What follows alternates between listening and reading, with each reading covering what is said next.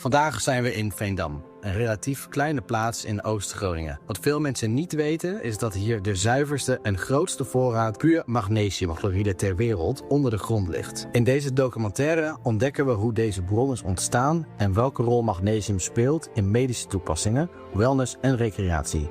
En waarom het zo essentieel is voor onze gezondheid. Ook onderzoeken we de maatschappelijke waarde van deze bron. Wat betekent dit voor Veendam? En wat zou het kunnen betekenen voor de toekomst van deze plaats? Om antwoord te krijgen op deze vragen spreken we onder andere met Richard Danel, arts en betrokken bij Stichting Magnesium Kuurstad Veendam. Richard verbindt medische kennis met regionale toepassingen van magnesiumtherapie en werkt aan de brug tussen wetenschap, gezondheid en maatschappelijke implementatie. Vroeger, honderden miljoenen jaren geleden, lag Veendam aan de Evenaar. Of de Evenaar lag daar waar nu Veendam ligt. En in die tijd, in het Zegstein-tijdperk, was er, dat heet nu nog steeds de Zegsteinzee, was er een grote binnenzee. En die binnenzee is herhaaldelijk ingedampt en weer volgelopen. En wat krijg je dan? Na die indamping blijven er alleen zoutsteenlagen achter.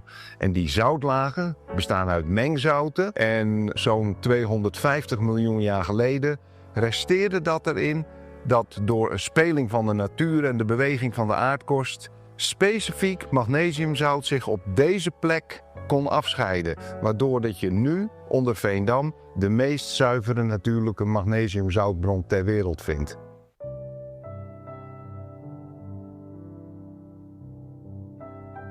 Magnesium is een van de 3 life essentials. Samen met water en zuurstof.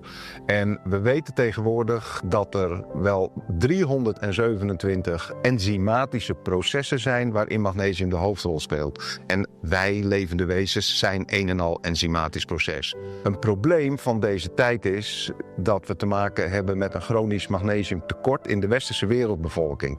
En dat heeft te maken met de moderne agricultuur, waar ik verder geen kwaad woord over wil zeggen, maar per ongeluk blijkt dat nu het geval te zijn met de voedselprocestechnologie, lifestyle en medicamentengebruik. Als je dan je afvraagt van, is dat dan erg, dat magnesiumtekort? Nou, sinds de laatste 10, 15 jaar is bekend geworden dat dat chronische magnesiumtekort, waaraan misschien wel meer dan de helft van de westerse wereldbevolking aan leidt tot een significant verhoogd risico om verschillende vormen van kanker te krijgen. Denk aan darmkanker, alvleesklierkanker, longkanker, maar ook het risico op hart- en vaatziekten en het risico op diabetes type 2. Het risico op Alzheimer en Parkinson. En daar is het laatste woord niet over gezegd, maar er wordt steeds meer onderzoek naar gedaan. Ouderen, sporters, zwangeren, dat zijn eigenlijk de opvattingen vanuit onze internationale wetenschappelijke vereniging.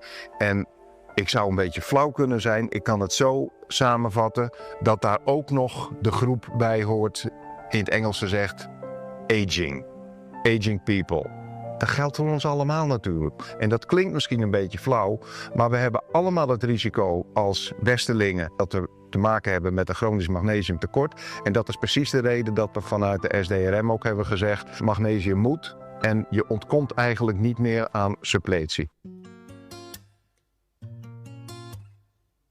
Gek genoeg zijn er eigenlijk nog maar heel weinig mensen die beseffen wat voor wereldunieke bron er zich onder Veendam bevindt. Dat is de meest zuivere natuurlijke magnesiumbron ter wereld. Je zou het kunnen vergelijken met 12, 13 andere vindplaatsen waar ook magnesiumzout zich in de ondergrond heeft afgescheiden. Maar geen van deze bronnen is zo zuiver en zo goed toegankelijk als de bron onder Veendam. Het bijzondere van het magnesiumzout uit Veendam is dat het de hele wereld over gaat. Het varieert van wat men noemt magnesiumolie, wat op de huid kan worden aangebracht, tot en met magnesiumzout voor in bad. Als je naar Spa kijkt, rondom een unieke bron waar heel bijzonder water uitkomt, heeft zich een prachtige ontwikkeling voor gedaan op het gebied van toerisme, wellness, gezondheidszorg. En ik denk dat heel veel mensen Spa als stad ook wel kennen.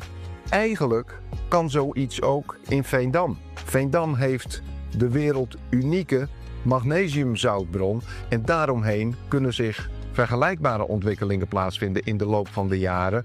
En kan Veendam niet alleen trots zijn op de bron, maar ook nog eens de bron ten nutte aanwenden van de stad zelf en de omgeving. En de gezondheidszorg van mensen over de hele wereld. Als Veendam zich gaat ontwikkelen tot kuurstad, dan zou een geweldige trekpleister in mijn ogen een gradeerwerk zijn. En een gradeerwerk is een grote constructie van oudsher bedoeld om een beetje brakwater ergens gevonden in een beekje of in een riviertje op te graderen, zo heet dat, tot zout wat gewonnen kan worden, wat honderden jaren geleden enorm kostbaar was. En dat deed men door pekelwater bovenin te gieten op een stapel takkenbossen dat door een houten constructie bij elkaar werd gehouden. En de wind en de zon die verdampten dan het water, zodat langzaam maar zeker dat een steeds sterkere concentratie in die pekel was. In Duitsland zijn er nog vele te zien. Toevallig ontdekte men daarbij dat de mensen die daar werkten, door die zoutdeeltjes in de lucht, dat die mensen minder last hadden van longklachten en allerlei andere aandoeningen. En het zou mijn droom zijn als we zo'n bouwwerk in Veendam kunnen realiseren.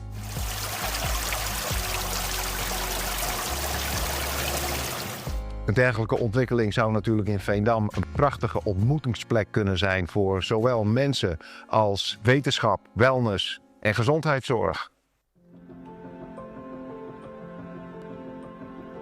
Lokale ondernemers kunnen ook profiteren van dit plan. Naast de komst van wellness- en gezondheidstoeristen kunnen natuurlijk lokale horeca en culturele organisaties prachtige arrangementen aanbieden waarbij de mensen langer zullen vertoeven in de regio. Als stichting Magnesium Kuurstad Veendam hebben we dus wandel- en fietsroutes ontwikkeld voor geïnteresseerden. We hebben een mini-gradeerwerk aan magnesiumzuil laten maken waar het magnesium getest kan worden. Magnesium Café organiseren we. Daar kunnen mensen inbreng hebben over hun ideeën, maar presenteren wij ook onze ideeën. En de vakantiemarkten waar we Veendam en omstreken bekend maken met onze plannen.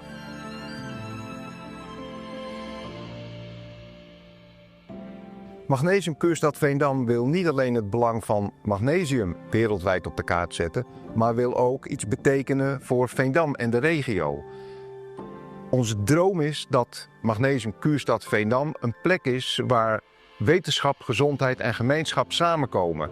Wij willen niet alleen dat Veendammers kunnen profiteren op financieel gebied van deze bijzondere bron, maar ook op het terrein van hun eigen gezondheid en van de andere voorzieningen die dit plan creëert. Magnesiumkuurstad Veendam is met, door en voor Veendammers. Can I get a round of applause for Magnesium Kuurstad Veendam? Yeah.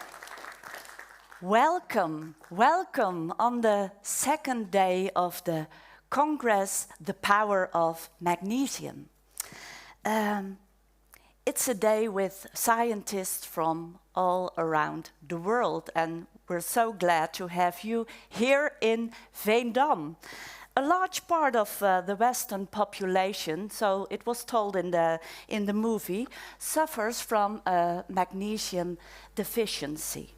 And more doctors, scientists, researchers discover the harmful effects that the deficiency on magnesium has for the human body.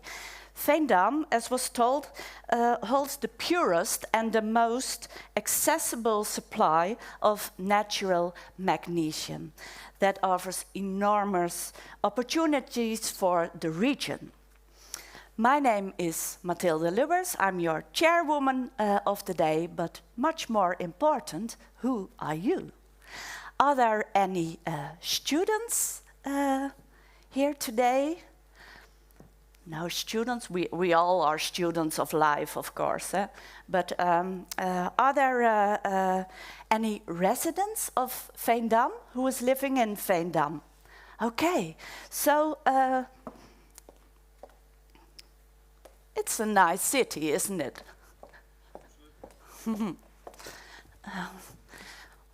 What's your name, sir? My name is Rosanoff, and I live in Veendam. Okay, and for how long? For 51 years. Okay. I'm born in Veendam. And what do you do for a living?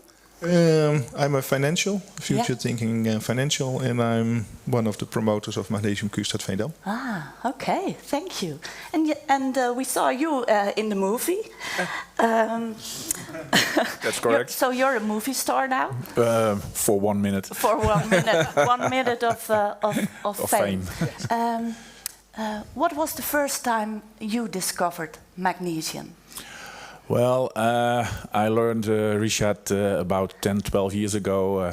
I had a company here in Belgrade, in the area. Yeah. And we met there, and we kept in contact. And last year, I'm now one of the members of Magnesium Kuurstad Veendam. Okay, and with great excitement. Absolutely. Yeah. Thanks. So nice to have you here. And you, sir, where are you from? I'm living in Borger. Ah. And that's a village in the neighborhood of Veendam. It's Hunebed City. Yes. So Veendam has magnesium, yes, and you have the Hunebed. Yes, the big stones. Well, let's take a look here. We're with a small group today. So hello, what's your name? Hi. Hello, I am Marija, and this is Mike, and we developed Permsal magnesium. Okay. Hi, Mike. Nice to meet you. Thank you. Can you tell something about that? Now we have a brand that people can use on the skin. And magnesium, we have also Magnesium Center in Breda where people go for the treatments, and Marianne is doing that with the team. Okay. So do you have a stand over here where we can see the products? Yeah. Very nice. We are going to see it later. Are there any policy makers? Take a look. Which of you is from abroad? Not from the Netherlands, but from abroad. Yeah, you, sir. Hello. Hi. What's your name? Stanojević. Okay. And where are you from? I'm from Serbia, Belgrade. Yeah. And what's your connection with magnesium? Marija, that is a lecturer, is my sister. So very nice. Thank you. Welcome here today. Yeah, and we are going to meet you later on. Your name? Marija Stanojević. Yeah. Greetings, everyone. I'm so happy to be here. Okay. And all the way from Hawaii? I'm Andrea Rosanoff. Yeah.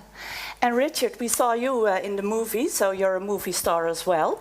Day two of this Congress is the scientific state of play. So that's what we are going to talk about today. We have keynotes and we have interaction, of course, with you.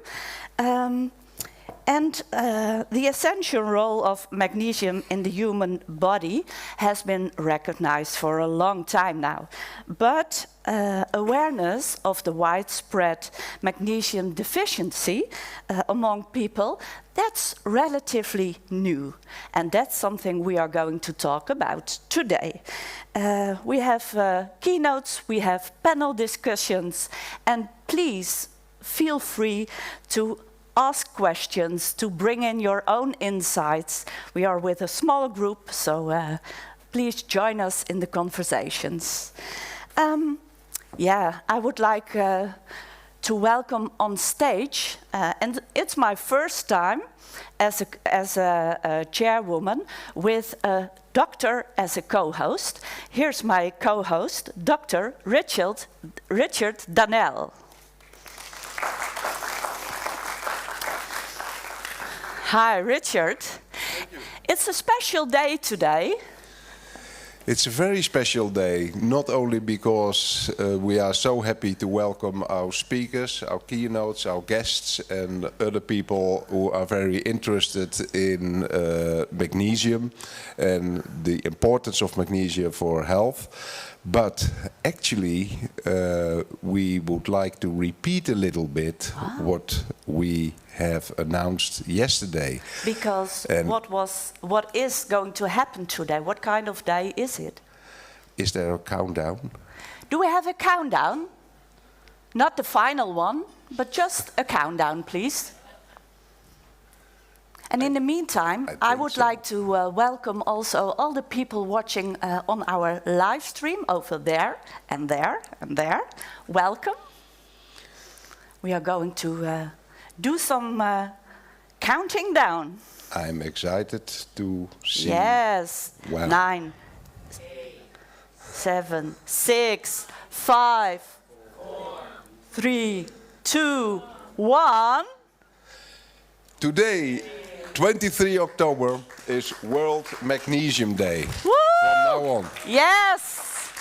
Yes, it is. And again, thank you for coming out. Thank you to be here. And now especially, may I take this from you? Sure. Thank you, Mathilde.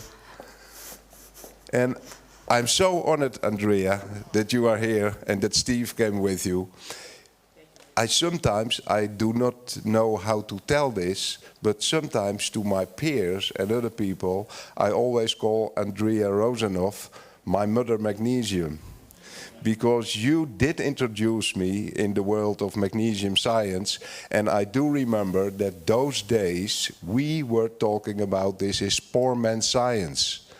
One of the first conferences that was in Niazi when we met, there were maybe 10, 15 scientists. And now the last conference in Rome, there were 130. And that did not include the people who stayed at home. And also for today we have a live stream, so people all over the world can watch this conference. This is the first in Veendam, the first magnesium conference. And you are the first scientific speaker to speak on World Magnesium Day.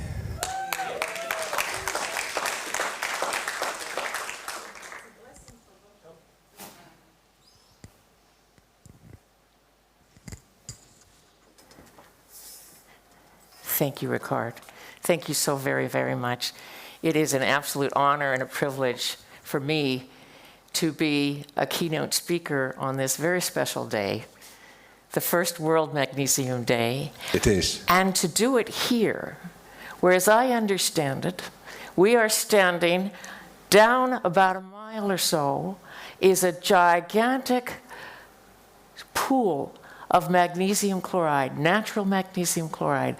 How appropriate is this? And I think that we're all privileged to be here. And all of us are here, and I'm just delighted to be here and for us all to gather and talk about my very favorite subject. I thought so. Yes. Yes, okay. Okay, stage is yours. All right, very good.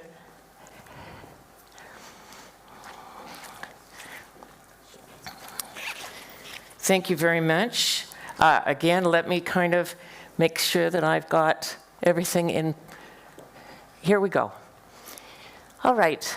As I said before, I want to thank all of the organizers for this special event. And I want to thank all of you for being here today and taking the time to learn and discuss about magnesium. And I also want to thank my husband, who encouraged me to fly all the way from halfway around the world to be here. And so I'm amazed that I'm here, but I'm glad that I'm here. And today, what I want to talk about is the very special roles that magnesium has in the overall high points of the creation of life and the continuation of life on Earth. And then after that, I want to talk about magnesium health in the human body and my opinion of where we're at now, the state of that in 2025 on the world. And then I would like to talk about some alternatives to dietary magnesium, which of course has already been mentioned before. The fact that it's an essential element for human beings and for many, many animals and plants has been studied for a very, very long time. And so dietary magnesium has been very well studied. But there are other avenues, I believe, of getting magnesium into the human body, and I want to talk about those a little bit and think about how this first meeting here in Veendam might have some research potential. I hope that the organizers of this potential spa and a gathering place for health might include a research arm and a research institution, and that some of these areas can be studied seriously. So let us get started then. First of all, on the role of magnesium in life. All of life on Earth, the energy for all of life on Earth comes from the sun, the center of our solar system, as far as we know. From the light energy of the sun is converted into the biochemical energy that is the basis of life on Earth.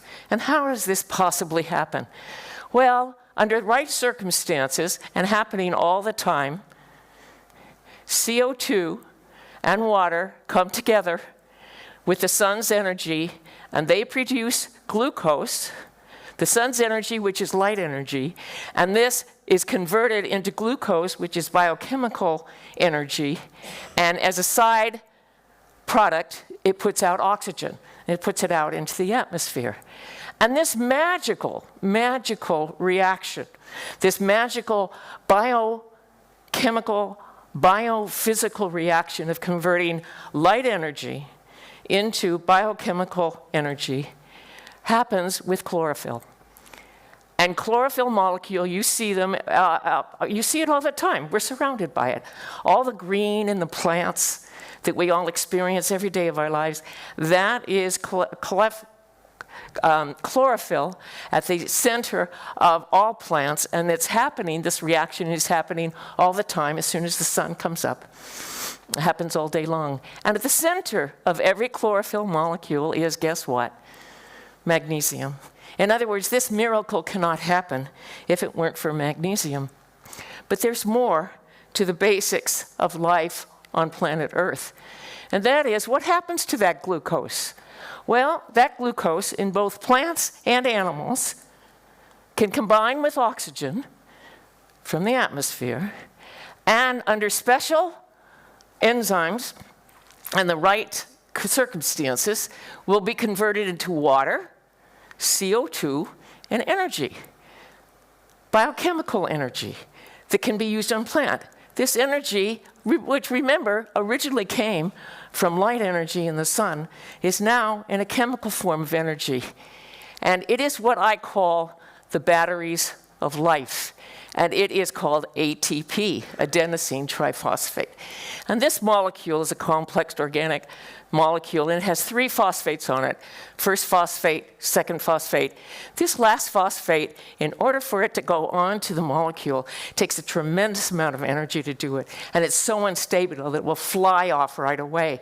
And when it does so, if it's in the right circumstance, with the right enzymes and the right chemicals that want to use this energy to change into something in life, then it was able then to convert that last bond can fly off, the energy can put into the new chemical reaction, and voila, it can take place.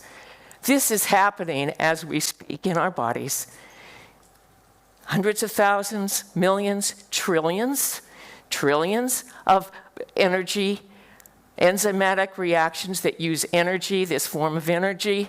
What we all need to know is ATP is really magnesium ATP, most of it, upwards of over 90%. There's a little manganese ATP, there's some strontium ATP, and there might be some other ones out there that we will discover because, of course, the living world is so vast, and we know a lot, but we don't know everything. But as we know it now, ATP is really magnesium ATP. So you see with the chlorophyll molecule having the center of magnesium and the batteries of life, ATP, having to have essentially magnesium for it to perform its tasks, which is the energy of life itself. You can see how important magnesium is. Now, what else does magnesium do in the living world? Well, first of all, we've already said that most ATP is magnesium ATP. Magnesium is also required for DNA synthesis and for RNA synthesis and for protein synthesis. Let's talk about that just a little bit. DNA synthesis DNA, of course, is the genetic material. It is so precious, it is kept in the nucleus of the cell where it can be safe. And what it is the DNA molecule, and it codes for the certain order of amino acids that when they go together and you can make them into a protein, that becomes a very specific enzyme, or it becomes a structural protein, which helps the animal or the plant or the human being or whatever make its structure. Now, when DNA replicates itself, it has to have magnesium in order to do that properly. And we're finding now that when people are low in magnesium, this very basic passing on of the genetic material from cell to cell and from generation to generation can start to go awry. Something you don't really want to do, but it's there it is. Now, RNA synthesis, RNA is the messenger protein. In the nucleus of the cell, the DNA molecule, as I said before, it stays right there in the nucleus, so it stays safe. But using some magnesium-conforming enzymes, it can make a messenger RNA that is then safe, taking the code out into the cell, into the cytoplasm, where it will go into the ribosomes, and the messenger RNA will go tick, tick, tick, tick, tick, tick, tick through the ribosome, and what will come out is the order of amino acids in a protein as it whirls off the ribosome, making a unique protein that can be one of the hundreds of thousands of enzymes necessary for life. Now, this whole process, this whole process, the RNA synthesis, that requires magnesium. RNA going out to the ribosomes, that requires magnesium. The protein synthesis itself, they all require magnesium, and here are the references, the scientific peer-reviewed references, which is what I deal with mostly for those.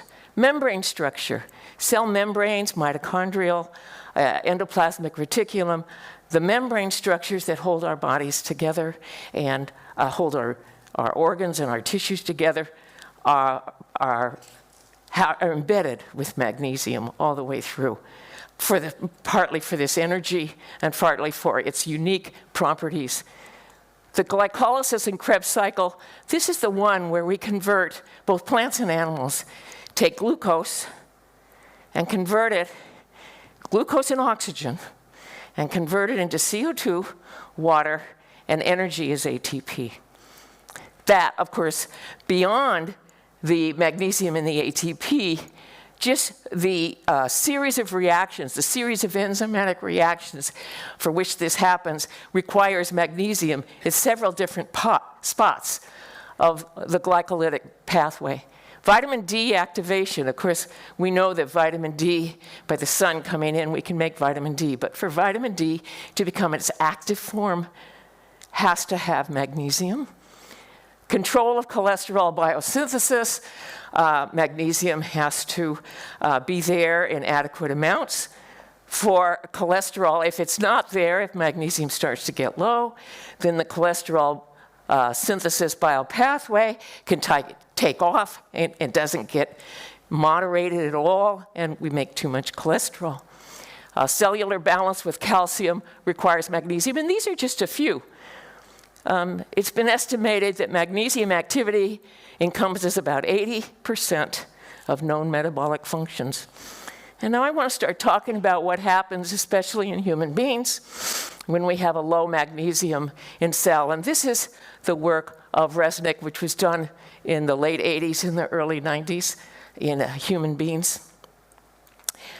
And thanks, Steve.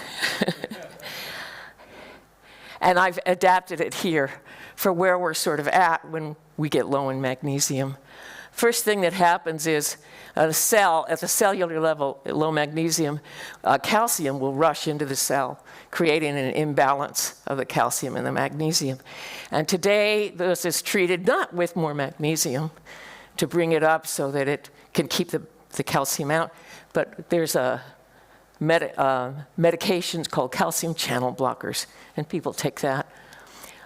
Turns out that low magnesium is in itself a stress, initiates a stress reaction in cells and in tissues. And that's treated now not with magnesium in modern medicine, current medicine, but with beta blockers. We talked before about cholesterol. If you get low magnesium, you start to get high cholesterol, and those are treated now with statins. Platelets are blood cells, when they get low magnesium, they start to get sticky, and they start to stick to one another, and this is in danger of forming clots. Now, when you have a cut to your skin, you want your blood to clot. That's very, very important. It'll save your life. Blood clotting is very important. But we don't want blood clotting to happen when we're not cut, because these platelet cells that can stick together under the low magnesium conditions can get big enough that they can land in the heart and cause a heart attack, or land in the brain and cause a stroke. And so we don't want those kinds of things. And these are treated not with magnesium, but with blood thinners. High blood pressure, which is a common essential hypertension, is common in people who have a low magnesium state, and they are treated with antihypertensive medications and low sodium diets and things like that. Again, when you get low magnesium in a cell, that cell starts to experience the sodium-potassium imbalance. This, again, is treated with antihypertensive medications and low magnesium diets. The disease more serious now, the disease more serious of arteriosclerosis, which is also often a low magnesium diet, they're treated with bypass, angioplasty surgery. And now type 2 diabetes, which was not that common when Resnick did his work. In the late 80s and the early 90s, type 2 diabetes was really seen as something called metabolic syndrome, which we began to see was rising more and more and more. Of course, since then, it's really ballooned. And why is that? It's because the human species has been moving along with lower and lower and lower intakes of magnesium, which we're going to explore. But anyway, type 2 diabetes, instead of being treated with magnesium, is treated with insulin, metformin, and other glucose controlling reactions. Depression and anxiety can be an aspect of low magnesium, and of course they're treated with antidepressants and anti-anxiety medications. Inflammation, when a cell gets, or an area or a tissue gets low in magnesium, the inflammatory response is exacerbated, not because there is a pathogen in there in which it needs it, it's part of the low magnesium response. And then there are some forms of cancer. Okay, so you can see that when we have, these are a list of some magnesium deficit symptoms. These are all from the peer-reviewed literature that I've gathered over the years, and all of these have been correlated in some way with magnesium. And so you can see that the low magnesium state in a human being has a huge amount of tendencies to go into discomfort for the human being, some of them serious. Not one person will get all of these, some won't get any, and so on, because everybody's different. But this is the list that have been actually tied to magnesium. Now let's go on a little bit and say, how do we get these essential minerals, especially magnesium? There's a lot of essential minerals. Magnesium's not the only one. How do we get them? Well, we know the most about the diet, both food and water coming in. And that's, of course, coming in through the GI tract. We know a lot about this. It's been studied for a long time, continues to be studied. But also, I want to ask today, is it possible that breathing through the lungs, might that be bringing in some magnesium that really has not been studied very much? Is this potentially a therapeutic route? And then, of course, transdermal across the skin, which again, its research is in its infancy. So first of all, I want to talk about diet, because that's what we know most about. Here I have a list from the peer-reviewed literature of average mean daily adult intakes of magnesium, both in traditional diets and in modern diets. And you can see that traditional diets, which include Aboriginal, late rural India, the paleo diet estimates, and here's one, is a Bedouin diet where they have their traditional wheat bread, 450 to 700 milligrams a day for the adult. Now the modern diet, and these are including, let's look and see, can you see those? Is that Canada, United Kingdom, the EPIC study of Europe, the United States, Japan, China, and this one is the traditional Bedouin diet that goes this one. All they did here was to take the Bedouin diet, instead of having their traditional whole wheat bread, taking white bread from the store. And you see how the magnesium daily intake goes down. So anyway, these people are experiencing what we call the modern processed food diet. And you can see that the intakes are only 250 to 300 milligrams per day.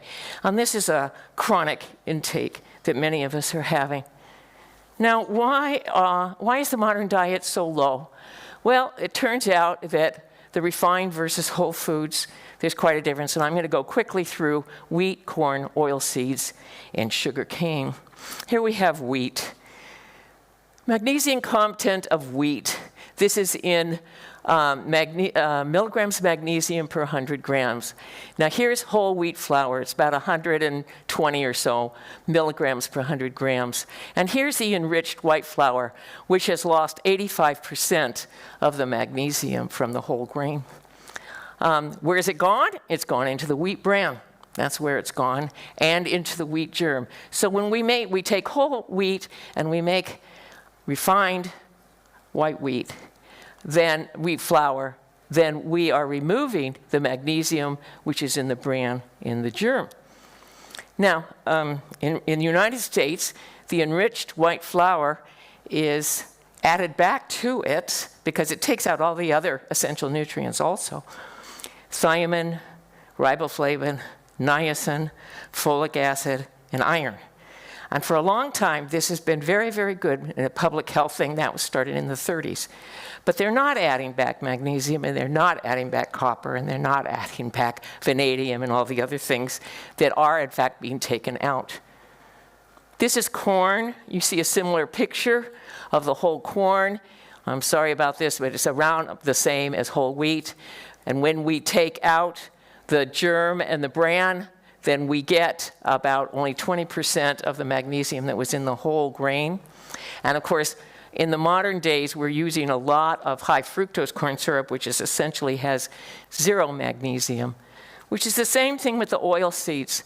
Corn oil, safflower oil, peanut oil, soybean oil, the full seeds, as they come out of the ground and are harvested, are high in magnesium. Look at safflower oil, it's 350 milligrams per 100 grams. That's a high magnesium food. But when we take the oil out, here you see, it's 0. Takes it down to 0 magnesium. Now, then we add sugar. Sugar cane is, again, a high magnesium plant.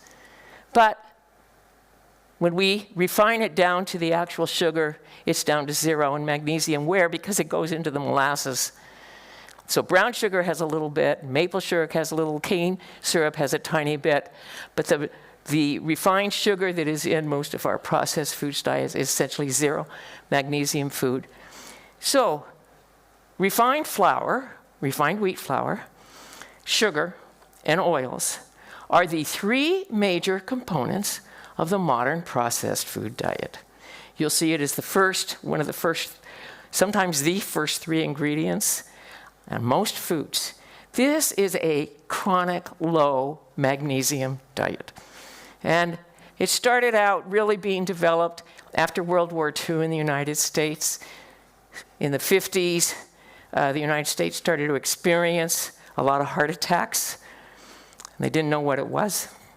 They still don't really know what it is. And, excuse me, but it's spreading now around the world. And this diet, as you can see, the modern processed foods are right here: sugar, oils, high fructose corn syrup, and enriched white flour, very low. Much lower, and this is in nutrient density. This is in magnesium per kilocalorie, which is a little bit of a different measure than milligrams magnesium per 100 grams. But you can see that whole wheat flour, kidney beans, nuts, kale, soybeans, cacao is quite high. Swiss chard is very high in the amount of magnesium per kilocalorie. But the modern processed food diet is really these right here. And lately I've been seeing, and I think that the world is experiencing, a transition, a global transition of people's traditional diets over into this modern processed food diet. Now, these are pictures I took in 2012 when we were in Merida, Mexico. And I saw that this was a culture that was in transition. Every day, you saw people who were dealing with the traditional foods of their area. But in the stores, you can see the sugar, the oils, and the refined flours in packaged. It's there. It's there. And this switching over from here to here is really a function of wealth. When a community has the money and the cash to go to the store to get what they're going to eat, that is so much easier than growing it in the ground or growing the animal or going grocery shopping and making your own salad and all the prep. We all know how much it takes to make food for yourselves. But in the world that's happening now, I have to say that in these traditional cultures, if their tendency to go and buy their food in the modern processed food diet in the store doesn't last a very long time, if they lose that ability financially, and they are forced to go back to their traditional ways, if they have their traditional ways, then they're going to be okay. But in many cultures now, 2 or 3, 4, 5 generations down, they lose the capability of their traditional ways of feeding themselves without the modern processed food diet. And this is a tendency that's happening now all over the world. And what it means is that the human species is getting lower and lower in its magnesium intake through diet. I will take a drink of water.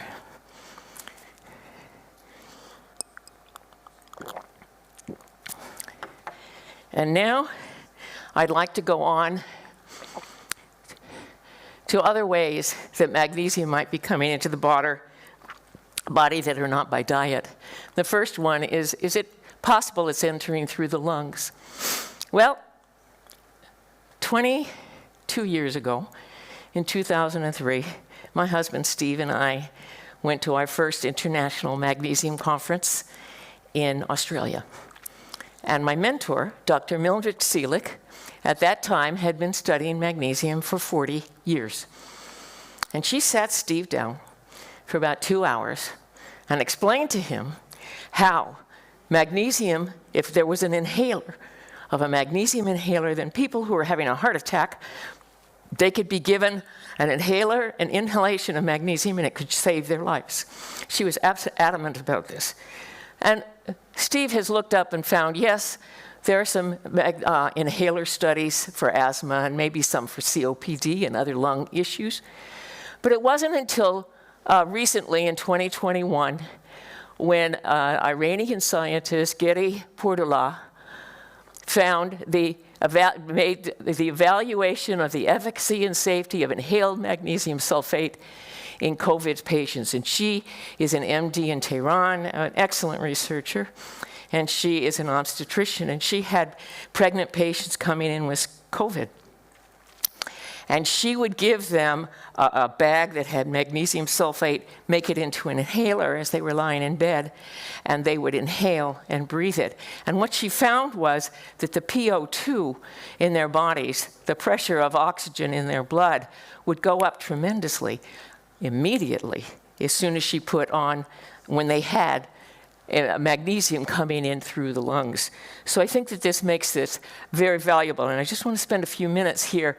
Remember when we started talking about some of the early parts of glycolysis, when you take glucose and you combine it with oxygen, and then you're going to make energy. Well, where does that oxygen come from? If you're a cell just sitting out in the ocean, the oxygen just come around. But of course there's oxygen in my lungs, but how does the oxygen get down to all my cells there? Well, the miracle is hemoglobin. That's how it does it. And you can see that the hemoglobin molecule is exactly the same as the chlorophyll molecule, except instead of having magnesium at the center, it has iron in the center. And hemoglobin's oxygen-carrying capacity requires magnesium. These are concave cells, and when they're in the lungs, they will be a certain shape, and they'll pick up oxygen. And then we go down to a different cell, and they're ready to release the oxygen to the cell. They'll change their shape, and the oxygen will be released. And these reactions require magnesium. And in fact, they found in human studies that magnesium-deficient people used more oxygen during their physical activity, and their heart rates could increase about 10 beats per minute. When the volunteers were low in magnesium, they needed more energy and more oxygen. So there's a link of some kind between magnesium and the utilization, the physiological utilization of oxygen through hemoglobin to enhance and allow the glycolysis and Krebs cycle that we all need in order to make enough ATP so all of our other reactions can keep on going. So I think that this is an area of research that would be promising for the human race. If there was something like magnesium chloride, this needs to be researched in an inhaler of some kind. I think that that might be a very beneficial route of magnesium therapy. Possibly. It needs to be studied. And I also question, might the air in this area with this vast store of magnesium chloride, Is there a little tiny bit more magnesium in the air than there are in other places in the world? Of course. I'll bet that's known. Somebody could look, we could look that up and start looking around and seeing the health of certain areas compared to the amount of magnesium there is in the air. These are just some thoughts that I'm having. And then the last one is transdermal delivery of magnesium real? And I can speak to this.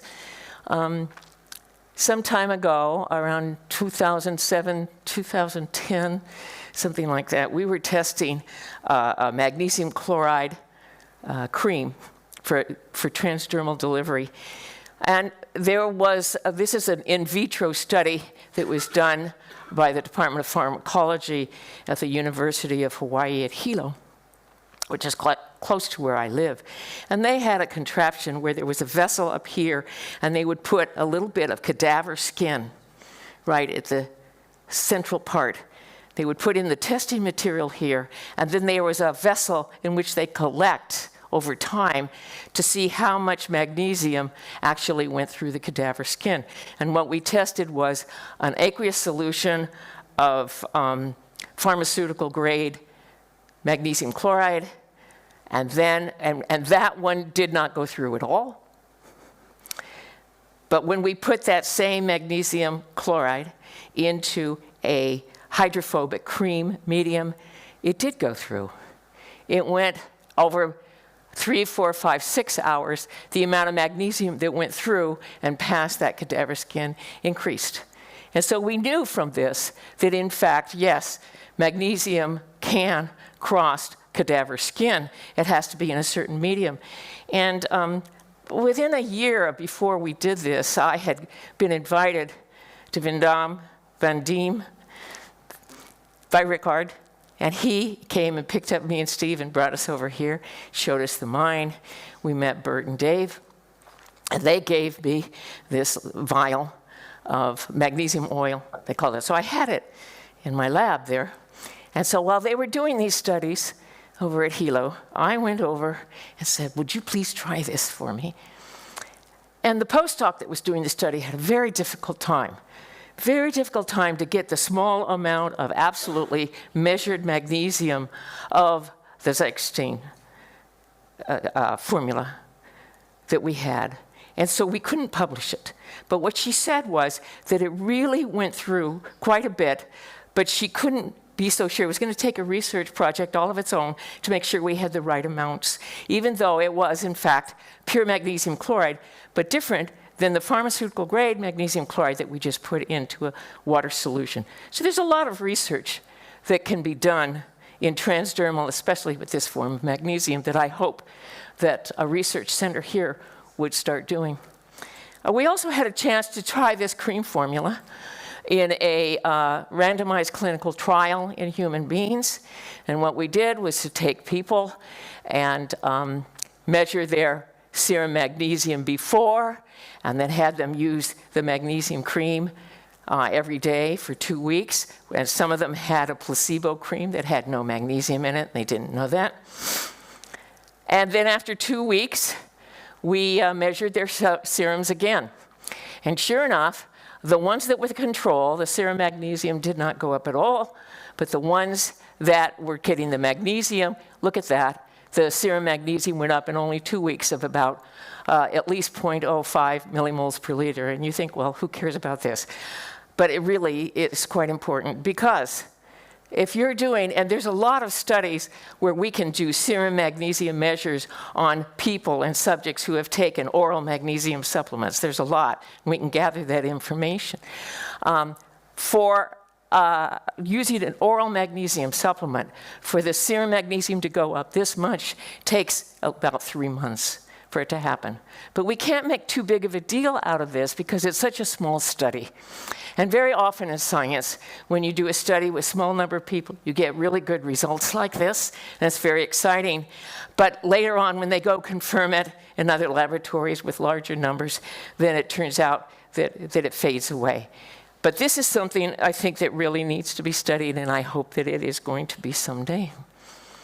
So, but the answer to the question, is transdermal magnesium delivery real? The answer is absolutely yes, but the research is in its infancy, especially compared to dietary. And there's just one last thing that I want to cover here before we finish this up, and thank you for your kind attention. The diet has been well studied for magnesium, and it can tell us some things about the future research for alternative routes of the lungs and transdermal. First of all, the GI absorption and bioavailability of the diet.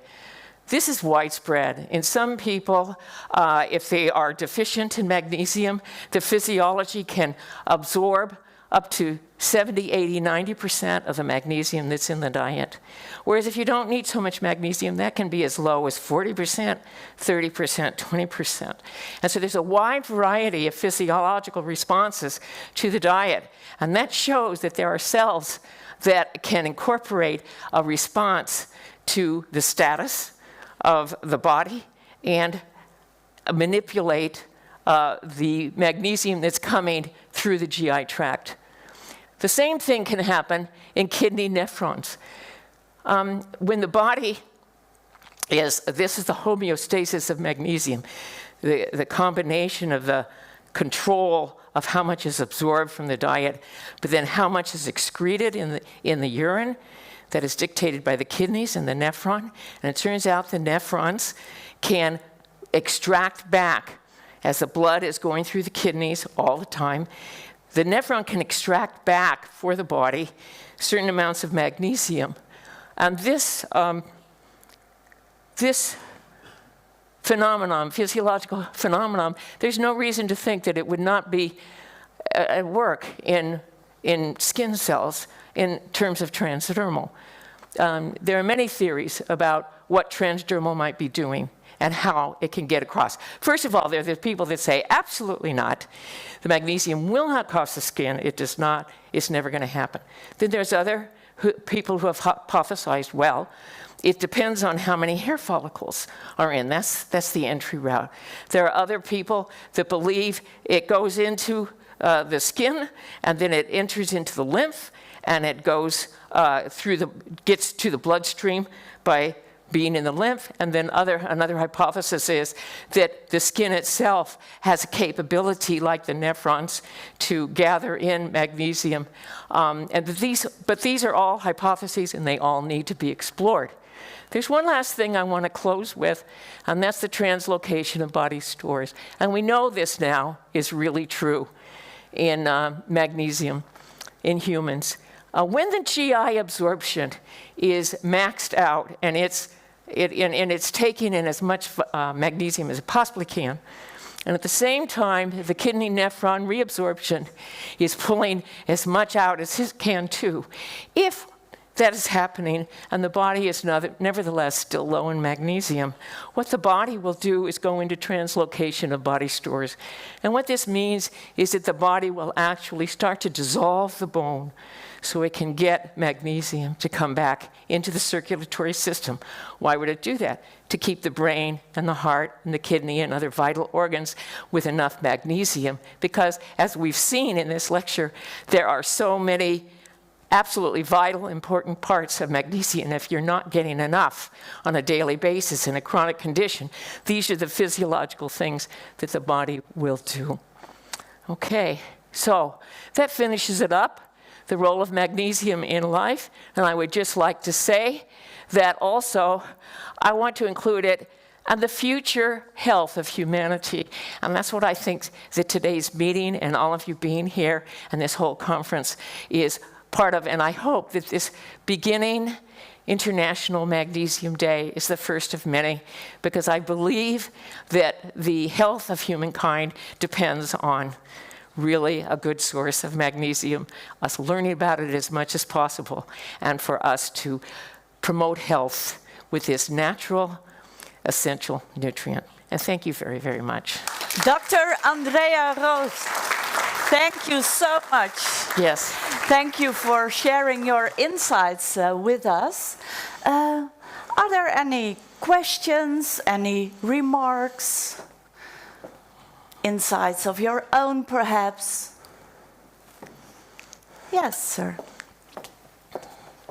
I heard for you the Western people have it deficient for 50% of the people. At least. That's right? At least. It depends on how you measure it. Yes, I agree. So that means, that, for instance, the people in the Netherlands have the same problem. They need to supplement magnesium in the food. Do they, Dr. Andrea? I think that magnesium supplementation is a good idea. And it's so harmless, it won't hurt you. Like we said, if you're getting too much, the kidneys will let it out. Mm-hmm. Your GI tract will not absorb what it doesn't need, and so on. But to be on the safe side, you do not want a body to get to the point where it's dissolving its own bones and dissolving its membranes in order to get magnesium. But it isn't seen because you don't see any severe deficiency symptoms. You see maybe some minor deficiency symptoms, but people don't naturally correlate those with a magnesium deficit. Mm-hmm. And so I think that supplementing, just to be on the safe side, can be a very good thing to do. And does that answer your question? Yes. But I have some problem with when you get more magnesium into the body, it will inhibit maybe the transport of calcium, because magnesium and calcium are antagonistic. Yes. Yeah. What's the problem if you get too much magnesium in your body? Can you get too much magnesium in the body? That is a very, very good question. And of course, one can always overdo on supplements. And that's why getting our food, our essential nutrients from food, is always the best way to go. But the choices of foods that we have out there, as I went in, there are too many low magnesium foods out there that are a common choice. And so it's very easy to get a low magnesium diet. And that modern processed food diet actually is a little bit high in calcium. They use a lot of calcium fortification. And so the amount of calcium that's going up in our diets as the amount of magnesium is staying somewhat low, so that the calcium to magnesium ratio is actually rising globally and in certain areas.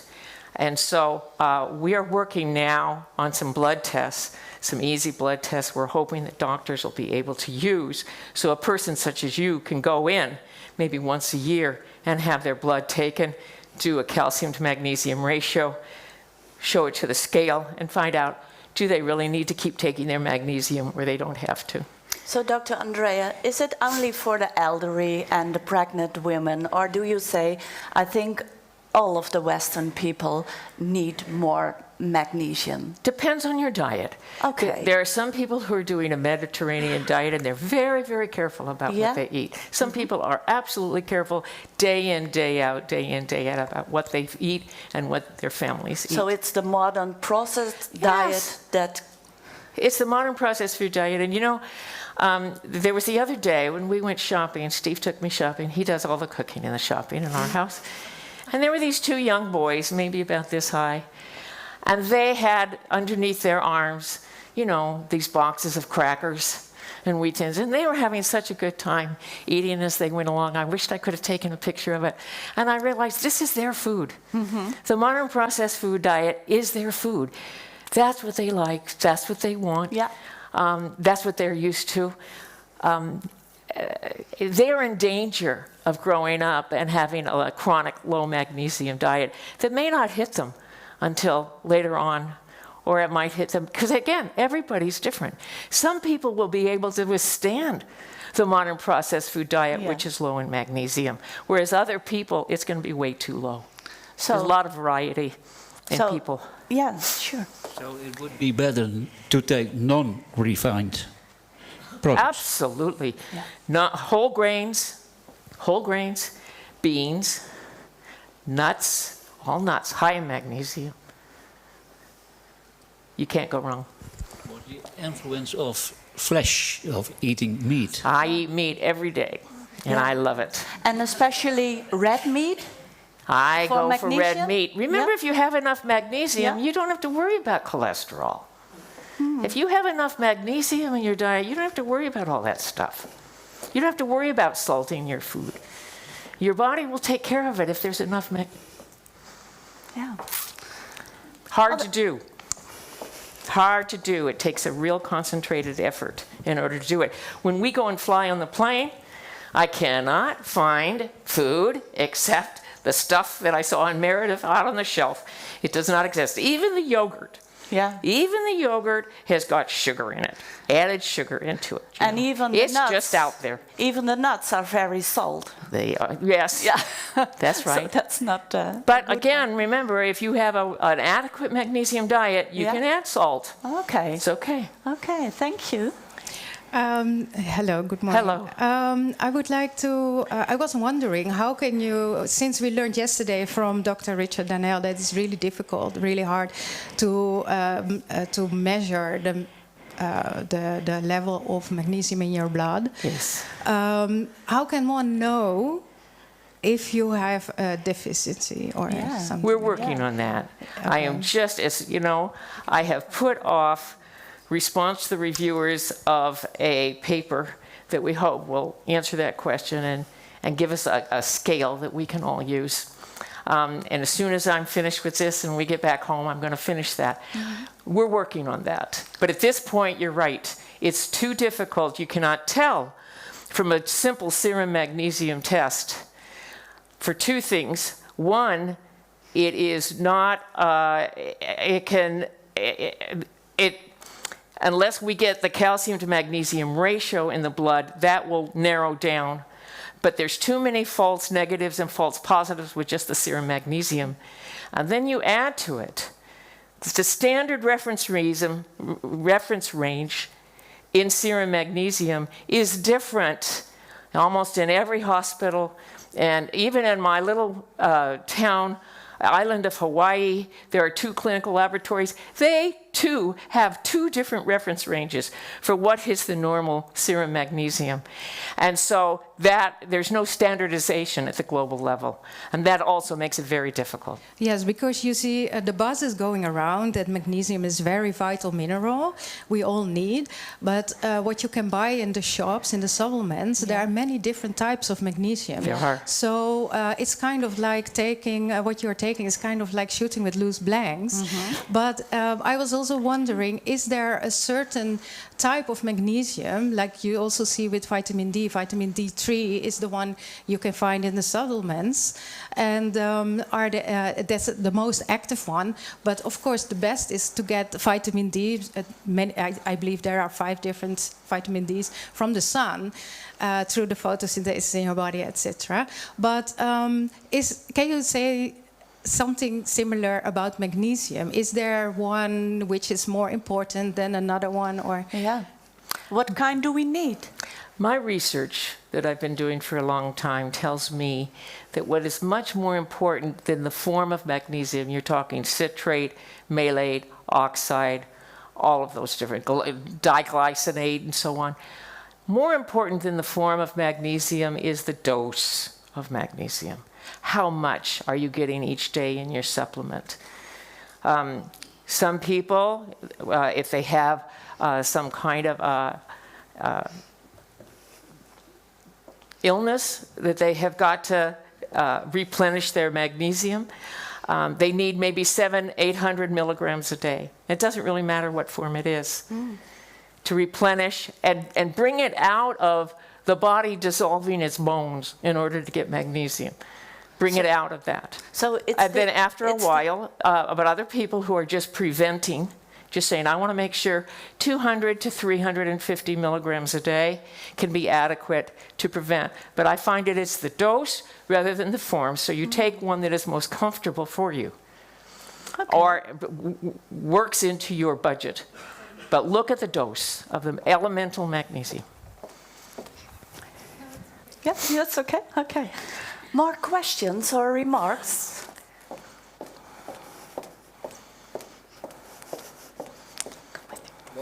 What's the best way to take pure magnesium chloride or magnesium citrate? Say it again. Using magnesium to add it into your body. You can use pure magnesium chloride, but you can also chelate the magnesium to citrate. What's the best way? Yeah. Oh, you mean orally? Oh, as long as the dose is the same, I would say that long term the benefits are going to be about the same. Using transdermally, I'm not sure citrate would go through the skin. That has to be measured. Maybe it does, maybe it doesn't. But the magnesium chloride, as we know, if it's in an aqueous solution, it does not go in. It has to be in a preparation, or we don't know more research for the Zeichstein. As I said, that magnesium research in both the lungs entryway as well as the transdermal are in its infancy. But they do work. And they are a way of doing it. Some people are uncomfortable taking an oral magnesium supplement every day. They don't feel like they need it. One last thing. If you're having some symptoms, like I had on that big list of symptoms, you think, I'm going to start taking magnesium. And after a while, you go, oh, wow, I feel so really good. I don't have to take these anymore. I've done that so many times. And guess what? So we all come back in a certain amount of time. You have to start again. It's very hard. It's very good to have a really whole food diet. And if you can do that, that is the very best way. Because you're getting all of the essential nutrients in a balanced and adequate amount. If you can do that, that is the best health style that you can do. But it is difficult to do. It's difficult to do while you're traveling. It's difficult to do when you're raising children. It's difficult to do when you have a job. It's difficult to do if you're getting old and elderly and you have to do all your own cooking and food prep. You have to like to cook in order to do that. So you have to have some discipline on it. Yes, and you have to look at your own self and your own family and say, what can I live with? And what is the most comfortable for me? And be grateful that we have these supplements out there. They're waiting there. You know, and how many people are going to tell you, this is the best one, this is the best one? They're going to tell you that all the time. The best one is from Veendam, eh? Well, sorry, it won't hurt. It won't hurt. Just get a large amount. Dr. Marija? Yes. Well, I was wondering what you commented previously, or do we wait for the paper to be published? But you said once in a year measuring of magnesium in your blood to check for the status. Is it from the ionized fraction or some other test, if you would comment? Oh, just a total serum magnesium. And what we're going to be proposing is a total serum magnesium, at the same time a total calcium, and then calculate the ratio of those two, and then look at the chart that's been developed and say, you're adequate, don't worry about it, or you're beginning to get a low-key magnesium deficit, or you have a serious magnesium deficit.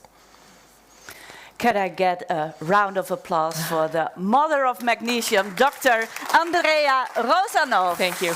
I'll put this right over here. Thank you all very much. Should we climb down the stairs together? Yes, thanks, Mathilde. I'll be the handle. I'll be okay. Yeah, you are? Yes, okay, I'll be fine. Thank you so much. Thank you again. Thank you. Yes. So, what is the role of magnesium chloride in clinical practice and in medical science? And also, what is the role of magnesium chloride on the excitability of the nervous system? She's an associate professor at the University of Belgrade, and we're so glad to have you here, Dr. Marija Stanojević.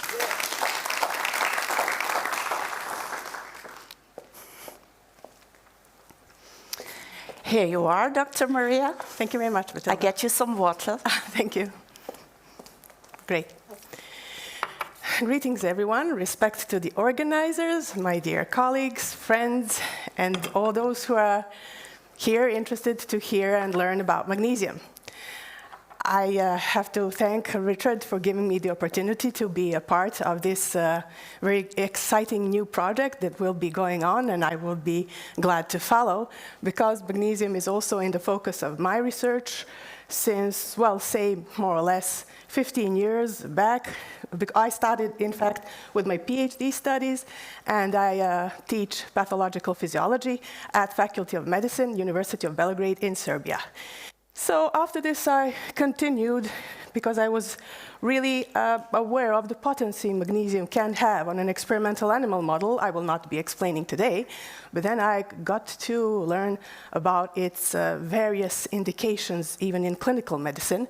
So today I will be presenting about the role of magnesium chloride in basic and clinical medicine, also discussing about magnesium deficiency to continue the talk. This would be the concept of the lecture in several parts, and then finally say in which way could applying magnesium chloride in balneology help even those who are not aware of their own magnesium deficiency, because it is actually subclinical and latent, to have a better magnesium status and overall health, just in case. Okay. So going back to the basics, you all know it is an essential micronutrient and a mineral that is quite abundant in earth crust. Also, we have it in food stuff if they are adequately supplied, but we've heard that nowadays deficiency is in the soil, in the plants, in the animals, and finally, let's say, whole circle of nutrition, even in human beings, quite prevalent. Anyhow, it is good to know these basic physical chemical properties of the very element, and later on, of course, the chemical compounds like chloride and so on, because all their biological actions do have basis in physical chemical properties. So what I'm interested in is not only how metabolically active magnesium is. This is its essential function as a cofactor of a number of enzymes. You well know that, say, there's no adequate energy metabolism in human cell without magnesium, of course, but the fact that it is actually an electrolyte. It has a double charge, so it is a cation. This is the field of my research because I'm in neuroscience, and you well know that neurons, like muscle cells, like heart cells, are excitable. This is a feature of detecting electrical charge and reacting to it. So wherever I write magnesium, I don't write it as an element without the 2+, because it does have this charge that's also important for its biological feature. And all the actions it has, it is both metabolically and electrically active, let's say. So going to magnesium chloride that we have so rich findings of here in VANDAM. This is certainly an inorganic salt that is, as you well know, crystal substance, white color, bittery taste is also interesting to know. How come that magnesium salts have this bitter taste? Most of them, at least, they have a very important feature that magnesium is quite hygroscopic. So magnesium is very well dissolved in water. And if you observe the atomic radius of the atom, and then the ionic radius of magnesium that is, in fact, dissolved in water, like on a previous slide, here, it has a double shell of water. It does always take some abundant water with it, wherever it is, inside the ATP molecule, as a cofactor of the enzyme, as a regulator of ion channel permeability. It is a very important feature. So actually, most of magnesium anorganic salts are hydrated, like a hexahydrate, or, maybe here, sulfate, also quite frequently used, together with chloride, in a form of a heptahydrate. Well, there is a difference, and I was quite interested to compare, for example, for clinical indications, and also even parenteral administration. If you're receiving magnesium for some severe condition that is even life-threatening directly into the vein, why would it be sometimes maybe preferably chloride or sulfate? We're not discussing balneology treatment here, of course, maybe critical patients and so on, but there are some differences because the anion is also not unimportant, let's say, the difference between chloride and sulfate. We will not be discussing this in too much detail, but Chloride has also electrophysiological activity as compared to sulfate, which is more metabolically used, and then hypersulfatemia would not endanger you as hyperchloridemia could if you receive too much magnesium chloride in an infusion or intravenous injection in certain cases, but those are critical care units, intensive care and coronary units and so on mostly. So let us skip these maybe too serious topics and go on to the very diverse fields of application. It is almost impossible for me to list, or I don't think anyone could, all the very different kinds of use of magnesium salts, typically chloride, in, let's say, basic science. But it's more or less comparable with what we use it in clinical science, human and veterinary science as well, because it is the best and scientifically, let's say, safest and always recommended to have a preclinical research if you are able to design an experimental animal model first in the laboratory before using any substance, even inorganic, simple salt, for some indication in human population. This is why I will directly go on to uses in the clinics. So, to state some of the most frequent ones where magnesium chloride is beneficial, of course, it can be used in these different routes, let's say. Intravenous is the fastest, of course, so it is the most efficient. It goes directly into your bloodstream, directly influences the magnesium total level in the blood, in the serum, and via bloodstream, of course, could reach most of our cells, whereby it is also very important, inevitable, if it is an acute condition. But in other forms, if it is a chronic, latent deficiency, of course, peroral route would be advised, and then it has some advantages. In long term, it can be quite convenient. It certainly in high dose, if you take too much amount in a quite short period, could cause for adverse effects of diarrhea, laxative effect, and so on. But in other cases, it is beneficial for chronic supplementation. Topical, we've heard about transdermal route. That's also alternative for cosmetical or, let's say, dermatological application for what we know now, at least, if not more than that. Okay, so a number of conditions, as you see here, almost any branch of medicine, clinical medicine, is a field, has some indications for using magnesium chloride. Let's say at least the most frequent ones. Now, it is definitely a replenisher. This is an electrolyte, as you know, unfortunately, quite neglected today.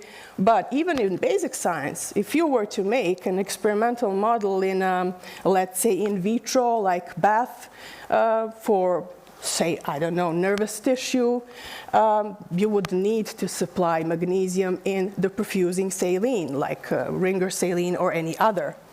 So also in clinics for patients on, let's say, hemodialysis or peritoneal dialysis, it is very, very important what would be the concentration of magnesium, because this is the semi-permeable membrane that exchanges the fluid in a dialysate and the blood of a patient. So it could be, if the dose is too low, even means of wasting magnesium that could further endanger these patients. We need to take care about concentration of magnesium in these solutions for dialysis patients. Well, this is what we know about cathartic, to prepare, for example, colon for colonoscopy or to treat constipation, for example. Local effects, let's say in the digestive tract, also to neutralize stomach acid if we have hypersecretion and hyperacidity. It can also alleviate heat burn and indigestion. Antihypertensive effect of magnesium is not so strong in its intensity. It is present, it is significant both on systolic and diastolic pressure because it does relax the smooth muscle. It is electrophysiologically active at the level of all excitable membranes, not just nerve cells, the smooth muscle cells, let's say vascular musculature as well, to decrease their tone and thereby vasodilation, decreasing the peripheral resistance, would have high anti-hypertensive effect that is beneficial, of course, for cardiology patients. Cardiology patients could also, profit, I'm sorry with this, from the antiarrhythmic potency that magnesium has. Certainly, there are some diseases in which there is disturbance of electrical activity of the heart that can endanger whole bloodstream, hemodynamics, and even cause for cardiogenic shock. Definitely, this is an indication number one. So, torsade de pointes, who speaks French, a type of polymorphic ventricular tachycardia that is actually treated efficiently with intravenous magnesium. Some other types of heart rhythm disorders as well. We've heard about its efficiency for those who have severe asthmatic crisis or chronic obstructive pulmonary disease. Inhalation can also help. And to regulate, let's say, glucose levels and sensitivity to insulin. There are a number of, let's say, just most frequent indications that I stated here for neurology, neurosurgery patients, in neurorehabilitation, and so on. It is very neuroactive, magnesium, having this calming, stabilizing effect on excitable membranes. All the conditions when there is pathophysiological hyperexcitability could be relieved with magnesium. Typically epilepsy and epileptic seizures, not all types, but definitely some, as well as, for example, migraine. Migraine headache attacks and tension headache as well could be considered hyperexcitability, only there's no motor manifestation like in a seizure, just pain, severe pain. So what else? In stroke recovery, improving cognitive functions is quite disabilitating for the patients who recover stroke, maybe more than palsy or paralysis. So magnesium could help improve that as well. What is important, for example, in a type of hemorrhagic stroke, after the rupture of the aneurysm, a dilated, let's say, arterial blood vessel in the brain, there's a period of a risk of ischemic spasm. Again, the vasodilative effect of magnesium can be beneficial to decrease the risk of this spasm and recurring ischemic stroke, in fact, for these patients. What else? Restless leg syndrome, also insomnia. It does improve sleep quality, so these would be, say, neurological indications as well. Well, for muscle health and also bone health, we have heard that magnesium is required. It has, we can say, anabolic effect. So to preserve bone mineral density, you need to have a stable, adequate magnesium status. Otherwise, osteoporosis develops. And well, supplementing with magnesium, for what I've seen, I am currently on residency in physical medicine and rehabilitation, at least in Serbia and in rheumatology. It is not a part of protocol for osteoporosis. Never, unfortunately. Magnesium, they do know it's important, but it's neglected clinically. And well, I think it would need to be implemented in the future, let's hope. What else? Obstetrics and also neonatology. So for both the mother and the child, magnesium is very important. If we remember, magnesium is basically cellular ion. So the inside of the cells, cytoplasm, nucleus, mitochondria, they require enough magnesium for all their metabolic activities. This is why it's quite logical. A growing child, the fetus and the newborn, extracts all the magnesium it needs for 9 months of development from the mother. So this is, of course, a period of increased demand during childbearing age and later on lactation. If the mother is deficient, then she could develop some kind of complications like types of tonic-clonic seizures during delivery. So let's say a sort of epilepsy during labor and after that. And even, well, for the brain to develop of the newborn child, magnesium is required. I think that in some hospitals, in neonatology departments, they have magnesium implemented for prevention of cerebral palsy in preterm labor, for what I've seen, which is good. Well, the immune system activating and modulating activity of magnesium that we've heard is quite important for all those cancer patients. It's an ongoing research field today.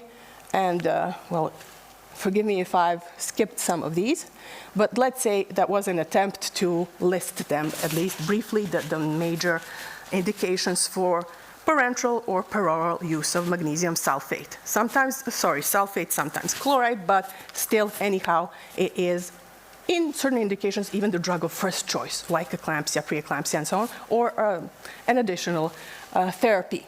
Now, the topic of magnesium deficiency, as we've heard, quite prevalent today, but not only its rising prevalence is what worries us, it's also the matter or question of adequate diagnosis. How to detect what is your magnesium status, if you are or not deficient, and in which amount if it's completely latent. The condition can be for long term silent, not manifested at all. Well, sometimes it is symptomatic, then it is surely acute and can be even quite severe. In terms also manifested in the laboratory findings of total serum level. So we can set several classifications. There are stages of magnesium deficiency as it evolves over time, and also types that we can, let's say, differ based on these laboratory findings. But the chronic magnesium deficiency, which is difficult to diagnose, is well, what we are interested in. So these would be, let's say, major contributing factors. Not all the factors of etiology are stated here. I'm not talking about those, let's say, genetically caused disorders of magnesium metabolism, but that is, let's say, acquired by inadequate diet, see, the processed, ultra-processed food stuff and so on. Also, magnesium-depleted drinking water, which we don't think about so much. So peroral administration, supplementation, okay, but try also with magnesium-rich water if you are able to, of course, because it's quite bioavailable. But if I have this, let's say, passion or obsession or whatever, whenever I buy a new bottle of mineral water, whichever country I'm in, I just check for the content. I'm so interested to know the composition. You know, if it's a mineral water, it would say so much sodium, potassium, I don't know, chlorine. It does say about calcium, magnesium, but what is the amount? Is it magnesium rich or not? Some waters are, others are not. Anyhow, if you can intake magnesium with drinking water, it could help prevent the deficiency. Well, what we need to know also is the condition of the digestive, the urinary tract. Excessive wasting is significant in certain diseases, but also competition with certain drugs, like diuretics or proton pump inhibitors that deplete you if you take them chronically of magnesium, so they contribute to the deficiency that develops and so on. These would be, let's say, some factors that alcohol comes as well. Is this okay with the voice? Okay, good. Certain parameters could help us briefly, clinically, just kind of try to assess without taking blood sample and measuring magnesium in the blood, whether the person could or could not, he, she, the patient, be magnesium deficient or deficient by just checking whether the person takes some of these drugs, you know, or it's chronic alcoholic, or it's a kidney patient. Then the risk is high of magnesium deficiency. The higher the score, then the higher the risk of all the magnesium deficiency associated morbidity. Okay, this is a classification by Mansman that we can understand, because first, say more or less, the greatest store we have in our body of magnesium, half of it, or more than a half of total body amount of magnesium are the bones. They are the first to be depleted if you get a negative magnesium balance. You don't intake enough with your food or water, or you have no supplements, you waste a lot for some reason by your digestive tract, by urine, you take some of the drugs for some other diseases, okay, you're negative in your magnesium balance, the bones release. Still, it's not visible in the blood. Then as it evolves, let's say more or less chronic, progressive, continuous natural course, cells, soft tissues would start to release their stores.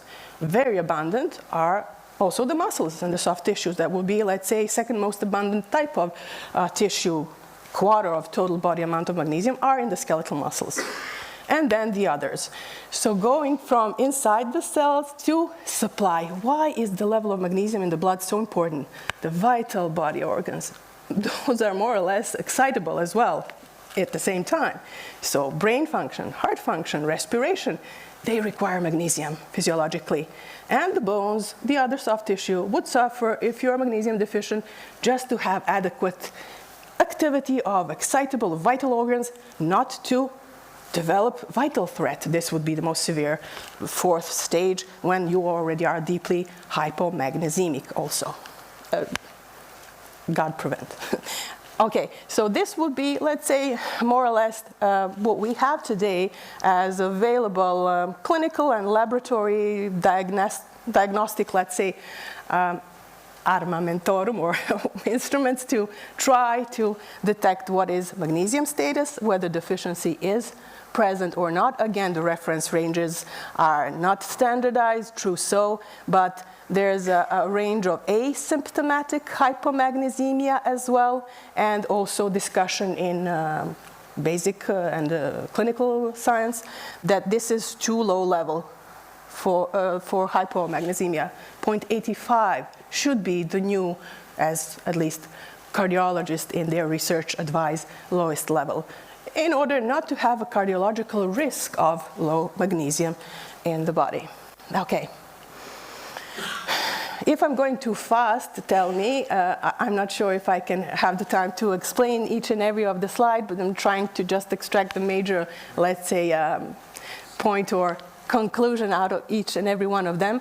Well, this is a way to check whether magnesium status is adequate or not, to evaluate it by not measuring total concentration of magnesium in the serum magnesemia, but the fraction that's biologically active, metabolically active, electrophysiologically active, is the free magnesium that is not bound to plasma proteins or some other ion citrates and other amino acids and free fatty acids in the blood. That's ionic, that's free, that's available to act biologically, which would comprise, let's say, more or less a half of the total amount. So this ionized or ionic magnesemia is considered by some authors to be a better representative of magnesium status than the total amount. The issue is that the analyzers that do require a specific magnesium ion selective electrode for its measurement are not available in many clinics. Even in critical care departments, surgery departments, but it's an alternative that is being researched today. Another means to check whether magnesium status is adequate or not, what we've heard from Professor Andrea, is just checking what the output would be after loading with magnesium in the urine. If the examinee is deficient, then magnesium urinary wasting after the loading test would be quite low. So that's maybe the most precise way, but it does require time. It does require also loading intravenously. You can't load intravenously just to test this, a patient who is with kidney disease, you know. So there's restriction, counterindication for this test, and it's also limiting in this population. Okay. Well, the intracellular depletion is what introduces the risk. For all those physiological functions that magnesium has, metabolic, electrophysiological, immunological, and others, they all get to be slowly, little by little, depleted, physiological reserves wasted if magnesium is not there to help. It's just a list or attempt to list major groups of diseases that do have in clinical studies proven high association with low magnesium. Thereby, depletion increases the risk of both hypertension, heart rhythm disorders, but even see coronary artery disease, the vasospasm that can contribute to angina and also myocardial infarction. Well, as for the respiratory tract, it would be a risk for increased tone of the bronchial muscles and difficulty breathing, especially expiration in these patients like asthmatics and so on. Even obstructive sleep apnea is more prevalent in people who are magnesium deficient. While neurological conditions highly associated with low magnesium status are the stroke and Parkinson's disease, as well as depression and anxiety.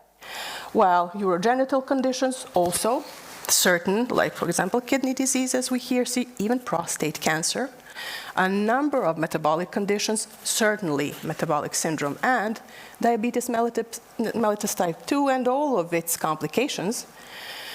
Well, rheumatic conditions, a lot of, besides osteoporosis, also like rheumatoid arthritis and other arthritises, and immune-mediated conditions, also in the aging population, so-called sarcopenia, muscle wasting related to aging, frailty, and so on. Well, okay, some of the slides maybe repeat or I have too much text. I apologize for this. But okay, the idea you got that, well, there is risk of these conditions because being depleted with magnesium increases the risk of inflammatory reaction, bronchoconstriction, vasoconstriction, coronary vasculitis. As opposed to that, in all these patients, adding magnesium into the protocol of treatment has beneficial effect that is obvious clinically. Unfortunately, still not implemented into all the protocols of treatment, but we do have sufficient empirical and clinical knowledge about these all potent therapeutic effects that magnesium have. Its recompense, whether parenteral or by supplementation per oral. This is the most endangered group of magnesium deficient patients. Highly magnesium deficient are those vitally endangered, critical patients, frequently comatose, also needing respiratory assistance, so mechanical ventilation in order to maintain breathing as a vital function. Could be, for example, after some neurosurgery treatment or condition of shock, sepsis, or in a coronary unit or something else. Unfortunately, again, I see magnesium is not a protocol of their laboratory assessment, but highly increased risk of morbidity and mortality in critical care patients who are proven to be magnesium deficient is also what we know today.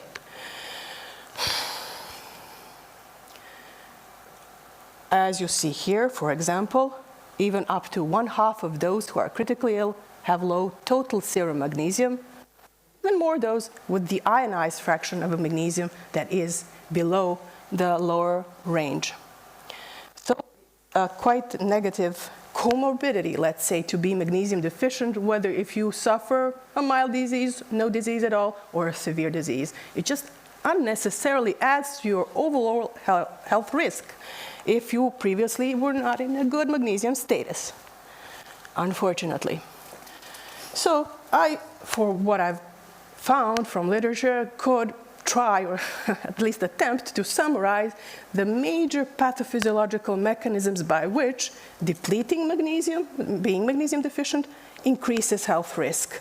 One would be definitely metabolic dysregulation. Mitochondria become deprived of magnesium, so insufficient ATP production and energy supply does slow down all the metabolic processes and biochemical reactions that require magnesium to a certain extent. It's inevitable. Also, the excitable membranes, for example, nerve cell membranes, hard muscle membrane, skeletal muscle, smooth muscle membranes also do not have the physiological calming, stabilizing effect. Magnesium does lower the threshold potential. They start to be more depolarized, fire impulses more frequently, and thereby hyperexcitability develops. It is a mechanism of seizures, of migraine headaches, of heart rhythm disorders, and so on, okay? The vasospasm, also the bronchospasm in asthma, it's due to hyperexcitability. Okay, and of course enhanced inflammation. We have data, for example, that the widespread low-grade inflammation develops if a person is magnesium deficient by many mechanisms. One would be disturbing calcium influx, then depriving mitochondria, and also inhibiting directly the oxidative phosphorylation and electron transport chain in mitochondria, and thereby increasing the production of the reactive oxygen species, which have pro-inflammatory effect. And eventually, pro-inflammatory cytokines get to be released, so a magnesium-depleted person has a tendency to immunologically react by developing and maintaining inflammation, which on a chronic long run is not a good immunological response, certainly. So, of course, these three basic mechanisms of magnesium depletion, metabolic dysregulation, and enhanced inflammation coexist. Maybe they even amplify each other. Let's say it's a sort of a vicious circle that can even deepen in time. Well, there is light in a so severe talk about severe magnesium deficiency. We could prevent it, and there are natural means. Okay, supplementing if nothing else is available. Diet is difficult, no magnesium-rich drinking water, or I don't know, skin diseases because of which you can't spray magnesium onto your skin. It will hurt, it's itchy, okay? But balneology could be a way to improve magnesium status if it's needed. So let's talk about that and finish the presentation with the potential of magnesium in balneology research that I'm interested in. I know Richard and Andrea are, and I hope more new people would be. This is what nature gives us. Let us be smart, wise, thankful, and use it, okay, if possible. Well, I'm interested in, for example, ways by which balneological applications of magnesium could help people with chronic pain. This is also quite prevalent for a number of reasons, unfortunately. So whoever suffers from a long-lasting, persisting, unpleasant pain for more than 3 months due to, I don't know, lower back pain or cervical syndrome or whichever rheumatological, non-rheumatological cause of pain could be, let's say, a candidate. Well, definitely it is what decreases their mood and overall, let's say, working ability, quality of life, and so on. So again, it is an important issue, or a number of entities, chronic pain syndrome, that is, well, a burden to the society and the health system as well, in a way. And it also increases the cost of treatment. Anyhow, as for etiology, the mechanisms of chronic pain, how does it develop and persist for so long? Sometimes it's of unknown cause, fibromyalgia. We don't know. And other conditions are with a well-known cause, let's say rheumatological, like in arthritis of the chronic pain condition.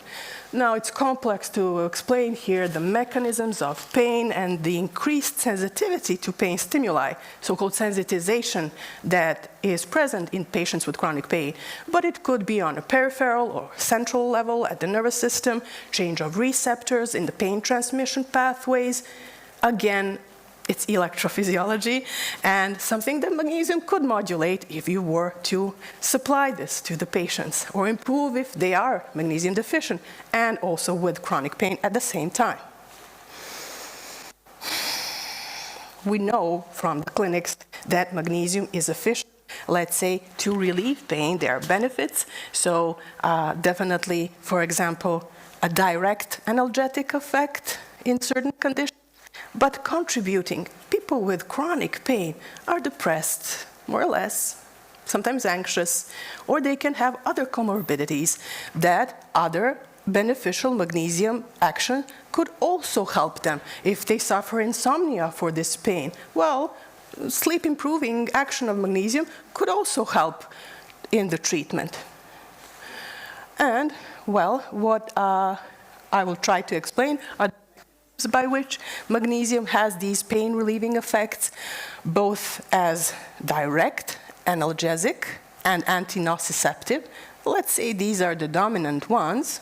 We know it's a natural antagonist of both voltage-gated calcium channels and receptors for a very potent excitatory neurotransmitter, glutamate, because it does regulate the action of ion channels in NMDA receptors. It activates GABA, it's inhibitory neurotransmitter, and it does have, besides these are synaptic effects on ion channels, non-synaptic effects of magnesium as a regulator of excitability, even see on electrical synapses as well, to a certain extent. So this is why it could decrease pathophysiological hyperexcitability and pain transmission. So, well, some countries that are rich with springs, spas, findings of mineral waters could benefit from this. Of course, definitely examination of the mineral content of the water would be required. For what I found in literature, this is the limit. You can call a naturally occurring mineral water magnesium-rich water if it has at least 50 milligrams of magnesium per liter dissolved.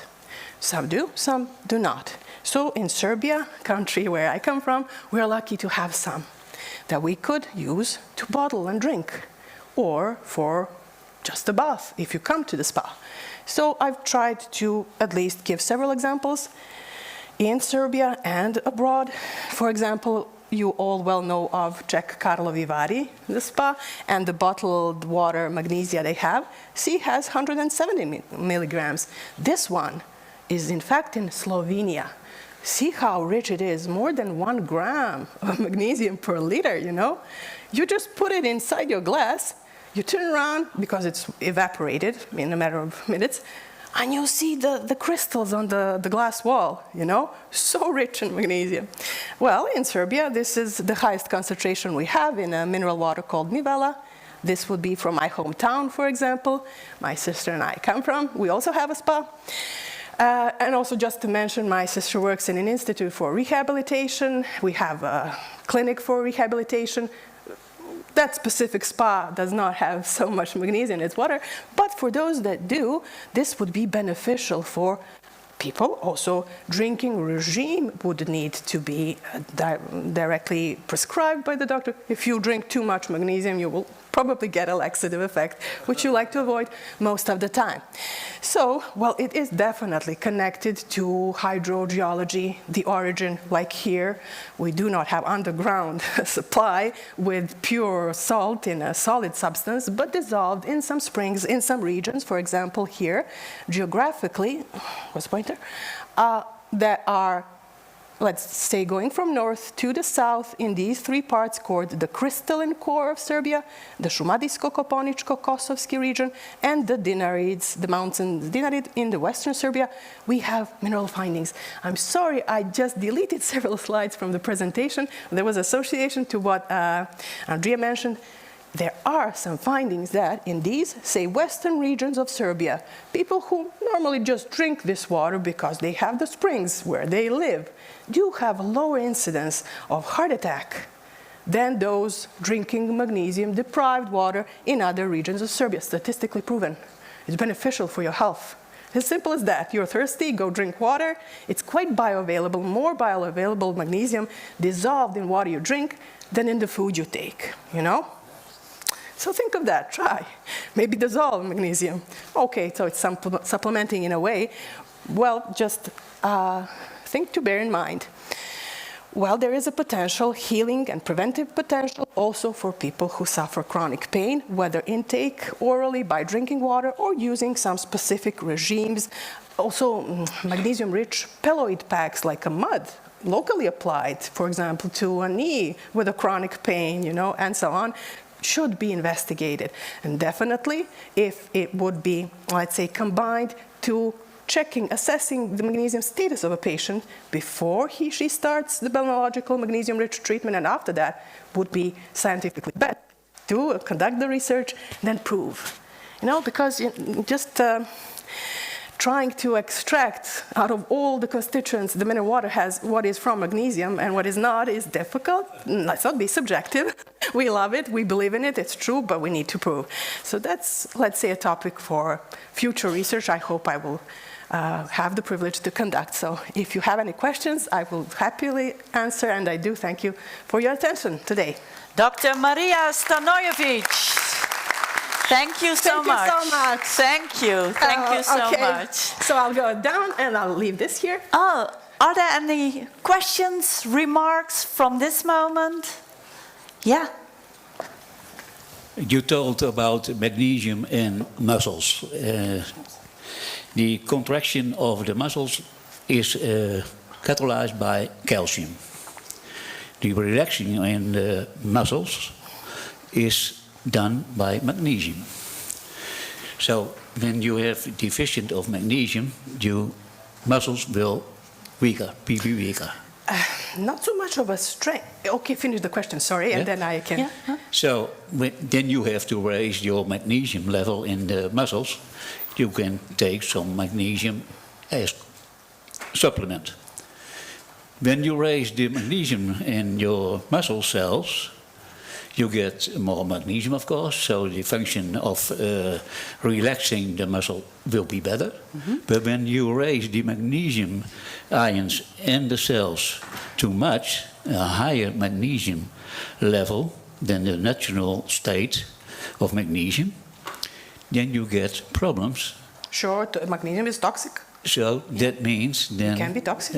Surely. There is adverse effects. There could be intoxication with magnesium if the level is too high. This is why I stress kidney patients should be checked, or sometimes it's just forbidden for them to receive magnesium. Definitely, before any research, estimate glomerular filtration rate, make sure those who participate in magnesium intake research are not renally compromised, then you can include them. This is important. It's not without adverse effects.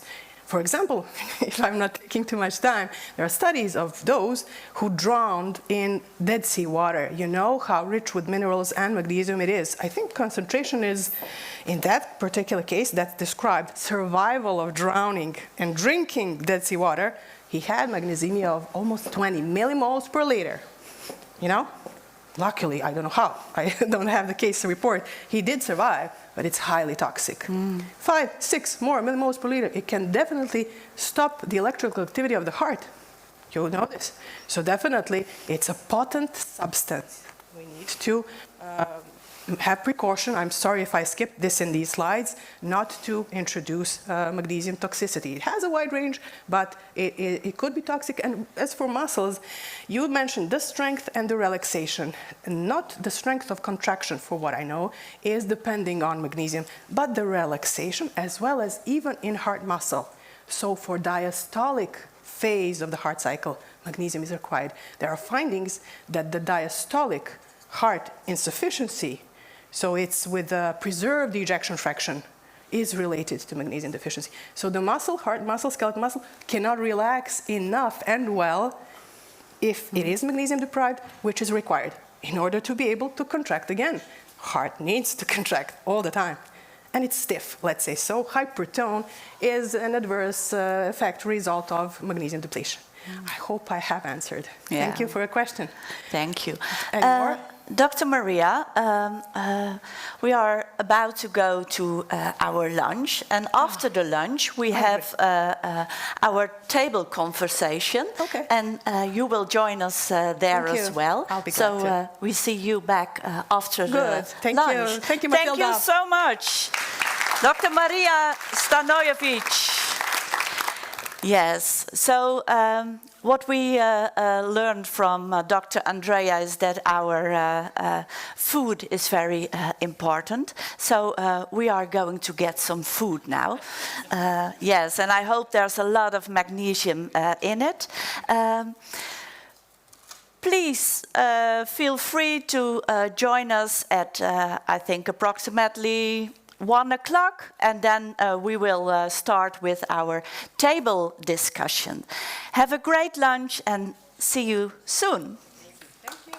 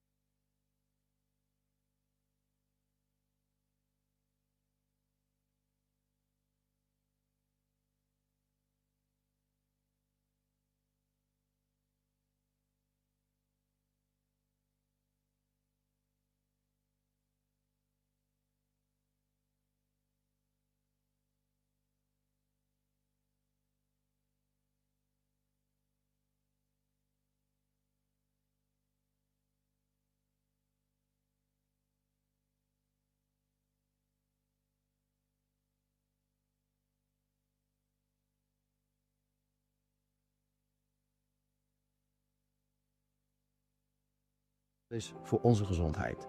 Ook onderzoeken we de maatschappelijke waarde van deze bron.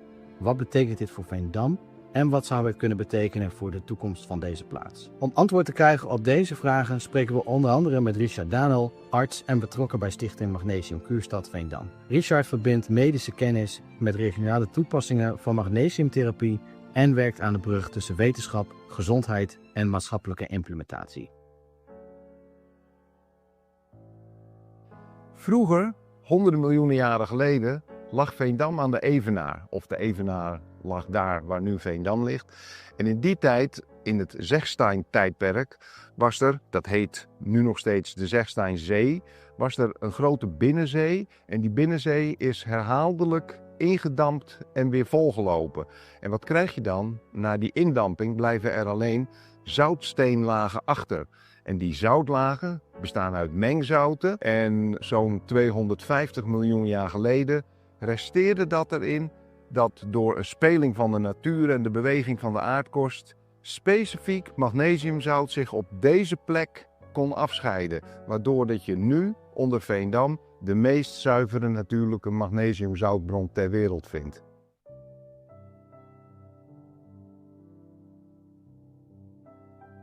Magnesium is een van de 3 life essentials, samen met water en zuurstof.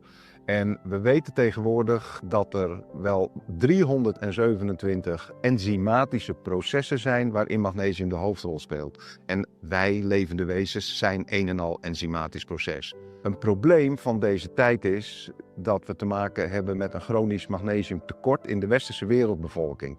En dat heeft te maken met de moderne agricultuur, waar ik verder geen kwaad woord over wil zeggen, maar per ongeluk blijkt dat nu het geval te zijn met de voedselprocestechnologie, lifestyle en medicamentengebruik. Als je dan je afvraagt van is dat dan erg, dat magnesiumtekort? Nou, sinds de laatste 10, 15 jaar is bekend geworden dat chronische magnesiumtekort, waaraan misschien wel meer dan de helft van de westerse wereldbevolking aan leidt tot een significant verhoogd risico om verschillende vormen van kanker te krijgen. Denk aan darmkanker, alvleesklierkanker, longkanker, maar ook het risico op hart- en vaatziekten en het risico op diabetes type 2. Het risico op Alzheimer en Parkinson. En daar is het laatste woord niet over gezegd, maar er wordt steeds meer onderzoek naar gedaan. Ouderen, sporters, zwangeren, dat zijn eigenlijk de opvattingen vanuit onze internationale wetenschappelijke vereniging. En ik zou een beetje flauw kunnen zijn, ik kan het zo samenvatten dat daar ook nog de groep bij hoort, in het Engels gezegd, aging. Aging people. Dat geldt voor ons allemaal natuurlijk. En dat klinkt misschien een beetje flauw, maar we hebben allemaal het risico als westerlingen dat we te maken hebben met een chronisch magnesiumtekort. En dat is precies de reden dat we vanuit de SDRM ook hebben gezegd, magnesium moet en je ontkomt eigenlijk niet meer aan suppletie. Gek genoeg zijn er eigenlijk nog maar heel weinig mensen die beseffen wat voor wereldunieke bron er zich onder Veendam bevindt. Dat is de meest zuivere natuurlijke magnesiumbron ter wereld. Je zou het kunnen vergelijken met 12, 13 andere vindplaatsen waar ook magnesiumzout zich in de ondergrond heeft afgescheiden. Maar geen van deze bronnen is zo zuiver en zo goed toegankelijk als de bron onder Veendam. Het bijzondere van het magnesiumzout uit Veendam is dat het de hele wereld over gaat. Het varieert van wat men noemt magnesiumolie, wat op de huid kan worden aangebracht, tot en met magnesiumzout voor in bad. Als je naar Spa kijkt, rondom een unieke bron waar heel bijzonder water uitkomt, heeft zich een prachtige ontwikkeling voor gedaan op het gebied van toerisme, wellness, gezondheidszorg. En ik denk dat heel veel mensen Spa als stad ook wel kennen. Eigenlijk kan zoiets ook in Veendam. Veendam heeft de wereldunieke magnesiumzoutbron en daaromheen kunnen zich vergelijkbare ontwikkelingen plaatsvinden in de loop van de jaren. En kan Veendam niet alleen trots zijn op de bron, maar ook nog eens de bron ten nutte aanwenden van de stad zelf en de omgeving. En de gezondheidszorg van mensen over de hele wereld. Als Veendam zich gaat ontwikkelen tot kuurstad, dan zou een geweldige trekpleister in mijn ogen een gradeerwerk zijn. En een gradeerwerk is een grote constructie van oudsher bedoeld om een beetje brakwater ergens gevonden in een beekje of in een riviertje op te graderen, zo heet dat, tot zout wat gewonnen kan worden, wat honderden jaren geleden enorm kostbaar was. En dat deed men door pekelwater bovenin te gieten op een stapel takkenbossen dat door een houten constructie bij elkaar werd gehouden. En de wind en de zon die verdampten dan het water, zodat langzaam maar zeker dat een steeds sterkere concentratie in die pekel was. In Duitsland zijn er nog vele te zien. Toevallig ontdekte men daarbij dat de mensen die daar werkten, door die zoutdeeltjes in de lucht, dat die mensen minder last hadden van longklachten en allerlei andere aandoeningen. En het zou mijn droom zijn als we zo'n bouwwerk in Veendam kunnen realiseren.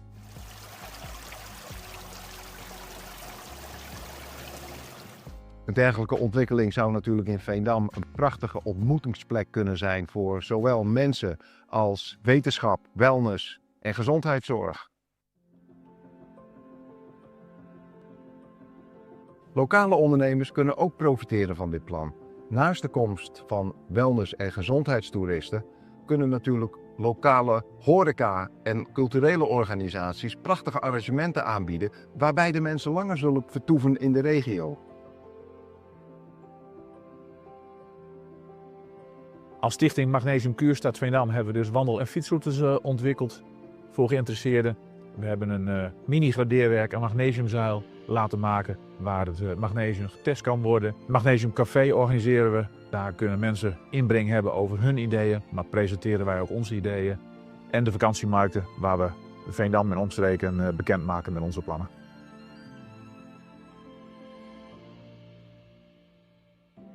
Magnesium Kuurstad Veendam wil niet alleen het belang van magnesium wereldwijd op de kaart zetten, maar wil ook iets betekenen voor Veendam en de regio. Onze droom is dat Magnesium Kuurstad Veendam een plek is waar wetenschap, gezondheid en gemeenschap samenkomen. Wij willen niet alleen dat Veendammers kunnen profiteren op financieel gebied van deze bijzondere bron, maar ook op het terrein van hun eigen gezondheid en van de andere voorzieningen die dit plan creëert. Magnesium Kuurstad Veendam is met, door en voor Veendammers.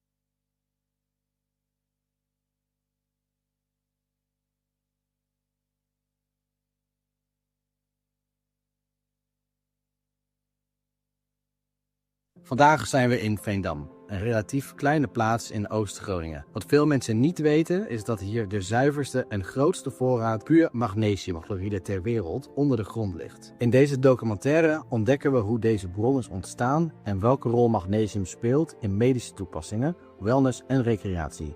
En waarom het zo essentieel is voor onze gezondheid. Ook onderzoeken we de maatschappelijke waarde van deze bron. Wat betekent dit voor Veendam?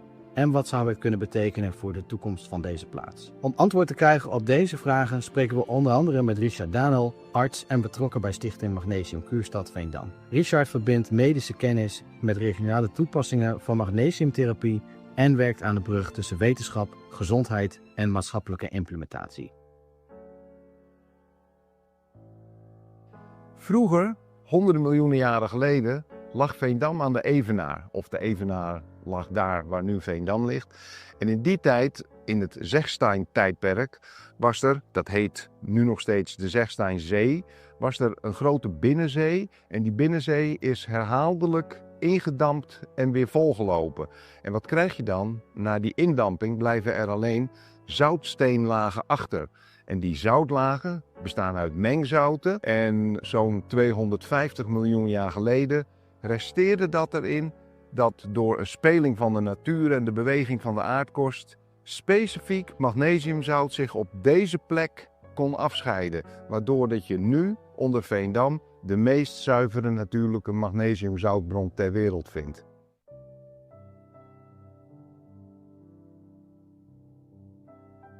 Magnesium is een van de 3 life essentials, samen met water en zuurstof. En we weten tegenwoordig dat er wel 327 enzymatische processen zijn waarin magnesium de hoofdrol speelt. En wij, levende wezens, zijn een en al enzymatisch proces. Een probleem van deze tijd is dat we te maken hebben met een chronisch magnesiumtekort in de westerse wereldbevolking. En dat heeft te maken met de moderne agricultuur, waar ik verder geen kwaad woord over wil zeggen, maar per ongeluk blijkt dat nu het geval te zijn met de voedselprocestechnologie, lifestyle en medicamentengebruik. Als je dan je afvraagt van is dat dan erg, dat magnesiumtekort? Nou, sinds de laatste 10, 15 jaar is bekend geworden dat chronische magnesiumtekort, waaraan misschien wel meer dan de helft van de westerse wereldbevolking aan leidt tot een significant verhoogd risico om verschillende vormen van kanker te krijgen. Denk aan darmkanker, alvleesklierkanker, longkanker, maar ook het risico op hart- en vaatziekten en het risico op diabetes type 2. Het risico op Alzheimer en Parkinson. En daar is het laatste woord niet over gezegd, maar er wordt steeds meer onderzoek naar gedaan. Ouderen, sporters, zwangeren, dat zijn eigenlijk de opvattingen vanuit onze internationale wetenschappelijke vereniging. En ik zou een beetje flauw kunnen zijn, ik kan het zo samenvatten dat daar ook nog de groep bij hoort, in het Engels gezegd, aging. Aging people.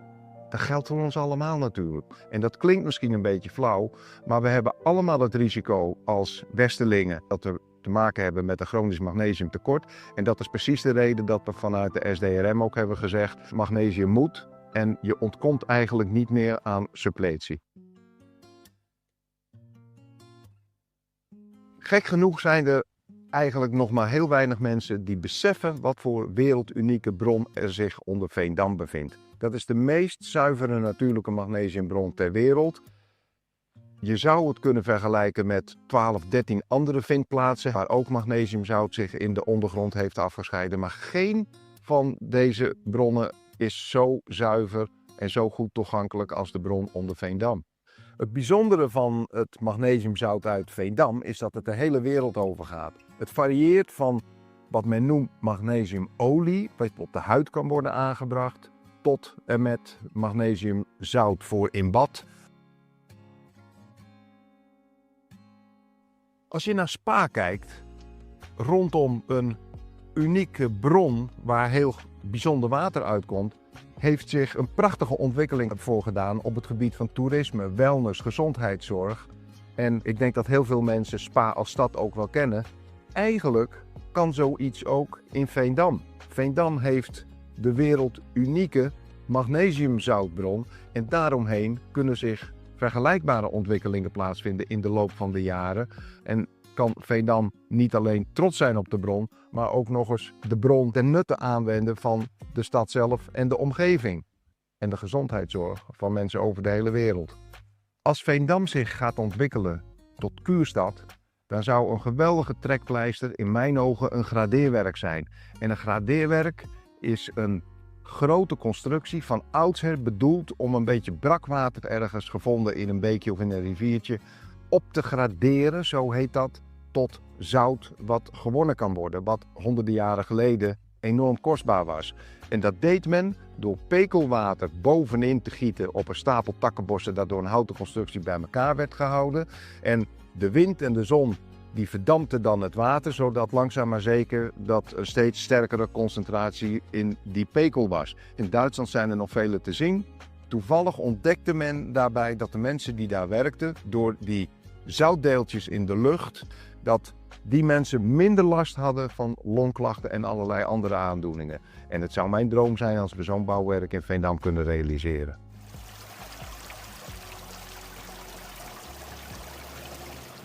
Een dergelijke ontwikkeling zou natuurlijk in Veendam een prachtige ontmoetingsplek kunnen zijn voor zowel mensen als wetenschap, wellness en gezondheidszorg.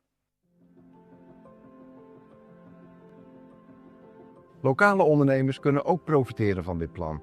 Naast de komst van wellness- en gezondheidstoeristen kunnen natuurlijk lokale horeca en culturele organisaties prachtige arrangementen aanbieden waarbij de mensen langer zullen vertoeven in de regio.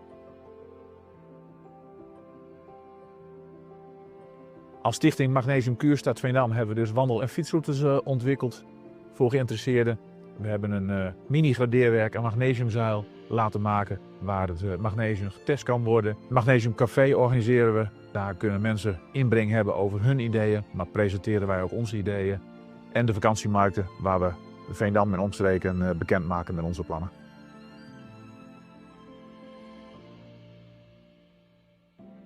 Magnesium Kuurstad Veendam wil niet alleen het belang van magnesium wereldwijd op de kaart zetten, maar wil ook iets betekenen voor Veendam en de regio.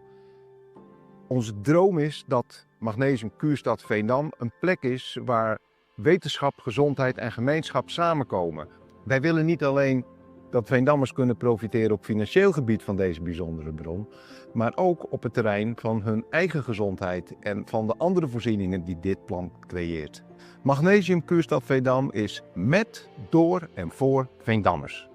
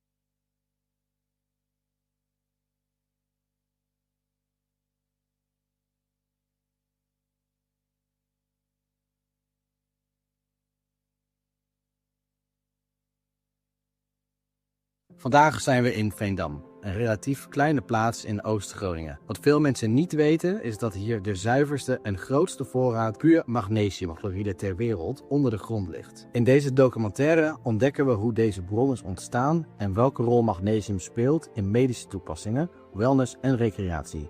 En waarom het zo essentieel is voor onze gezondheid. Ook onderzoeken we de maatschappelijke waarde van deze bron. Wat betekent dit voor Veendam? En wat zou het kunnen betekenen voor de toekomst van deze plaats? Om antwoord te krijgen op deze vragen spreken we onder andere met Richard Danel, arts en betrokken bij Stichting Magnesium Kuurstad Veendam. Richard verbindt medische kennis met regionale toepassingen van magnesiumtherapie en werkt aan de brug tussen wetenschap, gezondheid en maatschappelijke implementatie. Vroeger, honderden miljoenen jaren geleden, lag Veendam aan de Evenaar. Of de Evenaar lag daar waar nu Veendam ligt. En in die tijd, in het Zegstein-tijdperk, was er, dat heet nu nog steeds de Zegsteinzee, was er een grote binnenzee. En die binnenzee is herhaaldelijk ingedampt en weer volgelopen. En wat krijg je dan? Na die indamping blijven er alleen zoutsteenlagen achter. En die zoutlagen bestaan uit mengzouten. En zo'n 250 miljoen jaar geleden resteerde dat erin dat door een speling van de natuur en de beweging van de aardkorst specifiek magnesiumzout zich op deze plek kon afscheiden. Waardoor dat je nu onder Veendam de meest zuivere natuurlijke magnesiumzoutbron ter wereld vindt.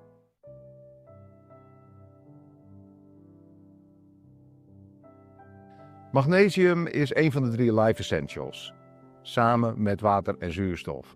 En we weten tegenwoordig dat er wel 327 enzymatische processen zijn waarin magnesium de hoofdrol speelt. En wij, levende wezens, zijn een en al enzymatisch proces. Een probleem van deze tijd is dat we te maken hebben met een chronisch magnesiumtekort in de westerse wereldbevolking.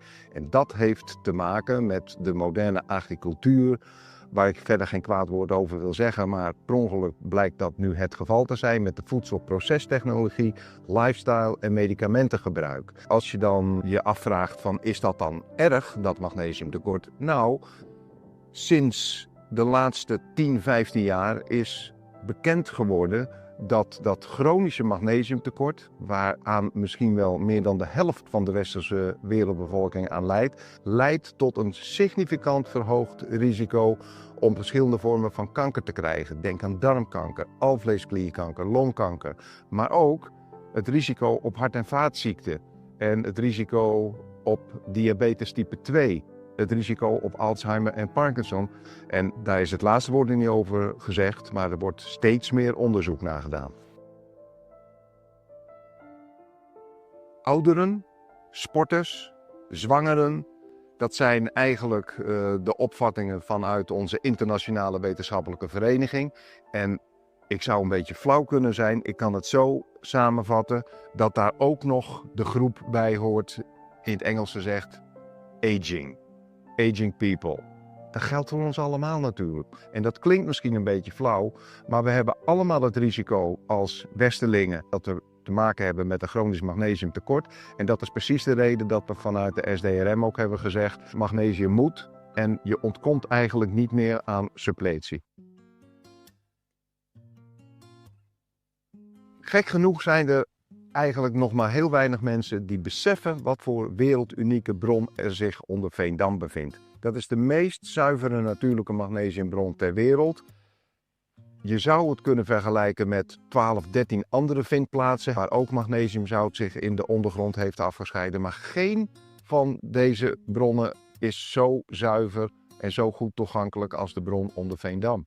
Het bijzondere van het magnesiumzout uit Veendam is dat het de hele wereld over gaat. Het varieert van wat men noemt magnesiumolie, wat op de huid kan worden aangebracht, tot en met magnesiumzout voor in bad.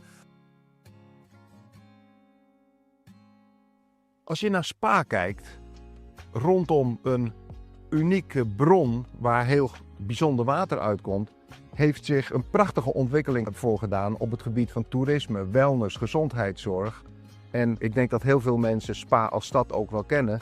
Eigenlijk kan zoiets ook in Veendam. Veendam heeft de wereldunieke magnesiumzoutbron en daaromheen kunnen zich vergelijkbare ontwikkelingen plaatsvinden in de loop van de jaren. En kan Veendam niet alleen trots zijn op de bron, maar ook nog eens de bron ten nutte aanwenden van de stad zelf en de omgeving. En de gezondheidszorg van mensen over de hele wereld. Als Veendam zich gaat ontwikkelen tot kuurstad, dan zou een geweldige trekpleister in mijn ogen een gradeerwerk zijn. En een gradeerwerk is een grote constructie van oudsher bedoeld om een beetje brakwater ergens gevonden in een beekje of in een riviertje op te graderen, zo heet dat, tot zout wat gewonnen kan worden, wat honderden jaren geleden enorm kostbaar was. En dat deed men door pekelwater bovenin te gieten op een stapel takkenbossen dat door een houten constructie bij elkaar werd gehouden. En de wind en de zon die verdampten dan het water, zodat langzaam maar zeker dat een steeds sterkere concentratie in die pekel was. In Duitsland zijn er nog vele te zien. Toevallig ontdekte men daarbij dat de mensen die daar werkten, door die zoutdeeltjes in de lucht, dat die mensen minder last hadden van longklachten en allerlei andere aandoeningen. En het zou mijn droom zijn als we zo'n bouwwerk in Veendam kunnen realiseren.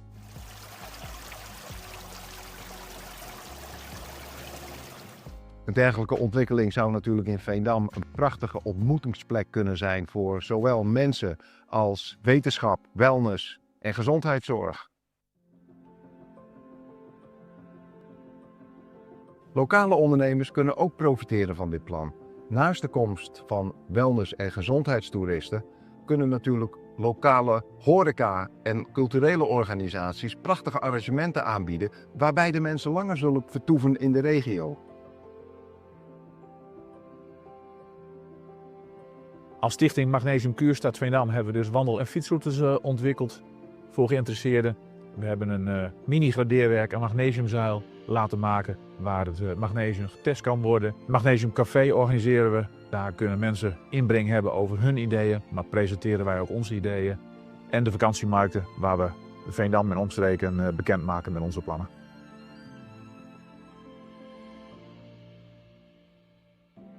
Magnesium Kuurstad Veendam wil niet alleen het belang van magnesium wereldwijd op de kaart zetten, maar wil ook iets betekenen voor Veendam en de regio. Onze droom is dat Magnesium Kuurstad Veendam een plek is waar wetenschap, gezondheid en gemeenschap samenkomen. Wij willen niet alleen dat Veendammers kunnen profiteren op financieel gebied van deze bijzondere bron, maar ook op het terrein van hun eigen gezondheid en van de andere voorzieningen die dit plan creëert. Magnesium Kuurstad Veendam is met, door en voor Veendammers.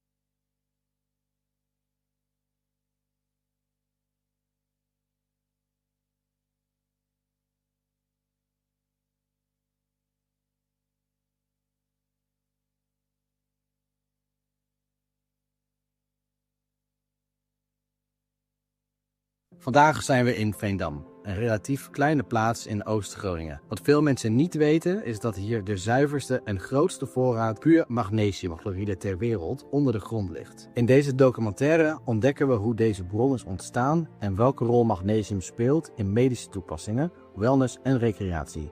En waarom het zo essentieel is voor onze gezondheid. Ook onderzoeken we de maatschappelijke waarde van deze bron. Wat betekent dit voor Veendam?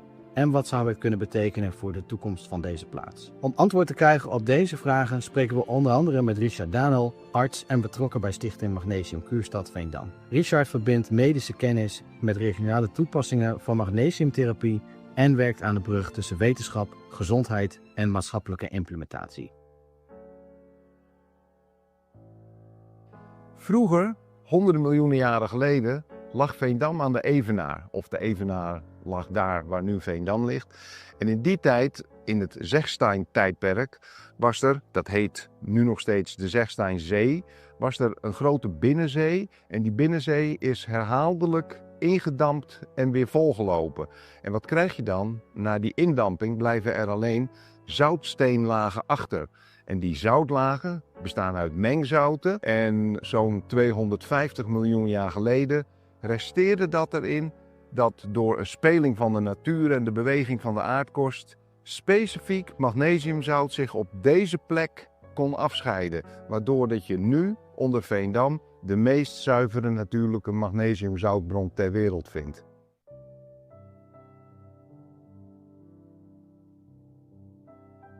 Magnesium is een van de 3 life essentials, samen met water en zuurstof.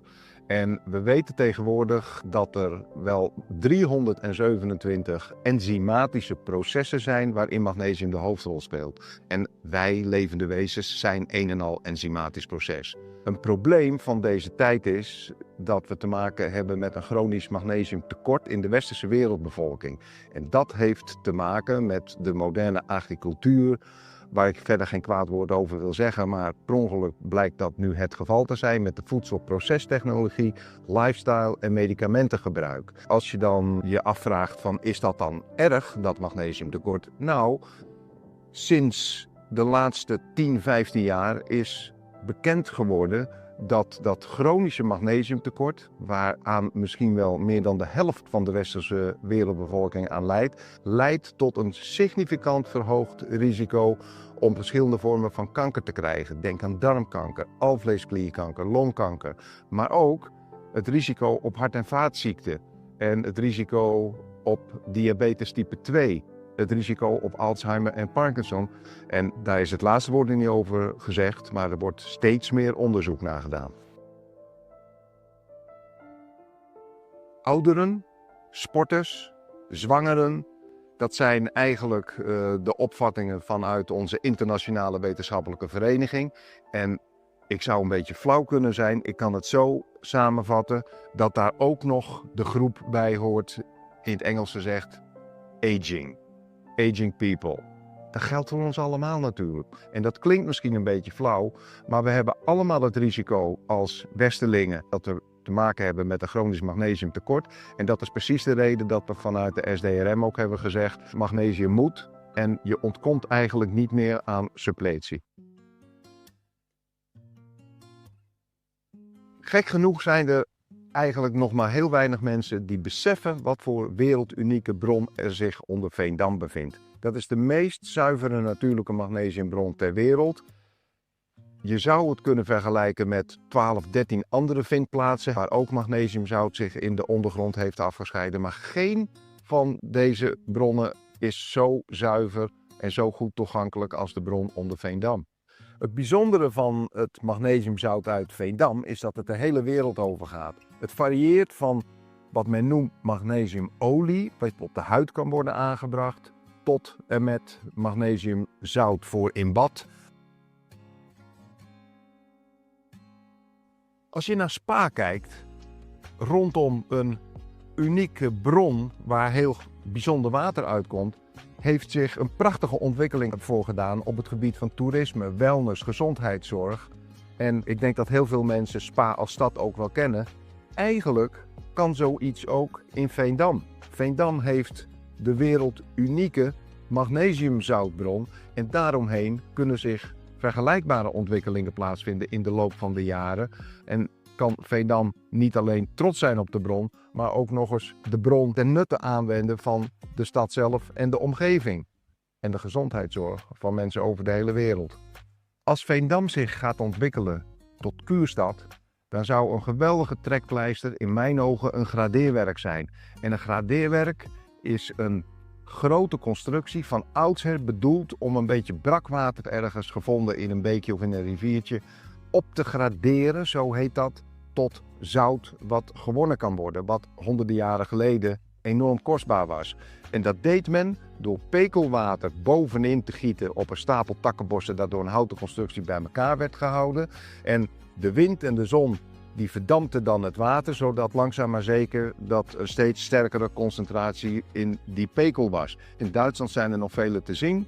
Toevallig ontdekte men daarbij dat de mensen die daar werkten, door die zoutdeeltjes in de lucht, dat die mensen minder last hadden van longklachten en allerlei andere aandoeningen. En het zou mijn droom zijn als we zo'n bouwwerk in Veendam kunnen realiseren.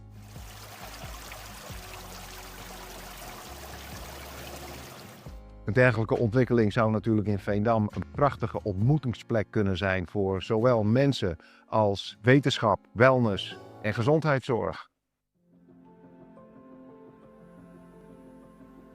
Lokale ondernemers kunnen ook profiteren van dit plan. Naast de komst van wellness- en gezondheidstoeristen kunnen natuurlijk lokale horeca en culturele organisaties prachtige arrangementen aanbieden waarbij de mensen langer zullen vertoeven in de regio. Als stichting Magnesium Kuurstad Veendam hebben we dus wandel- en fietsroutes ontwikkeld voor geïnteresseerden. We hebben een mini-gradeerwerk aan magnesiumzuil laten maken waar het magnesium getest kan worden. Magnesiumcafé organiseren we. Daar kunnen mensen inbreng hebben over hun ideeën, maar presenteren wij ook onze ideeën. En de vakantiemarkten waar we Veendam en omstreken bekendmaken met onze plannen.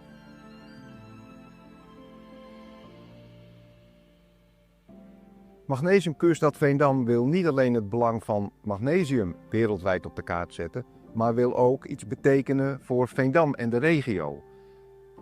Onze droom is dat Magnesium Kuurstad Veendam een plek is waar wetenschap, gezondheid en gemeenschap samenkomen. Wij willen niet alleen dat Veendammers kunnen profiteren op financieel gebied van deze bijzondere bron, maar ook op het terrein van hun eigen gezondheid en van de andere voorzieningen die dit plan creëert. Magnesium Kuurstad Veendam is met, door en voor Veendammers.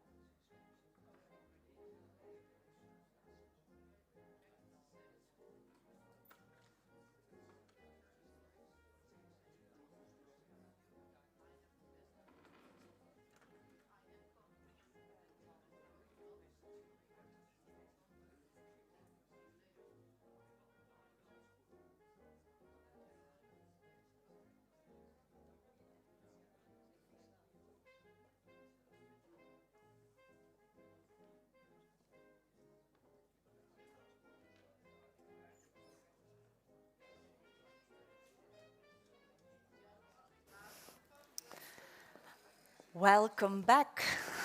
So nice to see you again. Dr. Richard Danel is a physician and a pioneer in the field of magnesium. As the founder of the Magnesium Kuurstad Veendam and director of Magnesium Health Institute, he shares today his vision on the medical and the social value of utilizing the unique magnesium source in Veendam. Can I get a round of applause for Dr. Richard Danel? Dankjewel. Thank you, Mathilde. Here you are. Thank you for the nice words again. I'm so grateful that you're all here. This is a funny thing. A table. And did you know that especially this part is from very local origin?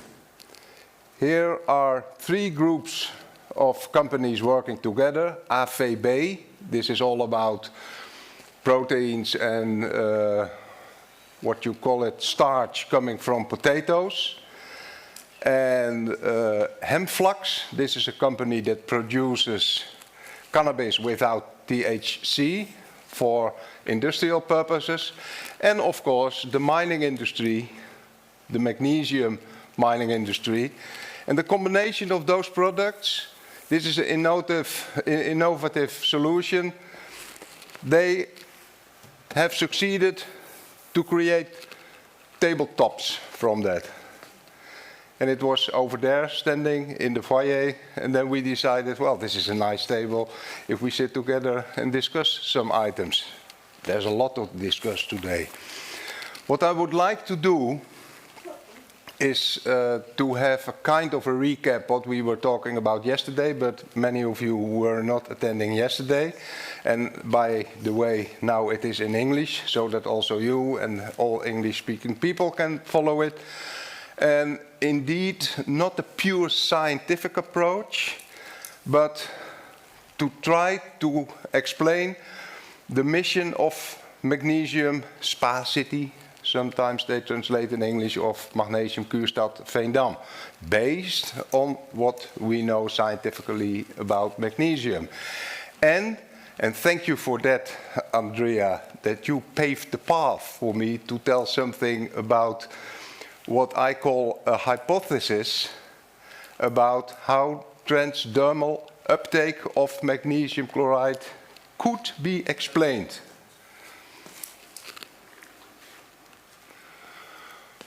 Well, this chronic magnesium deficiency, it was, am I right, Andrea? It was Ronald Elin in 1983 who maybe as one of the first made the link, discovered the link, also by then it was a hypothesis, between the so-called stroke belt in the United States. This is a zone from New York down to Florida, Miami, where significantly more times strokes, cardiovascular diseases occur.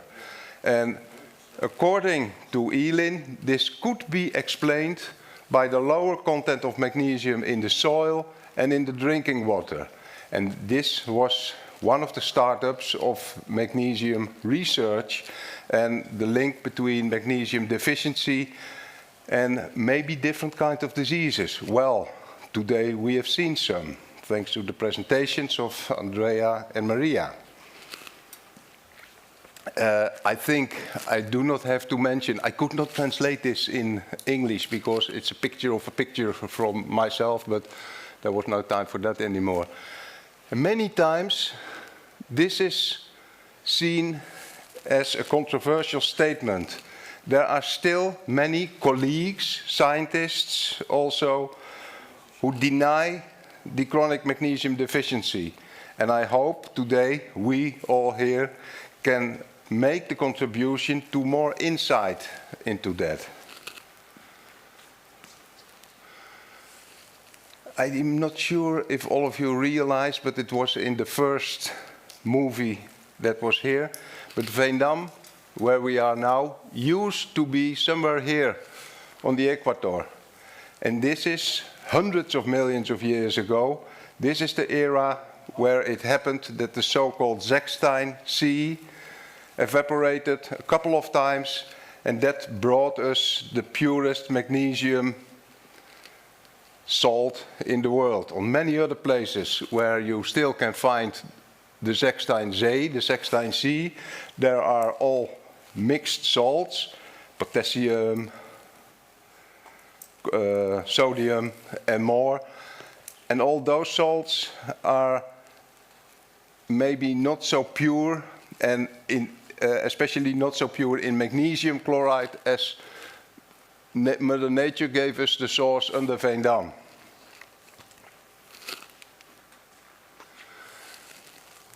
We aim with Magnesium Kuurstad Veendam not only to contribute to the salt mining by big industries, but we also aim for having this salt available for health purposes. And I think personally that not only people around the world can have the benefits from that, but also in this region.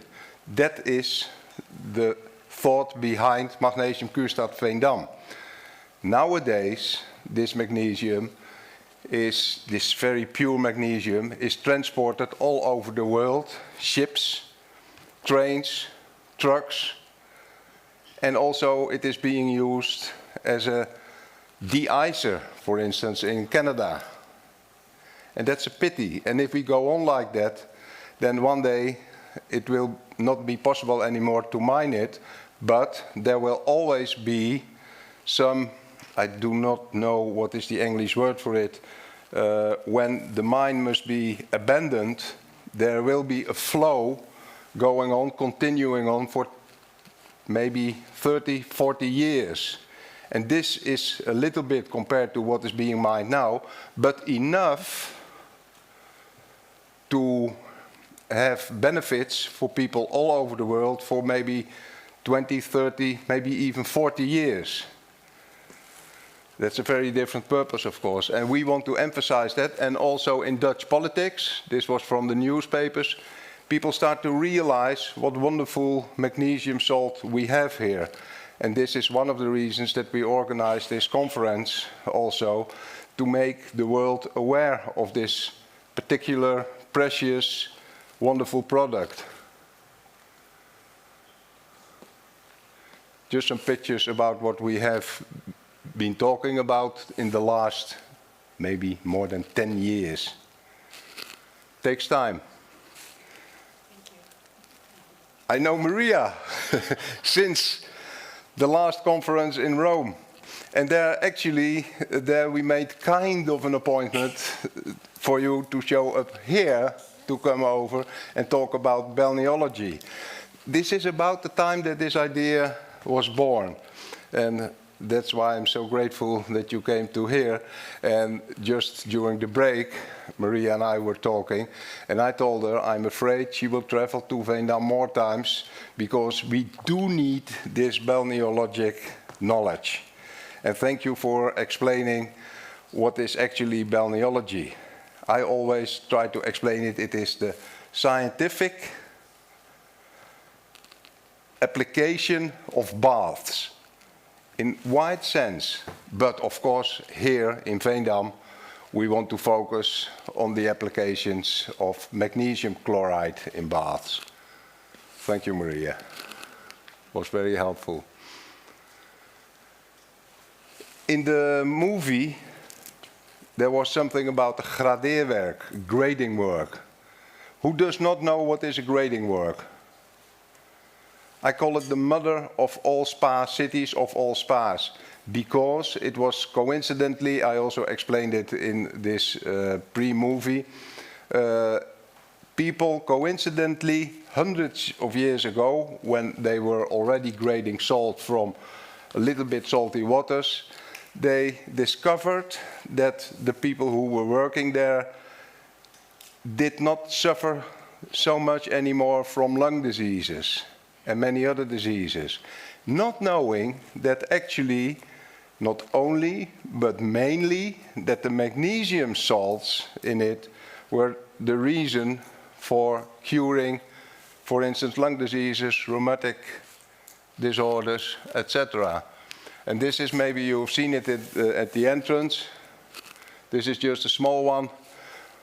One evening with a friend and a nice bottle of beer. We made that just to show you the idea. And now here in Veendam, even the politicians, also yesterday we found it like that, they are really starting to think about gradeerwerk, a great work, to put it somewhere in Veendam. Funny enough, yesterday with our alderman here also on the table, it was not the question anymore if Veendam should have a gradeerwerk, a great work. No, where it should be placed. That's really fun.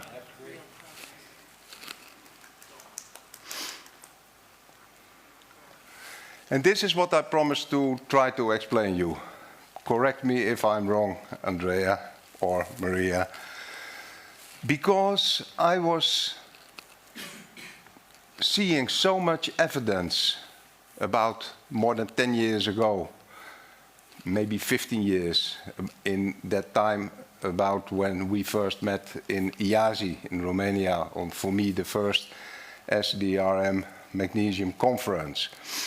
So many times I heard about the evidence that magnesium could be taken up via the skin. It was also some years later that we started to talk about that, and you have such an open mind for it that you decided also to do research on it. And you were publishing, I think, this, wasn't it? I still have this picture. I still show it many times, of course, also. Also, to give me the stage to try to explain my hypothesis about how can transdermal uptake of a salt be declared. And little challenge, if this is true, that magnesium salt is taken up via the skin, some people, now not so many anymore, but many years ago, some people were laughing, haha, you are thinking about a salt that can be taken up via the skin. This is coconut. And how about when we swim in the sea? Will we be taking up salt? Who dares to say the answer? If you swim in the sea on a nice sunny day, will there be any salt taken up into your body? Yes. I go to a different room. Mostly people say, no, of course, that cannot be true. But you're right, of course. But you are magnesium pioneers, otherwise you wouldn't show up here. Indeed, it's true. And maybe after this, we can explain how it works. It was 12 years ago that I remembered one of my first medical colleges. And we looked like that up to this professor with his white hair and white beard. And he was a histologist and showing us slides. And then, I don't know why I kept thinking about that. And then he said, yes, and here he was showing Cooper's, you call it Cooper's, slides of the kidneys. We have many nephrons, about 30,000 in each kidney. And he was showing this coop of a nephron. And somewhere there in this college he told, yes, yes, and then there is this funny thing. Blood comes in this convoluted area, and it is kind of pressing out serum. I'm standing in your way. It's kind of pressing out serum. And then the serum is traveling down and up and up and down in such a nephron. And this means that it is during the traveling in the ascending and the descending bundle of, was it Hess? Hess or Liz? Henley. Yeah, loop of Henley. then it's more and more becoming urine. And funny, and this is what I remembered suddenly, it's going to be pressed out, it's traveling up and down and up and down, and then just before it is released to the urine bladder, or the ducts to the urine bladder, there is this group of cells, and he showed us on this college, it was still big slides, there is this group of cells that determine if there is magnesium going to be lost. And this is a reason that we do not understand, but if magnesium is detected just before the urine is led to the urine ducts, it is retracted. It is retracted back into. This is many years later that I started to question, it is retracted back into what? There is a controversy about this, and we will talk about that later. But where it is retracted into is crucial, because yesterday still I saw one of the very honored professors, young guy actually, Jeroen de Baai, who is regularly on television, on Dutch television, stating, first, chronic magnesium deficiency doesn't exist, because, he's not a doctor by the way, because we always measure for magnesium in the bloodstream. Well, you have been hearing something about that today. And secondly, and then they even talk about there is this crazy doctor in Veendam who thinks we can sell some magnesium from underneath. And he tries to tell you that this is possibly being taken up via the skin. For me, it's very important, again, the question, we know now that here on this stage, just before the urine is led to the urine ducts, magnesium is retaken up into the bloodstream. They stated in another article, Jeroen de Baai and Joost Hoenderop, Radboud University. But my point is it taken back into the bloodstream? We will talk later about where to measure magnesium. But if here magnesium is taken up back into the medulla, this is the tissue of which the kidneys exist, it is not taken up back into the bloodstream. It is taken up in the interstitial space. This is the space where all our cells are living in. And this is the space comparable to the primordial soup in which we originated, where we had abundantly around us magnesium, oxygen, and water. When we ventured onto the land during evolution, we needed a smart plan to take care of our oxygen, to take care of our water, to take care of our magnesium. And I come back to that later, why this is so important. It's another reason why not to measure magnesium in the bloodstream, but also it is taken up into our old primordial soup. It's taken up into the medulla, taken up into the interstitial space. And my interstitial space, as I'm standing here, I'm just something with a lot of cells, held together by skin. And all those cells are living in the same space, in the interstitial space. We do not know yet how it works, but if I change something here, for instance magnesium, it's immediately also changing in top of my toe.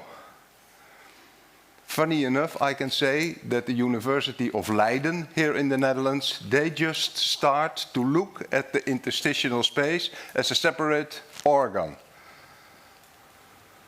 A lot of research still has to be done about that. But for me it is important that this group of cells, after traveling from bloodstream to the ducts, to the urine, to the bladder, they try to save magnesium and take it up back into the body. Why this is so important when I'm talking about transdermal magnesium? Well, then this idea came up in my brain. I thought, well, when I'm sweating, it stinks a little bit, pissy maybe. It's a little bit salty. How would it be if there was something going on like that also in hair follicles, skin adnexae, or sweat glands?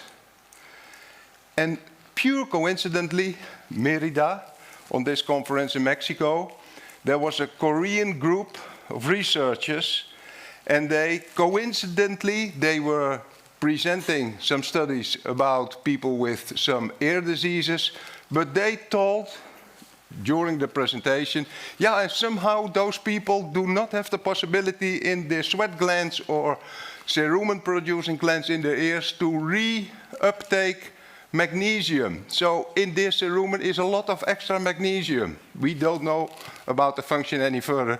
So I went to them and I wanted to know, what guys are you telling now? You're telling about reuptake of magnesium in cerumen-producing glands. How about sweat glands? Yes, we know. Also in the sweat glands, we started to talk more about it and we started to research that. When the sweat is produced, like in the nephrons, blood is kind of squeezed out a little bit, and then it starts to travel to become sweat. Not so nicely as in the nephrons, but it happens like that. And just before the sweat is released to the skin to do its job as a coolant, there is a group of cells, like this Professor van der Broeke told those days about the kidneys. There is a group of cells that re-uptake magnesium from the pre-sweat, to call it like that. And this is funny, I was looking for this actually, because now you get to feel where I want to go to. There is this nice magnesium chloride source here. Rianne, daughter of Bert Hooiveld, one of the founders of the Zegstein magnesium chloride selling company all over the world, and he does the same. There are more people connected to that at this moment. They advise you to spray it on your skin. There's a high solution magnesium salt. And that salt will reach number 3 in the sweat glands. And those sweat glands do not know that this is coming from Zegstein minerals. The sweat glands, these cells are just thinking, okay, magnesium, maybe it gets lost, we reuptake it, not knowing that it's coming from outside. And this is my hypothesis. So the similarity, how our kidneys reuptake magnesium and sweat glands could explain. I really want to do in our Balneologisch Center that we are establishing here in Veendam, I really do want to do more research on this. And the same question, it is being taken up, retaken up, into what? Interstitial space, not into the bloodstream.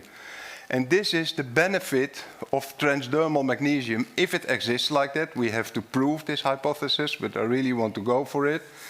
If this is the explanation, that explains that some people who are a little bit sensitive for magnesium bisglycinate or magnesium citrate, that it's a phenomenal extra route to bypass the GI tract.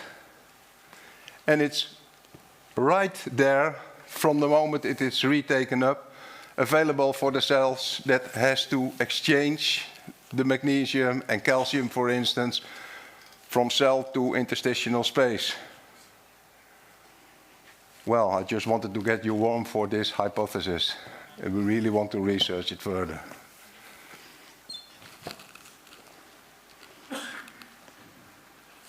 Thank you for this. You put me on the path. Richard, would you be so kind as to pass me the mic? the handheld. Yes, of course. Somebody likes to ask something. Yeah, thank you so much. You're welcome. Thank you.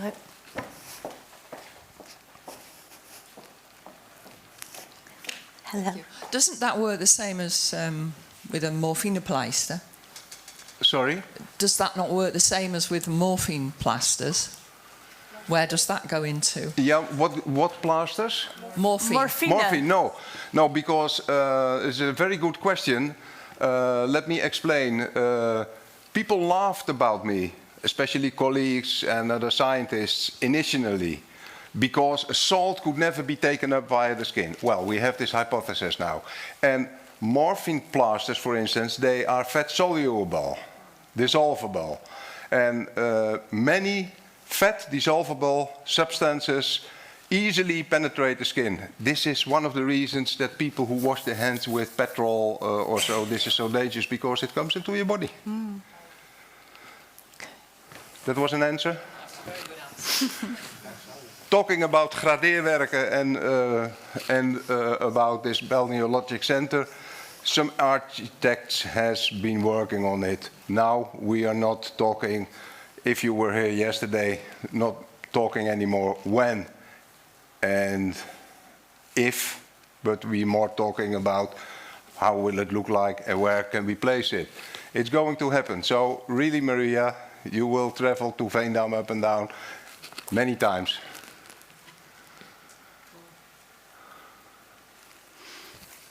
Time for our panel. Yes. Can I get a round of applause? Yes. Thank you. Richard, there's a question from Steve. Yes. On your map of your design, where it would be, do you have a location already picked out? Yeah. For the Balneologic Center? Yes. Yeah, no, we still don't know. I don't know if you were here with our alderman. No, I wasn't. Okay, because also here in politics, many times this is too new. Many times people told me, well, this is very new idea for older municipalities. It takes time. But now we see there is momentum at this moment. How many hectares do you see as being necessary for the center? The first center will be on a terrain of some hectares. Okay. Yeah, and the initiative is taken by Rihanna's father. And there will be the first place. First, it is about exchanging knowledge. We will not put people into the balneologic bath yet. There, it goes step by step, Steve. Education, and then applications, and also finding investors who are interested in it. Great. And how much money do you think you'll need? I don't need money for that. From investors. It depends. For instance, such a great works, if you build a pretty large one, it's about 500,000 euro. Okay. Yeah. And somebody must have fun into building it, but also to have people around it and have a smart plan to get back to have a return on his investment, of course. Thank you. Yeah. Dr. Marija and Dr. Andrea, would you be so kind as to join us at the magnesium table? Yeah.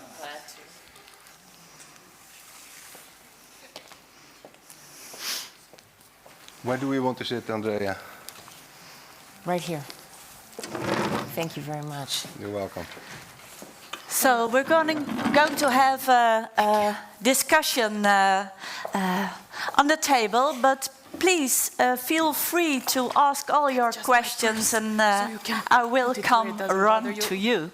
Welcome, sir. So glad you're here. Okay, so sorry, I'll just... Oh, it's okay. It's a nice bag. Thank you. So...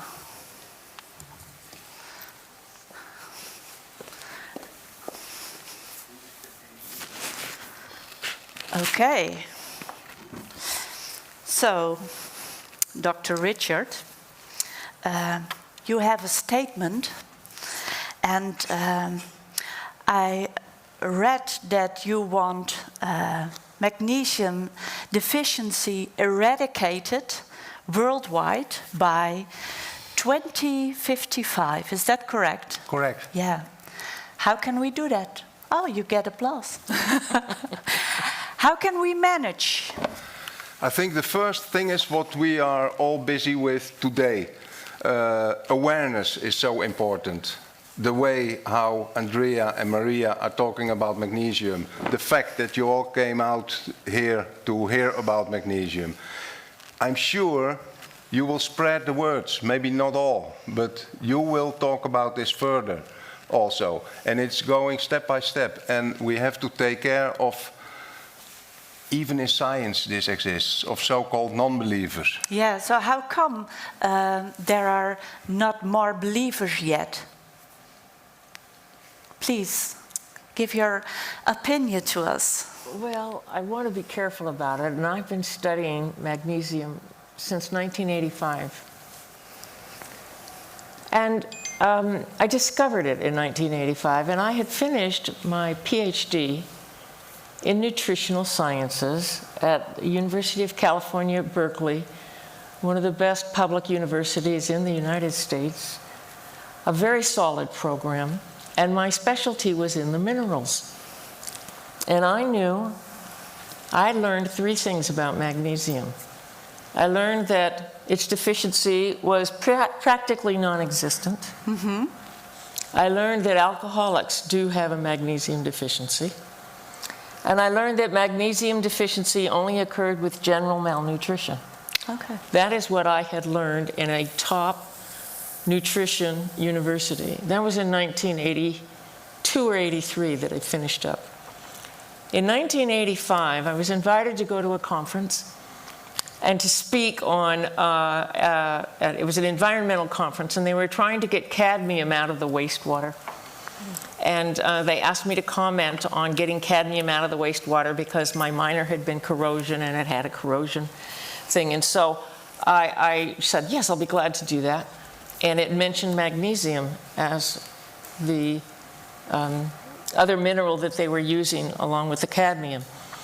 And so I went and I started reading on the peer-reviewed literature about magnesium to get ready for this. And I was shocked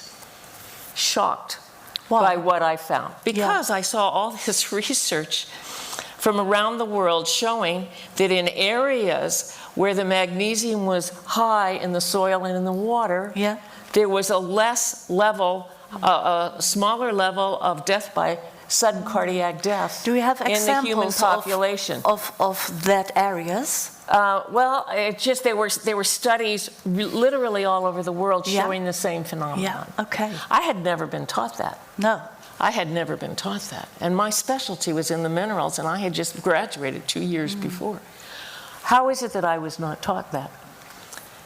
And that experience has helped me a lot because I realized it was just a fluke that I was invited to study that, and that I had the resources to go and find out about it. And so when I ran into, and I still run into people who are going to medical school and in nutrition school and dietetic school and all those things, and they think that I'm just nuts, and they think that, I don't know what you're talking about, and I realized they were not taught this. No. In their undergraduate world, there are no undergraduate or graduate or upper division courses in magnesium in life. So they aren't there. They don't exist. So is that the unknown? It's a lacking in Western science. And for a while, I thought, oh, it's a conspiracy. That people don't want us to have it.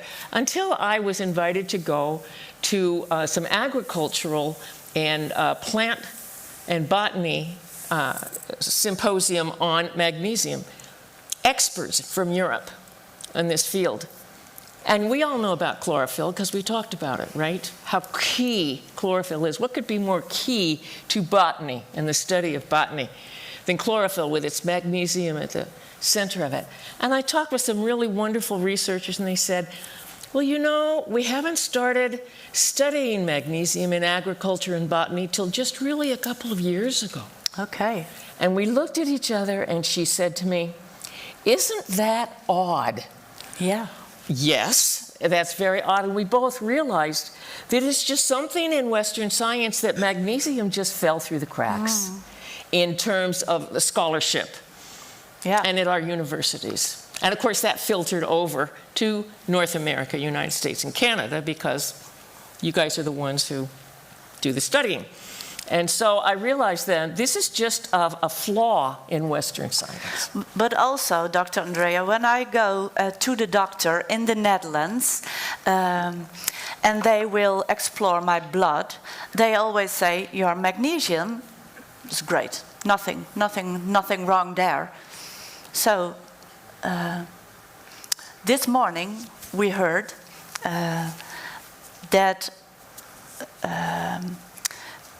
to investigate magnesium in the blood is not the right place? It could be misleading in certain circumstances. It's part of the picture, not a full picture. Okay. At least for total concentration of magnesium. It would, at least in 50%, depend on what is the level of your proteins. Of course, if it's physiological, then you don't need to concern. But in, for example, many patients with hypoproteinemia, you would get a lower level because of this. It doesn't mean you're magnesium depleted until your ionized concentration is also low. But first the stores would go from the bones, the soft tissue, intracellular, mitochondria, and then it would finally fall in the blood as well. So there's a process, a long-lasting dynamics. What you find in the blood is maybe just the tip of the iceberg. Yeah, you know, but if we only look into the blood, we never discover that there is a deficiency. If it is not low, you're not severely ill. That's 100%. Yeah, okay. Other than that, you know, you can't interpret fully. Okay, yeah. Dr. Marija, in her talk this morning, hit a very, very important point.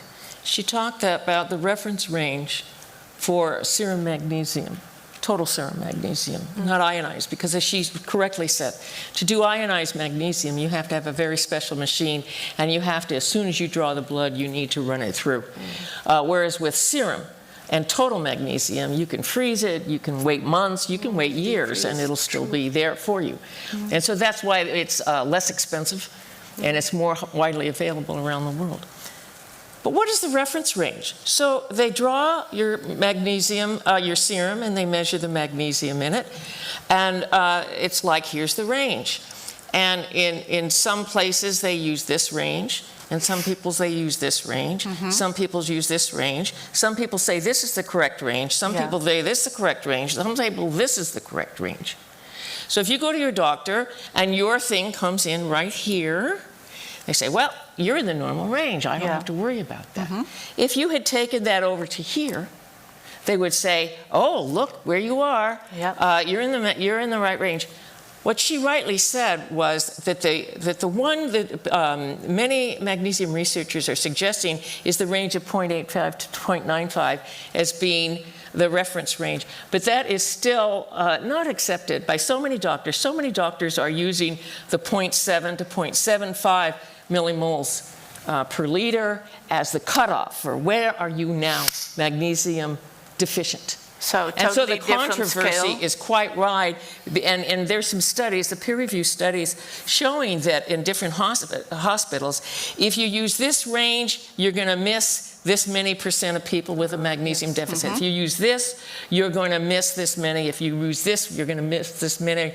And so the reference range, which is widely variable all over the world, is why the serum magnesium, the total serum magnesium, is so difficult to say you have a magnesium deficiency, because nobody's decided, and they're still arguing about, oh no, it can't be 0.85 to 0.95. You'll hear that. Can't be, that's way too high. And And that's the kind of controversy that medicine is in right now.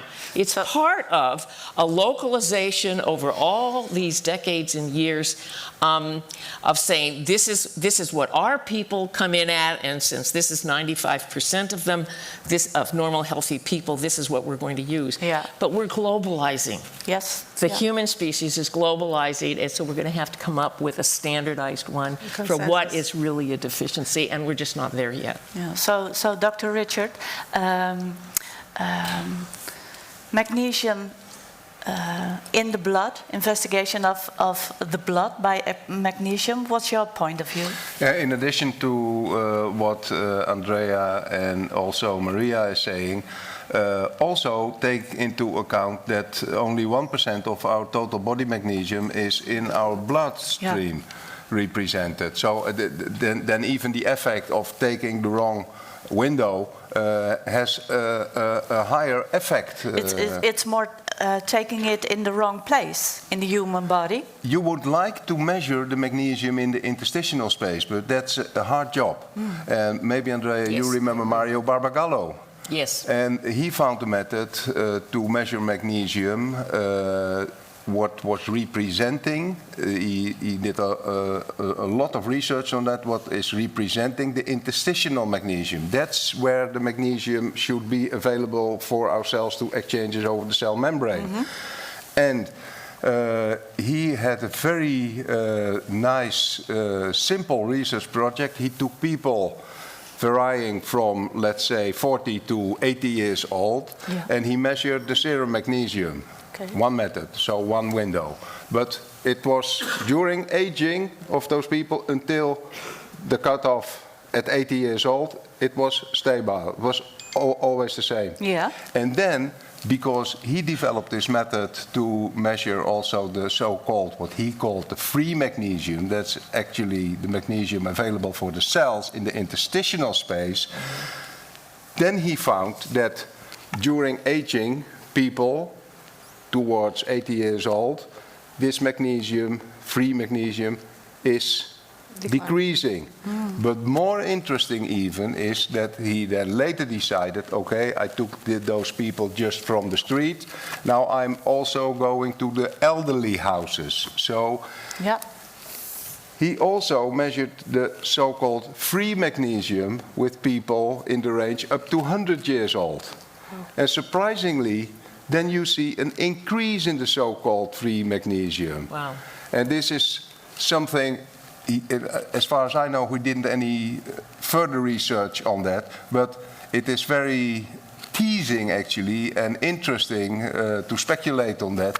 Maybe those are the people with naturally higher magnesium who are the strongest, who manage to get that old age. Dr. Andrea is smiling. I like what he said. Yes. And to hear about this research is fascinating, isn't it? Yeah.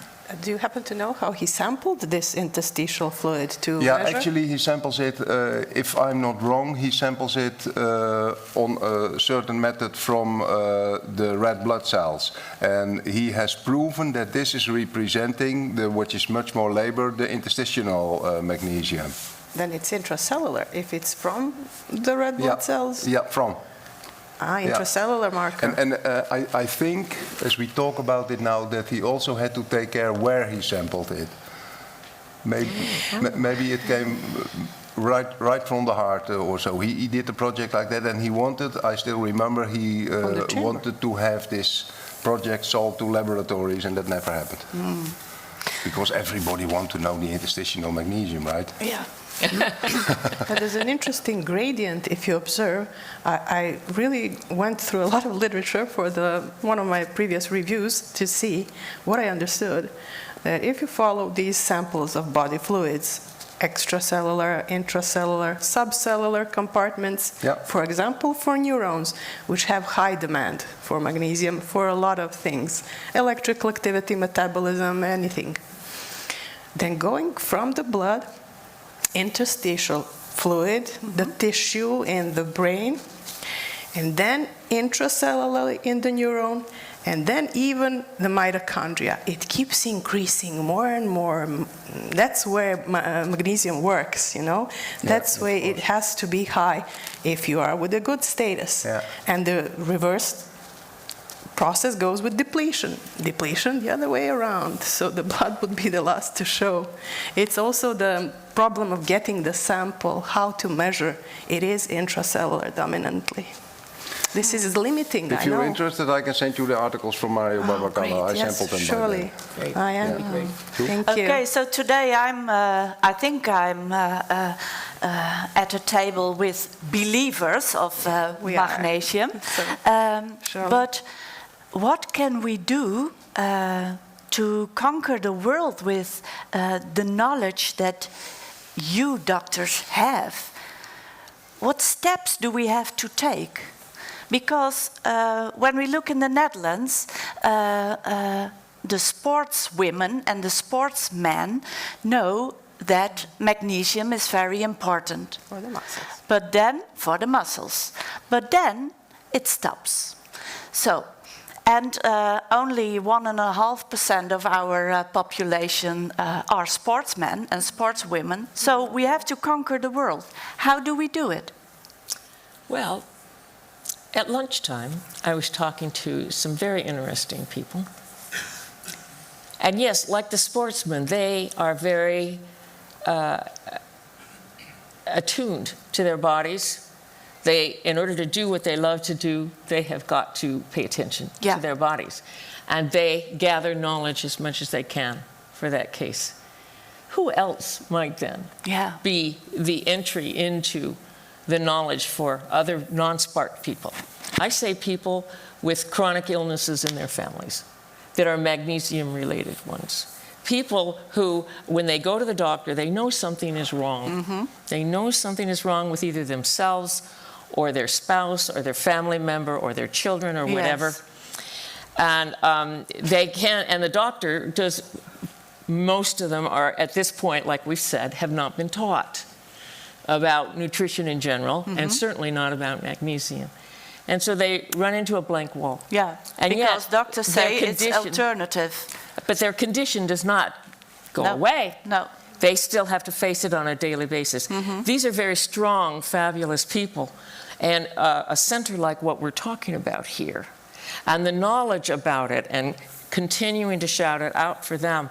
These are the people who, once they are willing to try it among the millions of things out on the internet that are saying, try this, try this, try this, try this, and they realize that the pharmaceutical drugs, and maybe they've gone and tried all of them or some of them or whatever, and they realize this is not working, this is not health. Yeah. Those people who look will find the magnesium for them, and when it starts working for them, then these are the people who are going to be just as strong as the sports people. Yeah. In fact, in some ways, even stronger. Yeah, so they are our pioneers, they are our ambassadors. Absolutely. Oh, okay. And next to that answer of yours, have conferences like this. Yeah, also. Share the knowledge. That's it. Yeah. Sharing personal knowledge from your own, if you're brave enough to do it and you're willing to do it, not just all by yourself, but groups that can come together who can share in a private, safe place about what's happening with them, so that they can gradually, among themselves and their families, learn even more, which gives them more confidence about sharing it with other people in other families. Dr. Andrea, in your talk, you said modern processed food diet is a big cause of the magnesium deficiency. And you said there's more research necessary for the magnesium inhaler, and also maybe magnesium in the air, and magnesium through the skin. Absolutely, absolutely. So how can we manage those researches? Do you have any idea? How can we make this happen? Well, the answer is, again, talk about it, share the knowledge. I cannot see because of the light, but I do know that there is one person here in the audience who is very interested in inhaling magnesium. Yes. Yes. Yes. Yeah. And you were also attending educational projects in that. And this is the start. Yeah. We are, and as we said before, we're all pioneers here. Yes. But this is where it starts. From the theory and presentations to practice. Absolutely, yeah. Sure. I will join you later, so please. Oh, please. I was afraid we said something wrong. I'm not that kind of angry woman. Can I please pause? Thank you so much. Magnesium by inhaler. Yes. Can you share some of your insights with us? You mean customer experiences? Yes, please. Well, Yeah. I have quite a group of returning customers because they swear by it. And what kind of customers are they? Well, I am focusing. I'm quite new in this area, but I'm a fast learner, and my customers teaching me. Yeah. But what I learned from them is that they feel more energetic, and mostly they are customers who already, like Dr. Andrea are mentioning, I fully recognize it. People who have a certain disease or a health condition. And how do they I'm come focusing at on the your ones place? with asthma and COPD, for instance. Asthma and COPD. Yeah. So do you have what? It's relieving their hoe zeg je dat, benauwdheid? Probably. Yeah. When they feel short of breath. Yeah. Yeah, out of breath. What magnesium is doing is opening the bronchia. Yeah. And therefore it's easier to take the oxygen from the air. Yeah. And it's also, of course, the contractions in your lungs and everything. It's slowing it down or, like and you say relaxing them. The results are they are more energetic, they have more strength, more air. More power. Literally, they have more air. Okay. Yeah. Thank and you. they get more energy from that, obviously. Yeah. And how do you tell your story about the effects of magnesium? How do you do that? Well, I'm sharing the experiences, and I'm also trying to collect all the scientific information and to explain more. And it's all about education. Yeah. Okay. Are there more people willing to share their story on the effect of using magnesium? Okay. Yeah. Sorry. Yes, of course. Because I heard from Richard, he was trying to get magnesium ions from the skin into the body. Mg2 plus is of course positive and it's very hard to transport into the body by the skin.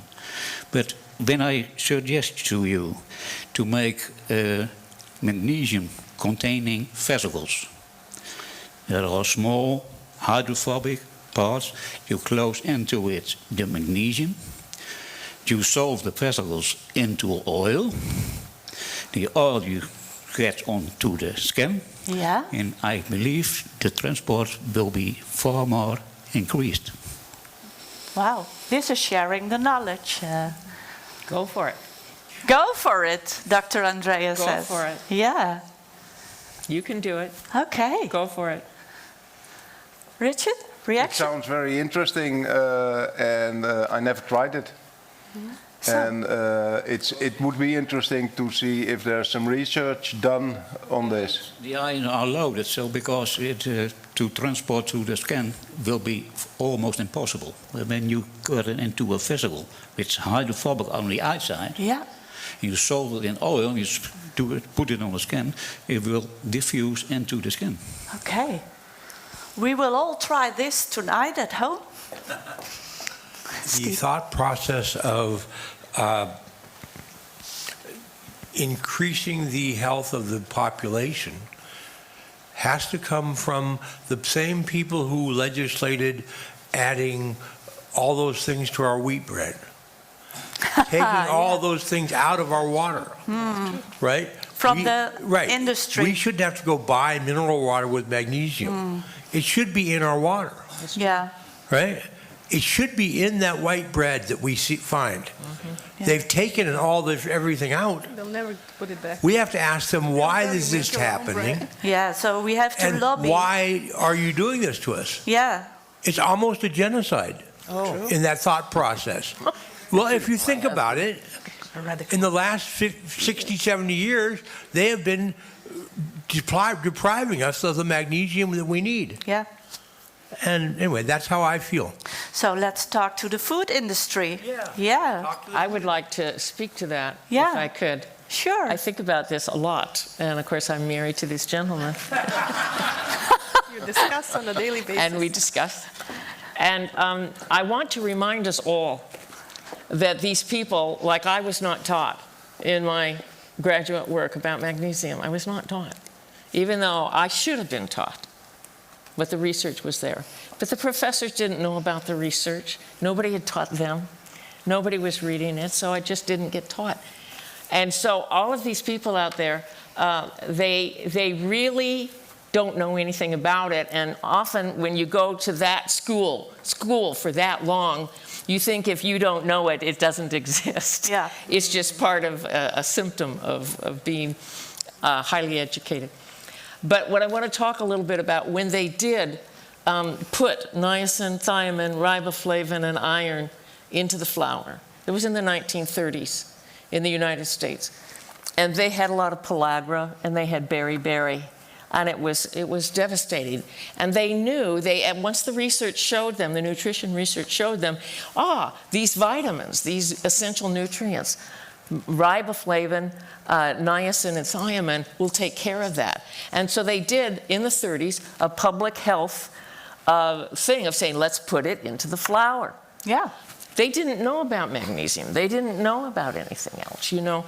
They did the best they could, and you know what? It worked right away. Doctors stopped learning about beriberi in the United States. They stopped learning about pellagra because nobody was having these symptoms anymore. They did not think in the same way in the 50s, when all of a sudden people started having heart attacks left and right, and they didn't know what to do. There was some early studies, very early studies, showing that, well, it was the magnesium was certainly the problem. But it just was not in high journals. It wasn't at the most prestigious colleges. It just fell through the cracks, that knowledge, and off they went into, well, it's cholesterol. And cholesterol just took hold.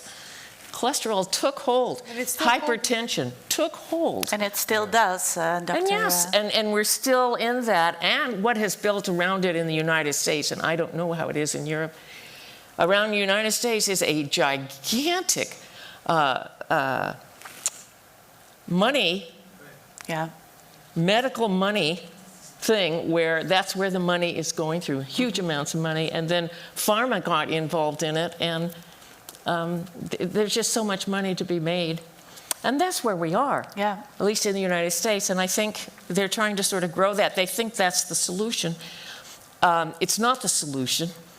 And it's going to topple because they're not going to the core issues of the chronic diseases. They're not going to the core issues. They're adding more and more medications and so on. They're trying really hard. They're doing a lot of research, but they're not going to the core issue because it's so simple. It's hard for them to believe these very complex issues. But it will happen, and with little groups like this starting and saying, actually, the research is really there. We're not making this up. No. It's there. And more enough people say, hey, this really, really worked for me and my family. Step by step, telling the stories. And the younger doctors and the younger nurses and the younger people are coming along are just more ready to be open to the subject. The other thing about the food industry, and I really liked what Marija said about the water, how important high magnesium water is. And what a benefit can be. And I'm sorry I didn't mention that in my talk when we were talking about supplements. High magnesium water on a regular basis is one of the best and healthiest ways that you can go. And it's not in the spa bottles.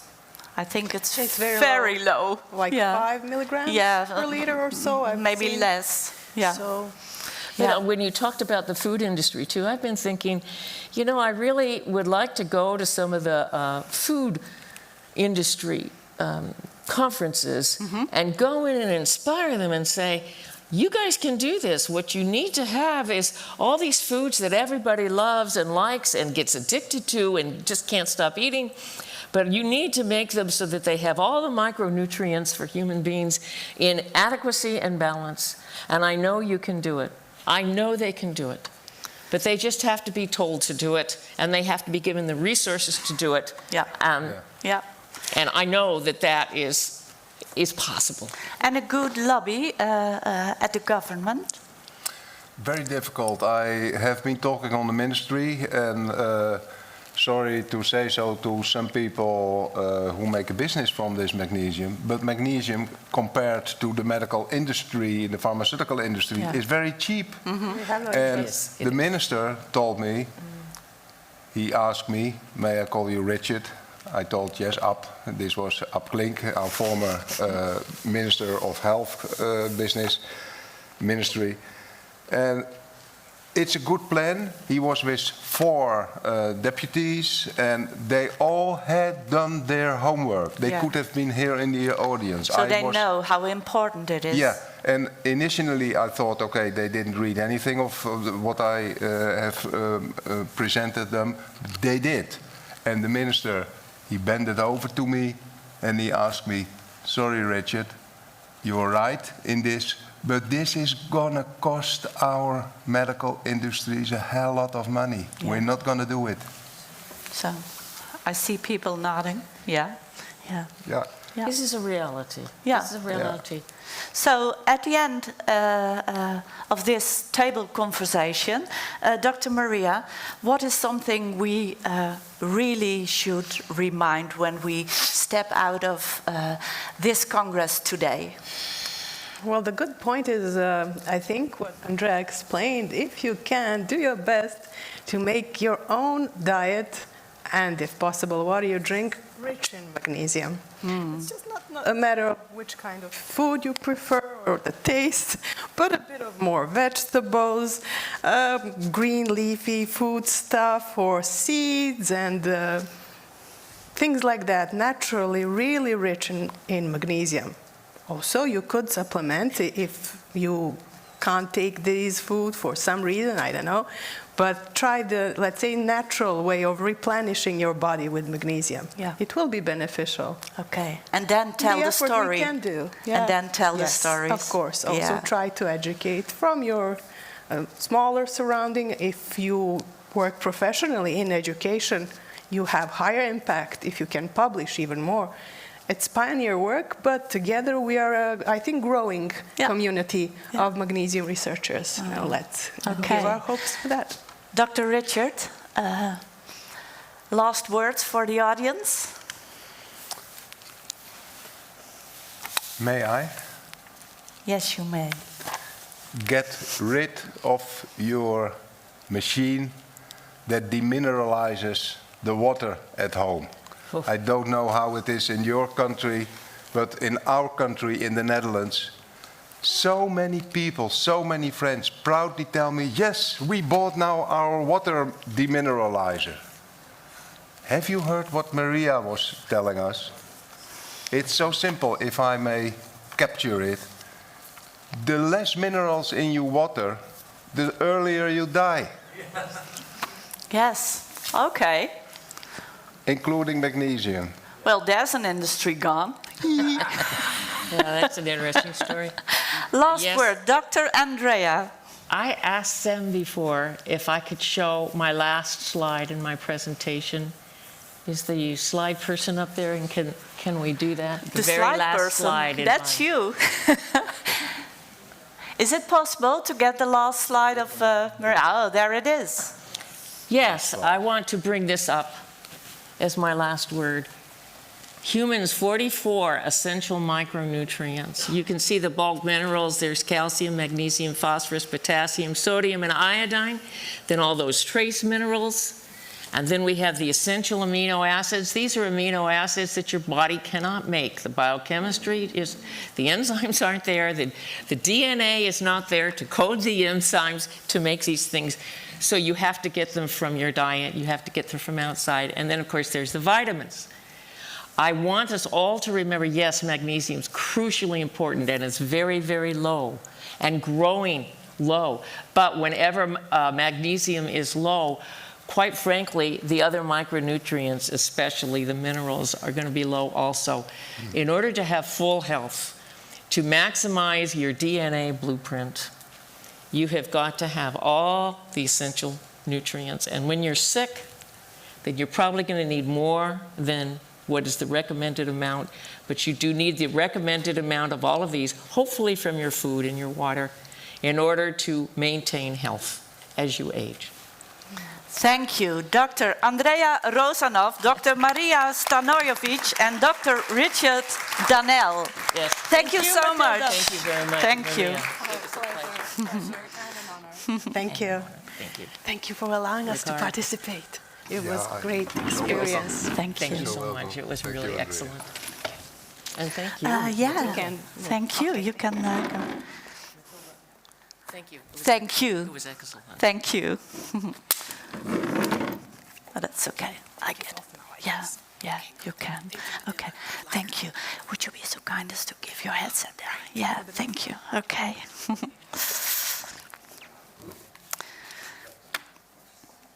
So, there's an illness called PLN, and there's a foundation, the PLN Foundation, and can I get a round of applause for the chairman of the PLN Foundation? Richard Danel is sitting here, and Boudewijn Kostelijk, would you please join us on the magnesium table?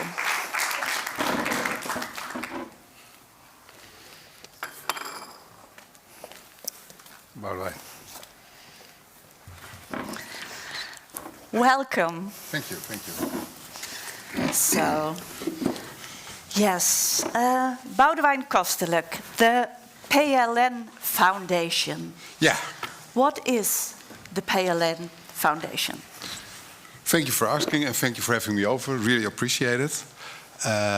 Let me start with to say I'm not the chairman. I'm one of the board members, but that's something close.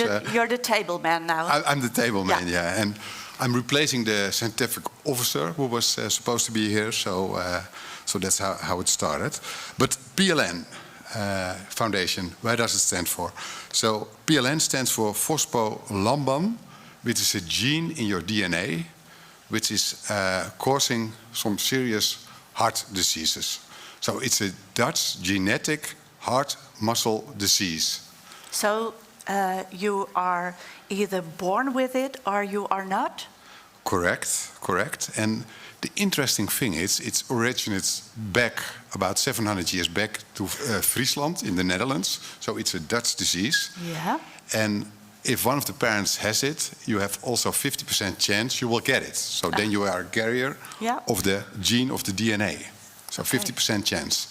So all the carriers in the Netherlands, but also abroad, so there are also a lot of people living abroad with PLN, are all one big family. All from Friesland. Exactly, all from Friesland. So there's a huge hub of people based in Friesland because they didn't move out. And there's another hub based in the northern part of North-Holland, close to Alkmaar. Okay, so may I ask, how did you get familiar with PLN? Yeah, to be honest, I never, probably like a lot of other people, I never heard about it. And that's also, maybe let me start with, that's also one of the things we want to do with the foundation. So we want to create awareness about the illness. Because at the moment, there are about 1,700 people in the Netherlands who are carriers of the disease. Yeah. Which are known they are carriers. But that's only 10% of the total people who are really carrying it. So only 10% knows he is wearing this DNA mistake. And what are the symptoms? So for that reason, it's very important to also to have the other 90% of the people. Yeah. So everybody is aware. And for example, I'm a carrier myself. Yeah. And I'm also carrying a pacemaker and an ICD. So it can really have some serious heart problems. Okay. Okay. So, and how do you know each other? That's a good question. Yeah. So as mentioned before, for the foundation, we want to create some more awareness. So I organized a huge flagship event a month ago at the Dutch Formula 1 circuit at Zandvoort. Yeah. It's called the Tick and the Clock Challenge. You can all see it on the internet, the tickandtheclockchallenge.nl. And it was just raising awareness, but also raising money, because we need to find a solution and a treatment for this disease. At the moment, there's nothing available. So we also, within the foundation, we have our own blood bank, and we also have a small biotech firm, and we are trying to find an affordable treatment for the issue, for the PLN. And we expect it will be there in 10 years from now, but we need about 1 million a year to get this treatment in place. So for that reason, I organized this flagship event. Yeah. And that was the link to your question. Yeah. So one of the large sponsors of the event was Miron. And also on the stand here. Also on the stand here. So the link with Richard and with this whole event is Wilfred Bonenschaker from Miron. Yeah. And so I told him about PLN, and he said, yeah, but it has to do with calcium, it has to do with magnesium. What can we do about it? So he introduced me, and that's how it started. But maybe, Wilbert, you can elaborate also a little bit more on what happened and what's the link. Is it okay if I use your mic then? Yeah. I'm going to Wilbert. So Wilbert, you were also on that day in Scheveningen? Zandvoort, huh? Yeah, and it was a little bit black humor. You called it a family day, eh? Correct. Maybe we come to that later. So, Wilbert. Yeah, the link is that the shareholders of Maren are Even and Even de Boer. We have the same name. And one of the Evens has also the PLN Gen. And that's the reason we sponsored the Tick the Clock Challenge. That's the important reason. So that's the link. And I said, Richard, you have to get in contact with Annette Linders. And they had a real good conversation about magnesium and the PLN. And that's also the reason that I met Boudewijn. And Boudewijn is here today. And now they're sitting on the magnesium table. They're sitting now at the magnesium table. Good job. Thank you. Yeah. Thank you. So, Richard. Yeah, that's a link to explain a little bit more about, because Wilbert should not be Wilbert if he did not ask me after he heard for the first time about PLN. I may suppose that. Of course, he came to me with the question, Richard, do you know if there is a connection between PLN and magnesium? And magnesium I did hear about, but PLN, I thought, what did you say? PLN. Yeah, but you're a doctor. But you didn't know the PLN, so it's really... I never heard about the PLN. Yeah. So I told Wilbert, I don't know if there is, but Wilbert should not be Wilbert without asking such a thing. I should not be Richard without wanting to research that. Yeah. So I put my head into it and I found out phospholamban. This is a damaged gen. And that means that there is, to make a long story short for you, but I will come to the magnesium point, that means that there is, in especially the heart tissue, there is a too high influx of calcium continuously. And then I thought, too high influx of calcium. Well, you all know about that now, especially after Andrea's lecture also, what it means when cells are confronted with a continuous too high calcium influx, whatever the reason is. So I thought this is very interesting. How will it be with patients with this too high calcium influx when on top of that they also suffer for a magnesium deficiency, which is probably half of the population. Mm-hmm. Yeah. And then I found a very long story. I recapped it, but in this morning my printer jammed, unfortunately. But Even at the best doctors, something like that happens. To cut short a long story, you can imagine that in this heart muscle cells, if there is continuously a too high calcium influx and on top of that a magnesium deficiency, it could help to redress already this magnesium deficiency, because that will anyway diminish the calcium influx. And the same applies to the tissue, the nerval tissue of the heart, sinus knoop, sinus node, which causes, I should state it differently, which after such a continuous too high calcium influx could be dysfunctional. And this is also why you have this device against arrhythmics. And this is, for me, since I heard about it, a very nice example of how on conferences like this, science meets science. I, as a medical doctor, never heard about PLN. Now I know about it. Your science officers, they never heard about the importance of magnesium for patients with PLN. So now it's like this. Of course, and there should be done further research on this, and so science grows, and we get to know some more and more.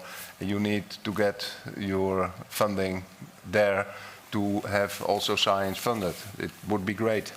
Yeah, correct. So we need to do a lot of additional research, but I think this is really interesting link. I'm not a doctor myself, but we have the biotech firm, and we tried also to finance interesting studies and research.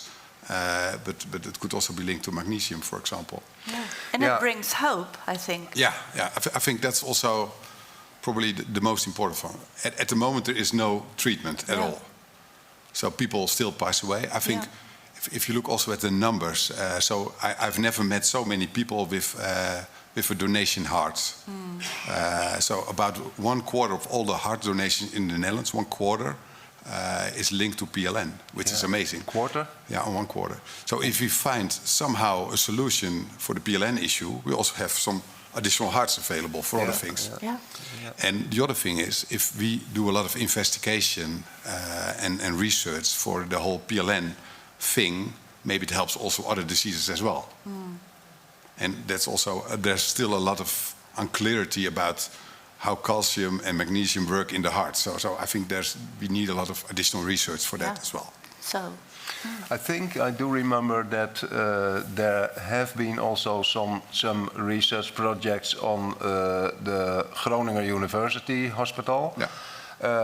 And Stefan Bakker will lecture here as the last speaker later. He is from UMCG Groningen. And it could be interesting to see if there can be a magnesium PLN related study. If it was to begin just to see if there is any effect of magnesium supplementation for patients known with PLN. The interesting thing is, one of the expertise centers for PLN in the Netherlands is UMC Groningen, Utrecht and Amsterdam, so the academic hospitals. And they are working closely together. And they were all presented also at the event a month ago. So teams from the different hospitals, which was really nice. Good. Well, I wish you and the foundation PLN all the best. And thank you for joining us today. Can I get a round of applause, please? Thank you.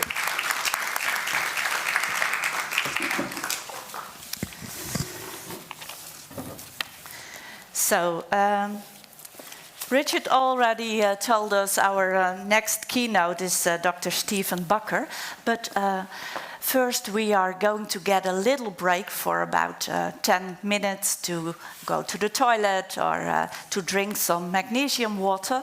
And I will see you in about 10 minutes for our final keynote. Thank you.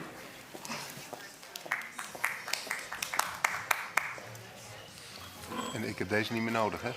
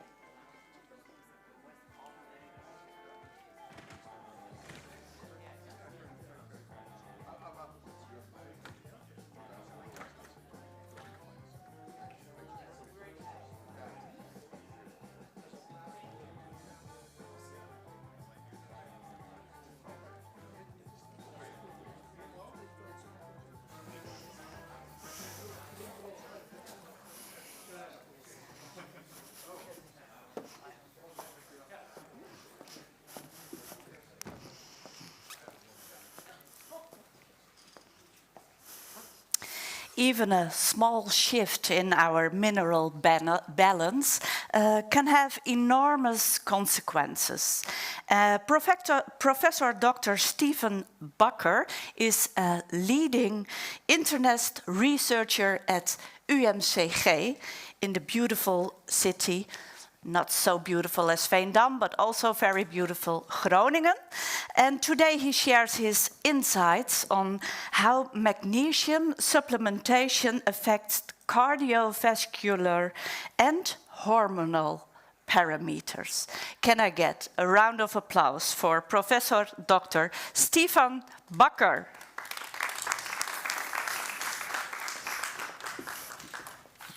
Here's your water, sir. Yeah, thank you. Thank you for asking me to talk about magnesium and the studies that I did in this field. I must tell you, I'm a nephrologist. I'm specialized in kidney disease and kidney transplantation, and very interested in nutrition for these people because they have a lot of drugs, of course, a lot of medication, but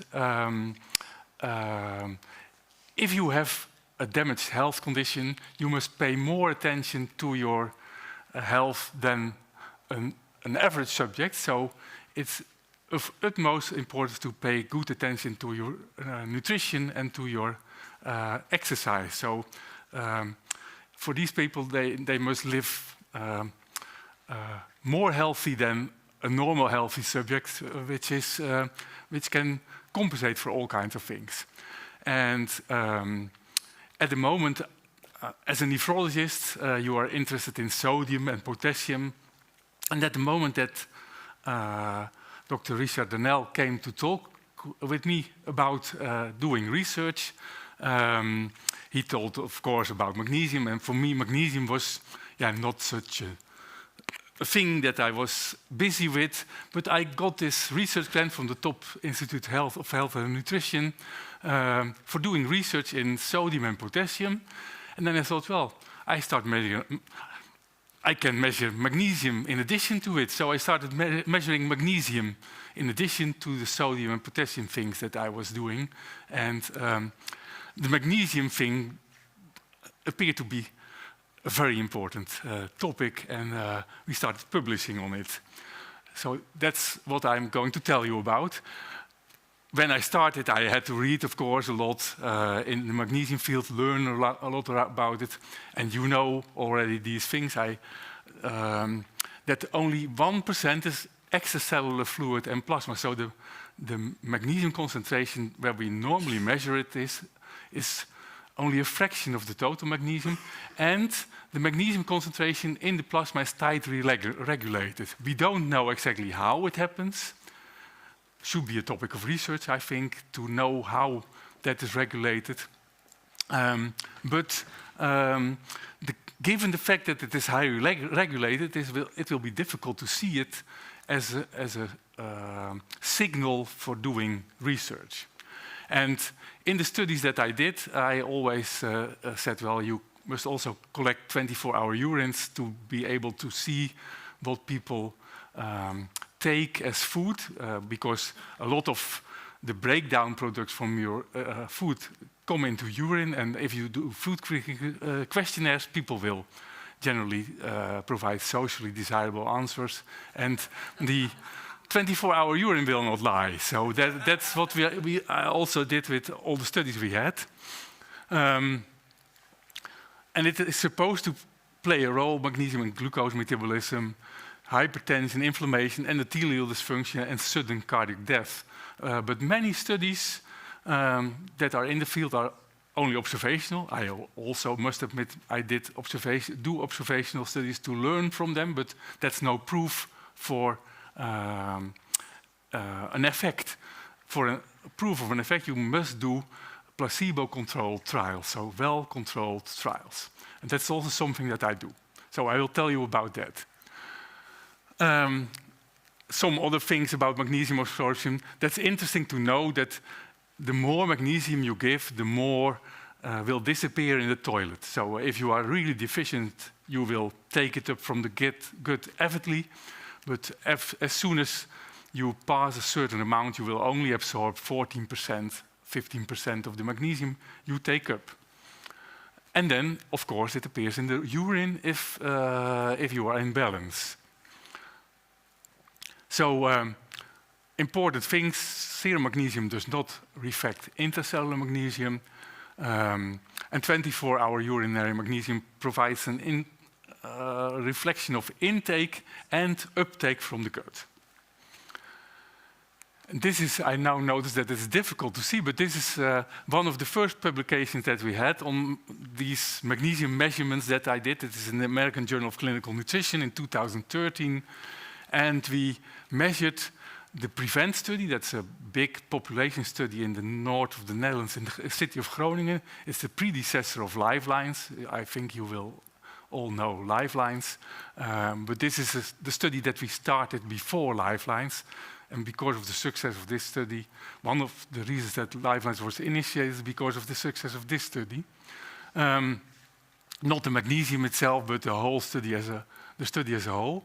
And we measured in the serum samples of more than 7,000 participants that we had, and the urine samples of more than 7,000 participants that we had at baseline in samples collected in 1997, 1998, to see whether we could predict death from cardiovascular causes in these people. And what we found is that here you see the association of urinary magnesium with a risk of dying from ischemic heart disease.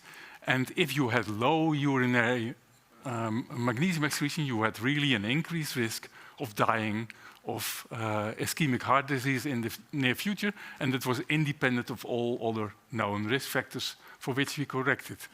Importantly, we found no association with circulating magnesium. So it's important to know how much magnesium is in the food and how much is taken up in the gut.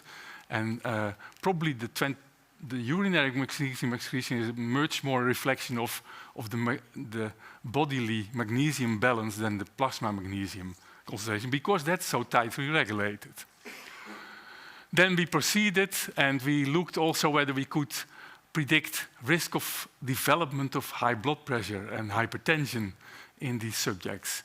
And this was published in a Hypertension, a well-renowned journal, and it was the same population. Of course, we only examined people who had no high blood pressure at baseline, the people who were free from hypertension, and we looked whether we could predict whether they developed hypertension. And indeed, again, 24-hour urinary magnesium excretion was strongly associated with the risk of developing hypertension in these people. Then we came to the fact, how can this be? If you find these things, there must be something with cardiovascular disease, but at that time we didn't know what it could be so much. And it could be antagonism of vascular calcification, because you have magnesium is a calcium antagonist, or because of antagonism of development hypertension, or a combination of both. So we wanted to test this hypothesis, and we started an intervention study with magnesium supplementation, double-blind, placebo-controlled. and some of the people in the audience have participated in the oh no, this was a predecessor of that study.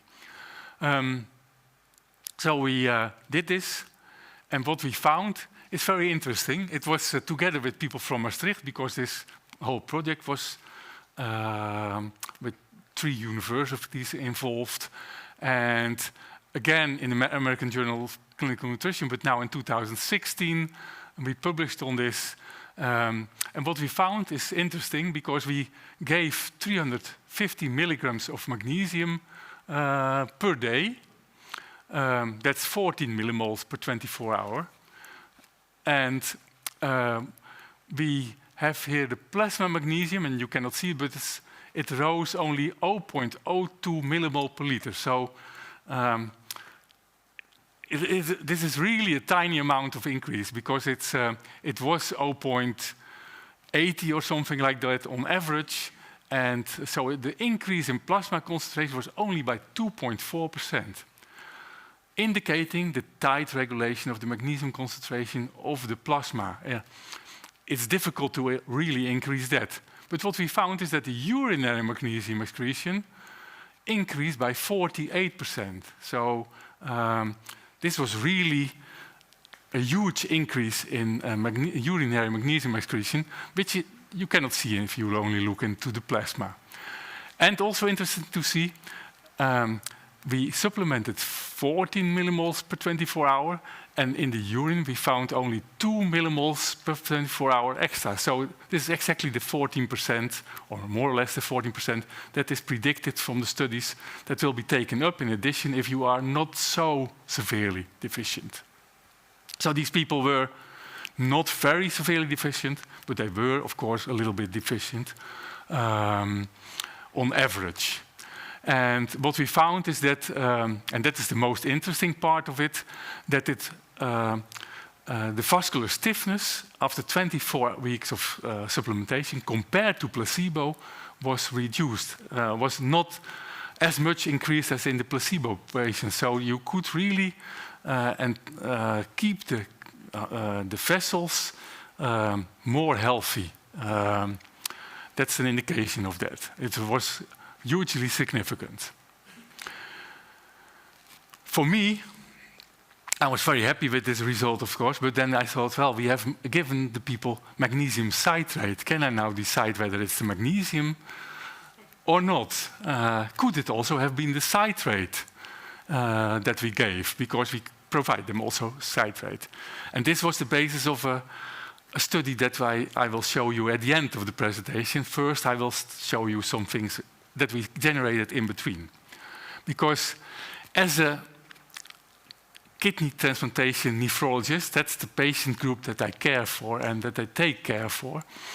And the interesting thing about kidney transplantation patients is that they take chronically immunosuppressive drugs and prednisolone, and that's damaging the stomach. So we give them protective drugs to protect the stomach from being damaged, and that's proton pump inhibitors. They reduce the acid excretion in the stomach, but at the same time they reduce the magnesium absorption from the gut quite severely. Proton pump inhibitor use is very well known for giving hypomagnesemia. And in addition to that, we give them tacrolimus. That's one of the immunosuppressive drugs that we give, and that's inhibiting the reabsorption of magnesium by the kidney. So in the kidneys, they provide ultrafiltrate. So if the kidneys filter by generating ultrafiltrate, and from this ultrafiltrate, that's 180 liters per day, you will generate 2 liters of urine, and the magnesium is reabsorbed normally from the ultrafiltrate, so that there is not too much magnesium in the urine. And we inhibit it with this drug, so they have a poor reabsorption of magnesium, and they lose it. So we have, on average, we don't blink with our eyes if people have a magnesium of 0.50 in the circulation. So we have a lot of really severe hypomagnesemia in the patients. And we wanted to, well, I was measuring magnesium anyway everywhere, so we looked into this to survival in renal transplant recipients. I think it was in 700 stable renal transplant recipients. We measured magnesium in plasma, in urine, and we measured calcification propensity. That was, at that time, a new kind of test. You can measure in the serum how quickly calcium crystals are forming. We looked whether that was predictive of mortality. One of the factors that we found is that this calcification propensity score, of which not so much was known at that time, it's really a measurement. You have your serum and you put some things in it, and then you look how quickly crystals are being formed. And that was really dependent on magnesium and phosphate. High phosphate would really drive this calcification, and low magnesium in the circulation would also accelerate it. High magnesium really protects from it.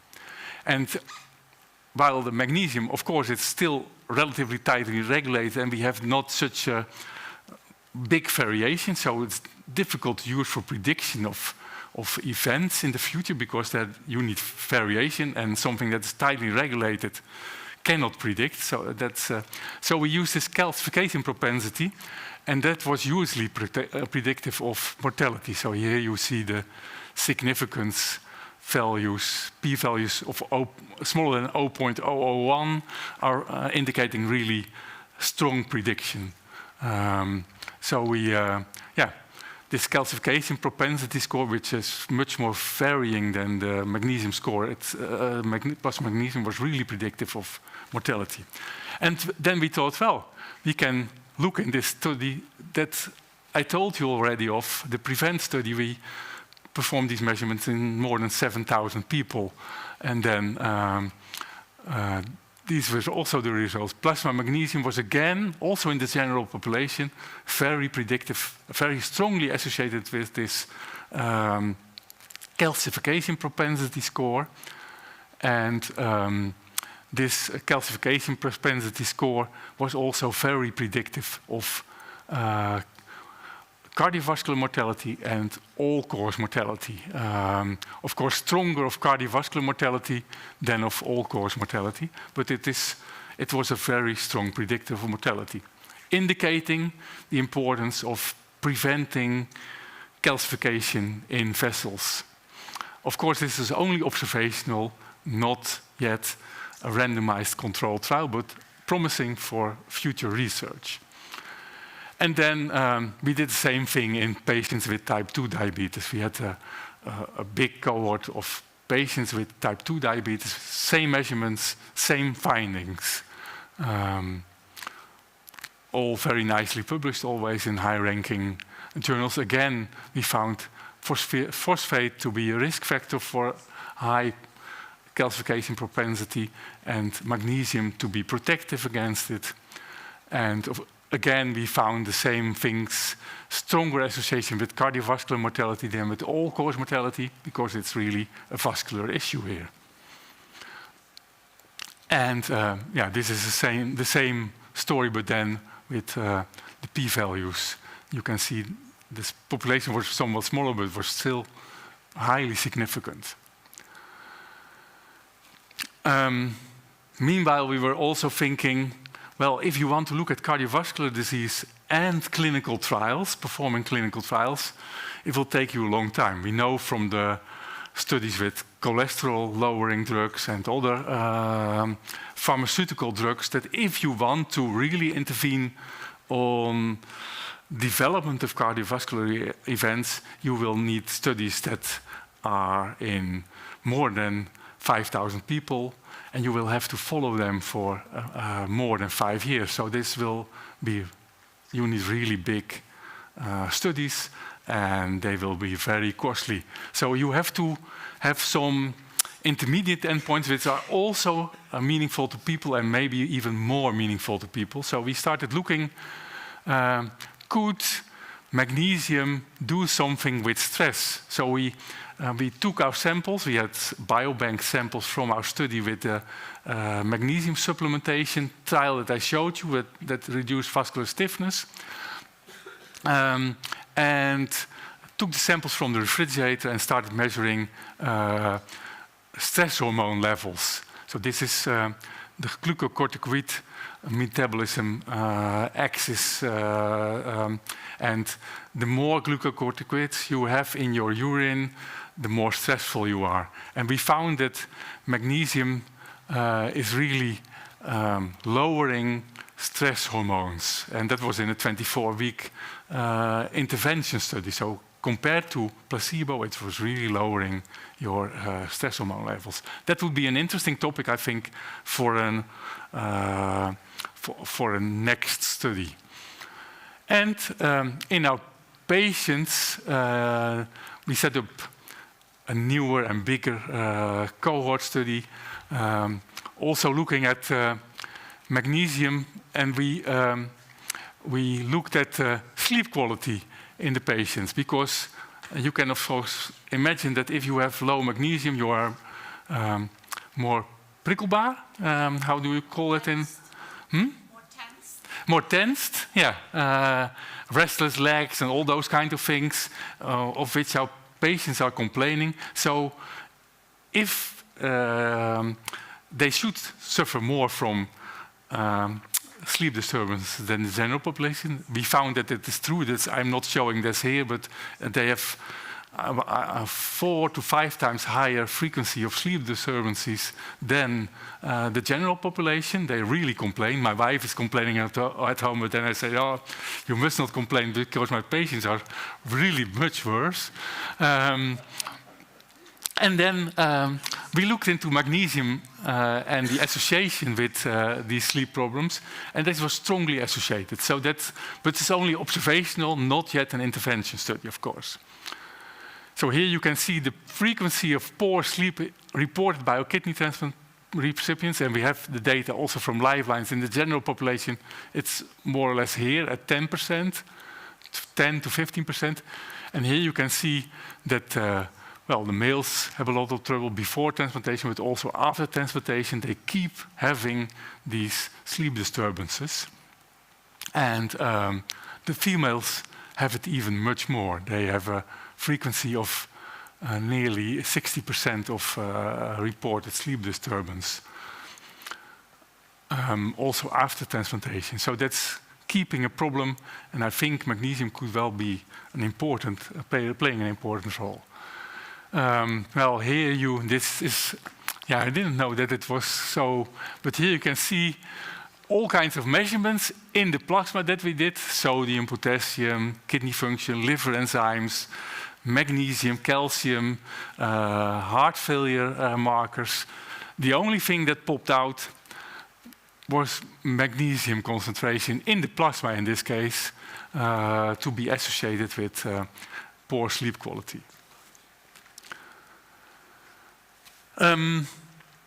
This is the trial that I was telling you about, that I did because I was doubting, well, not doubting, but wanted to know, is it magnesium citrate, the citrate, or the magnesium in the magnesium citrate that was doing the trick?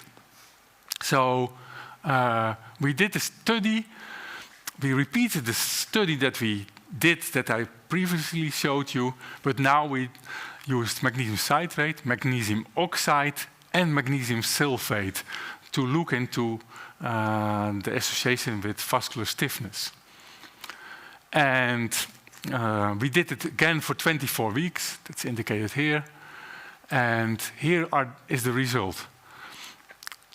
This was in a journal of the American Heart Association, and they were really rigid. They said, well, you have said that you will look into this, and this you have to report upon. And it was negative. So overall, we had two measures of vascular stiffness, and they were both, there was no signal. It was negative. So that was a little bit disappointing. Neither magnesium citrate, nor magnesium oxide, nor magnesium sulfate improves the vascular stiffness at the level of 24 after 24 weeks compared to placebo. But I will tell you more on it later on. We also looked into plasma magnesium, of course, and urinary magnesium.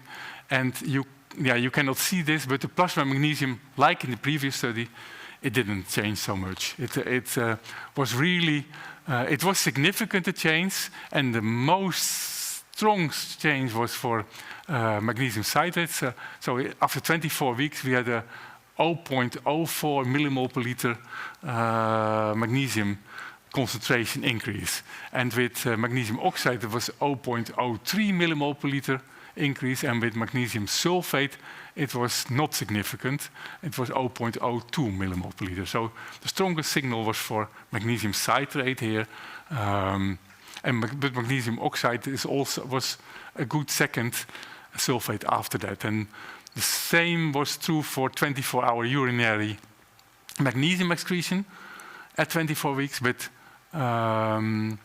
with magnesium citrate, it increased most. It was by 3 millimole per 24 hour, so really a good increase. And with magnesium oxide, it was slightly above 2 millimoles per 24 hours. And for magnesium sulfate, it was 2 millimoles per 24 hours. So indicating that magnesium citrate is probably best reabsorbed from these three competitors, but they were all not bad. And here is the important thing. You cannot see it, but it was looking at subgroups in our study. Were there subgroups in which vascular stiffness was improved compared to placebo? And this was, because it was a secondary analysis, it was only in supplements, and it's something that we should repeat in other groups. But we found that people who had at baseline already a poor vascular stiffness, indicating that the process of vascular calcification was going on already in them more severely than in the others, they had benefit. And it was also the people who had more dyslipidemia and tended to have more diabetes. So the people who had vascular disease at baseline, they would benefit, and the people who were really free from it, we should have selected more on people who had a damaged vascular system to be able to show the benefits within 24 weeks, because we have to realize we want to show something in 24 weeks that is a lifelong process. So it's very difficult to show this. So if you want to show it, you should do much longer studies, or in subjects who have this process really strongly going on, and then you can see that you can inhibit it. The kidney transplantation patients would be a fantastic population for this, because they have low magnesium because of the drugs we give them. They have severe vascular calcification on average, and there is a great need in that. And it would provide human evidence on benefits for magnesium. So the conclusion is magnesium seems to protect against vascular calcification, but we haven't proven it yet. It's difficult to show in placebo-controlled clinical trials because it's a slow process which takes a life, in fact, to develop. And so it should be done against the background of rapid progression. Sleep quality, and stress seem interesting endpoints, intermediate endpoints for clinical studies. And kidney transplant recipients, I think it's a very interesting human model that we provide with the drugs that we have to give them to prevent rejection of the organ. That's what I wanted to tell. Professor Dr. Stefan Bakker, yeah. Any questions, remarks? Yeah, Dr. Andrea. Well, I just have a couple of questions. Fascinating work. Thank you so much for taking time to present it to us. On the transplant and the sleep disturbance. I have often thought that in a case of a person who is maybe somewhat or quite magnesium deficient, when they have to go under a stressful medical procedure, that stress, in fact, lowers their magnesium state. And I'm wondering if what you think about that, because I'm thinking that it makes the more poor sleep quality after the transplant might be somehow tied to that. And I'd like to know your thoughts on that. Professor Bakker. Oh, I have my microphone, of course, yeah. I was forgetting about it, wanted to reach out for your microphone. I think you're right. It's multifactorial. Magnesium, I think it plays a role. It will not be the only thing. We provide stress hormones to them after transplantation because we give them corticosteroids to prevent rejection. And that's the ultimate stress hormone. So many people are complaining about that it's keeping them restlessness. But of course that could be dampened a little bit by if you would not have the magnesium depleted. And after a while, after a year, I showed you that in the women it was still the same, and then the stress hormones that we give them are very low. So, and they are not having the stress of the transplantation and those kind of things anymore. So there must be more than only the stress, I think. Yeah. More questions, remarks? I come with you. Yeah, sure. And on the one where you tested the sulfate and the oxide and the citrate, what magnesium elemental dose did you use in those? And do you think perhaps if you had, I know 24 weeks is a long time, maybe you titrated up on that, might you have seen an effect? Titrated up the magnesium dose. I understand your point. We gave them 450 milligrams of magnesium per day. It's high, she says. Yeah, that was because in the former study we didn't dare to do more than 350. But in fact, when we looked at the complaints of diarrhea and those kind of things that you would expect, it wasn't that much with 350 milligrams. And I thought, well, then we go higher. So we used 450 milligrams per day. Yeah. Have you ever thought of trying transdermal magnesium? Transdermal. Yeah, I've been talking about it with Richard a lot, and I would love to do a study on looking whether transdermal magnesium is really entering the body. I think with the urine readout, we have a perfect readout to see whether there is indeed an increase if you put someone in a bath, and but we didn't do that study yet. In the small study that we did, that was just 20 people. It was small, but we found a much higher variance in the serum. I mean, the urinary, 24-hour urinary magnesium. That was really a big difference compared to the placebo cream that the people used. And just after 2 weeks, I was really amazed by that. Didn't really know what I was looking at to comment on it. And so I hope that that you might try a study where you're taking similar patients and that you have one group, of course, a placebo control, and that you have a transdermal magnesium and you have an oral supplementation and see what kind of changes you see in the urinary magnesium and so on. I think that'd be very interesting. And the plasma. Yeah. I would love to do that, but you need finances for that. That's the problem. Yeah. That would be more for research. Yeah. Another question, remark. Yes, I'm very interested in your observations between magnesium, potassium, and sodium, and also calcium. When you have the heart cell and you get up your magnesium concentration, there is an effect, of course, on the calcium inside the cell is going out to the blood. Yeah. So there's the effect of calcification is attacked.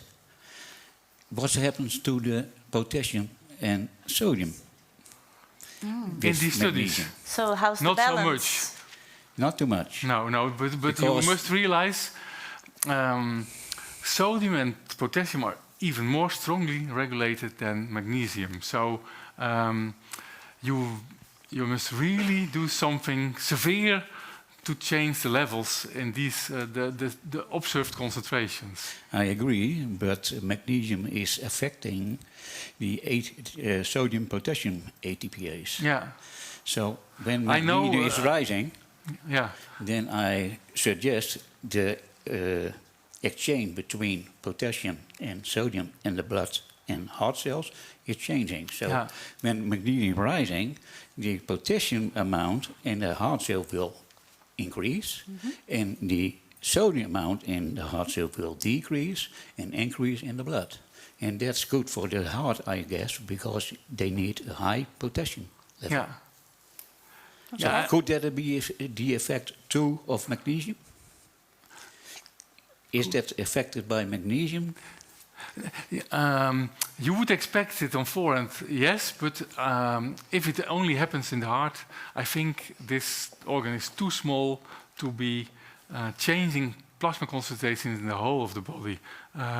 We have looked, of course, in the studies whether there was change in magnesium, change in calcium, change in potassium, and change in sodium. Nothing.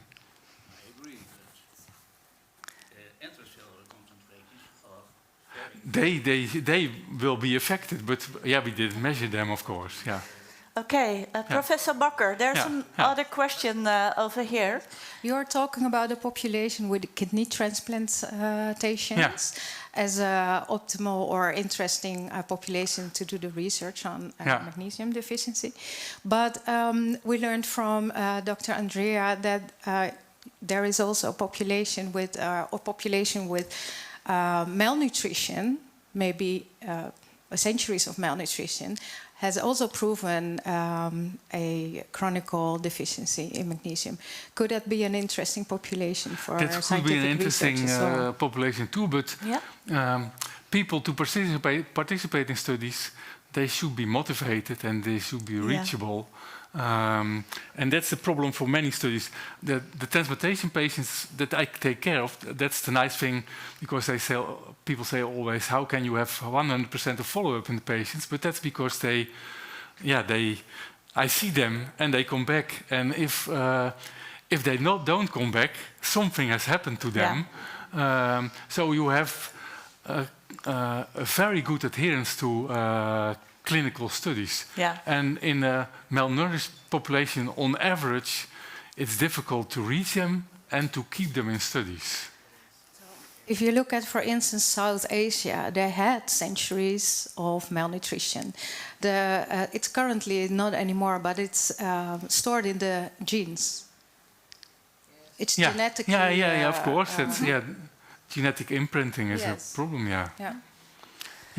It takes generations for it to disappear. That's the Dutch hunger strike has the same thing. Yeah.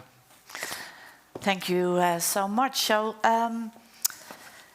we had a long day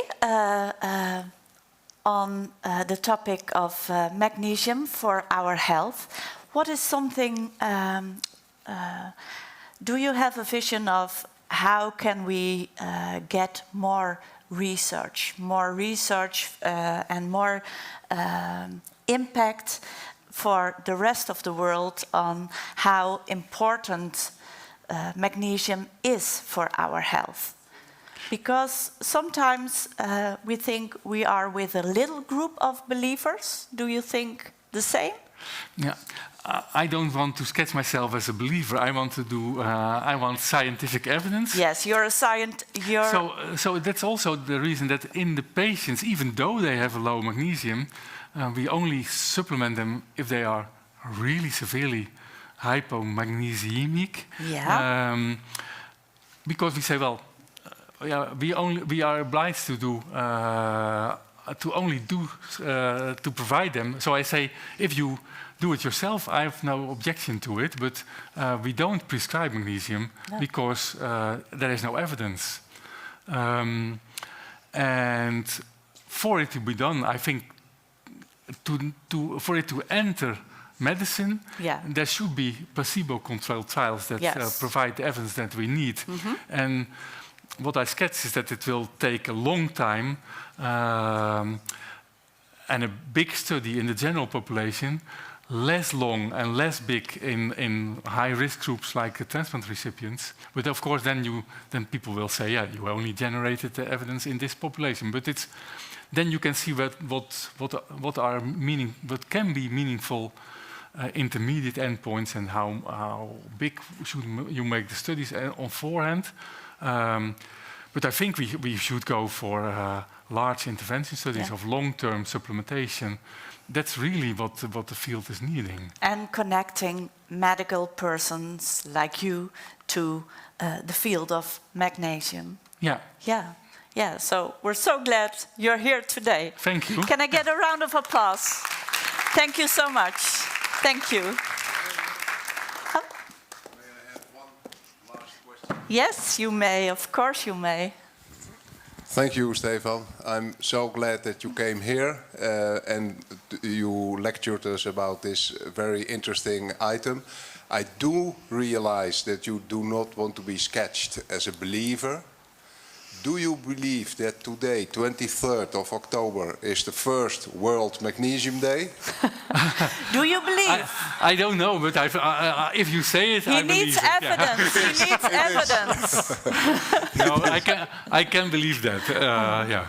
Okay, thank you. It is. It is. Thank you, Professor Stefan Bakker. Thank you so much.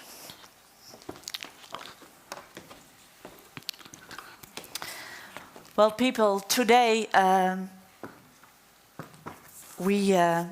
today has shown us how important magnesium is for our body and for our health.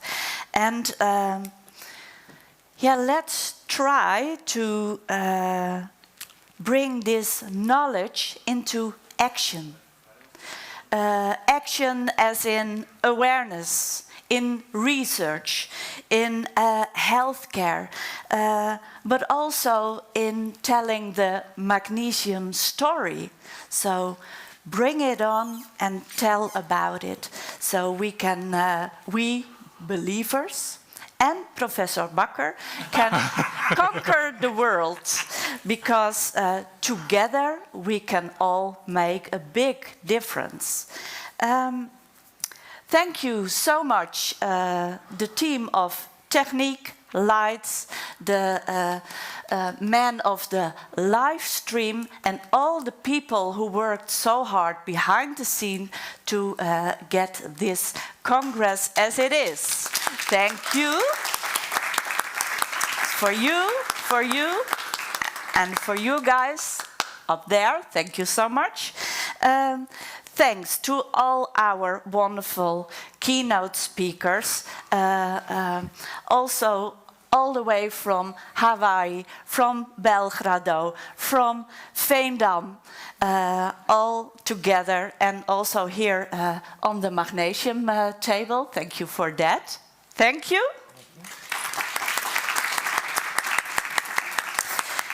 And thank you all for your presence and for your engagement. I wish you all the health and all the magnesium in the world. Thank you. Thank you.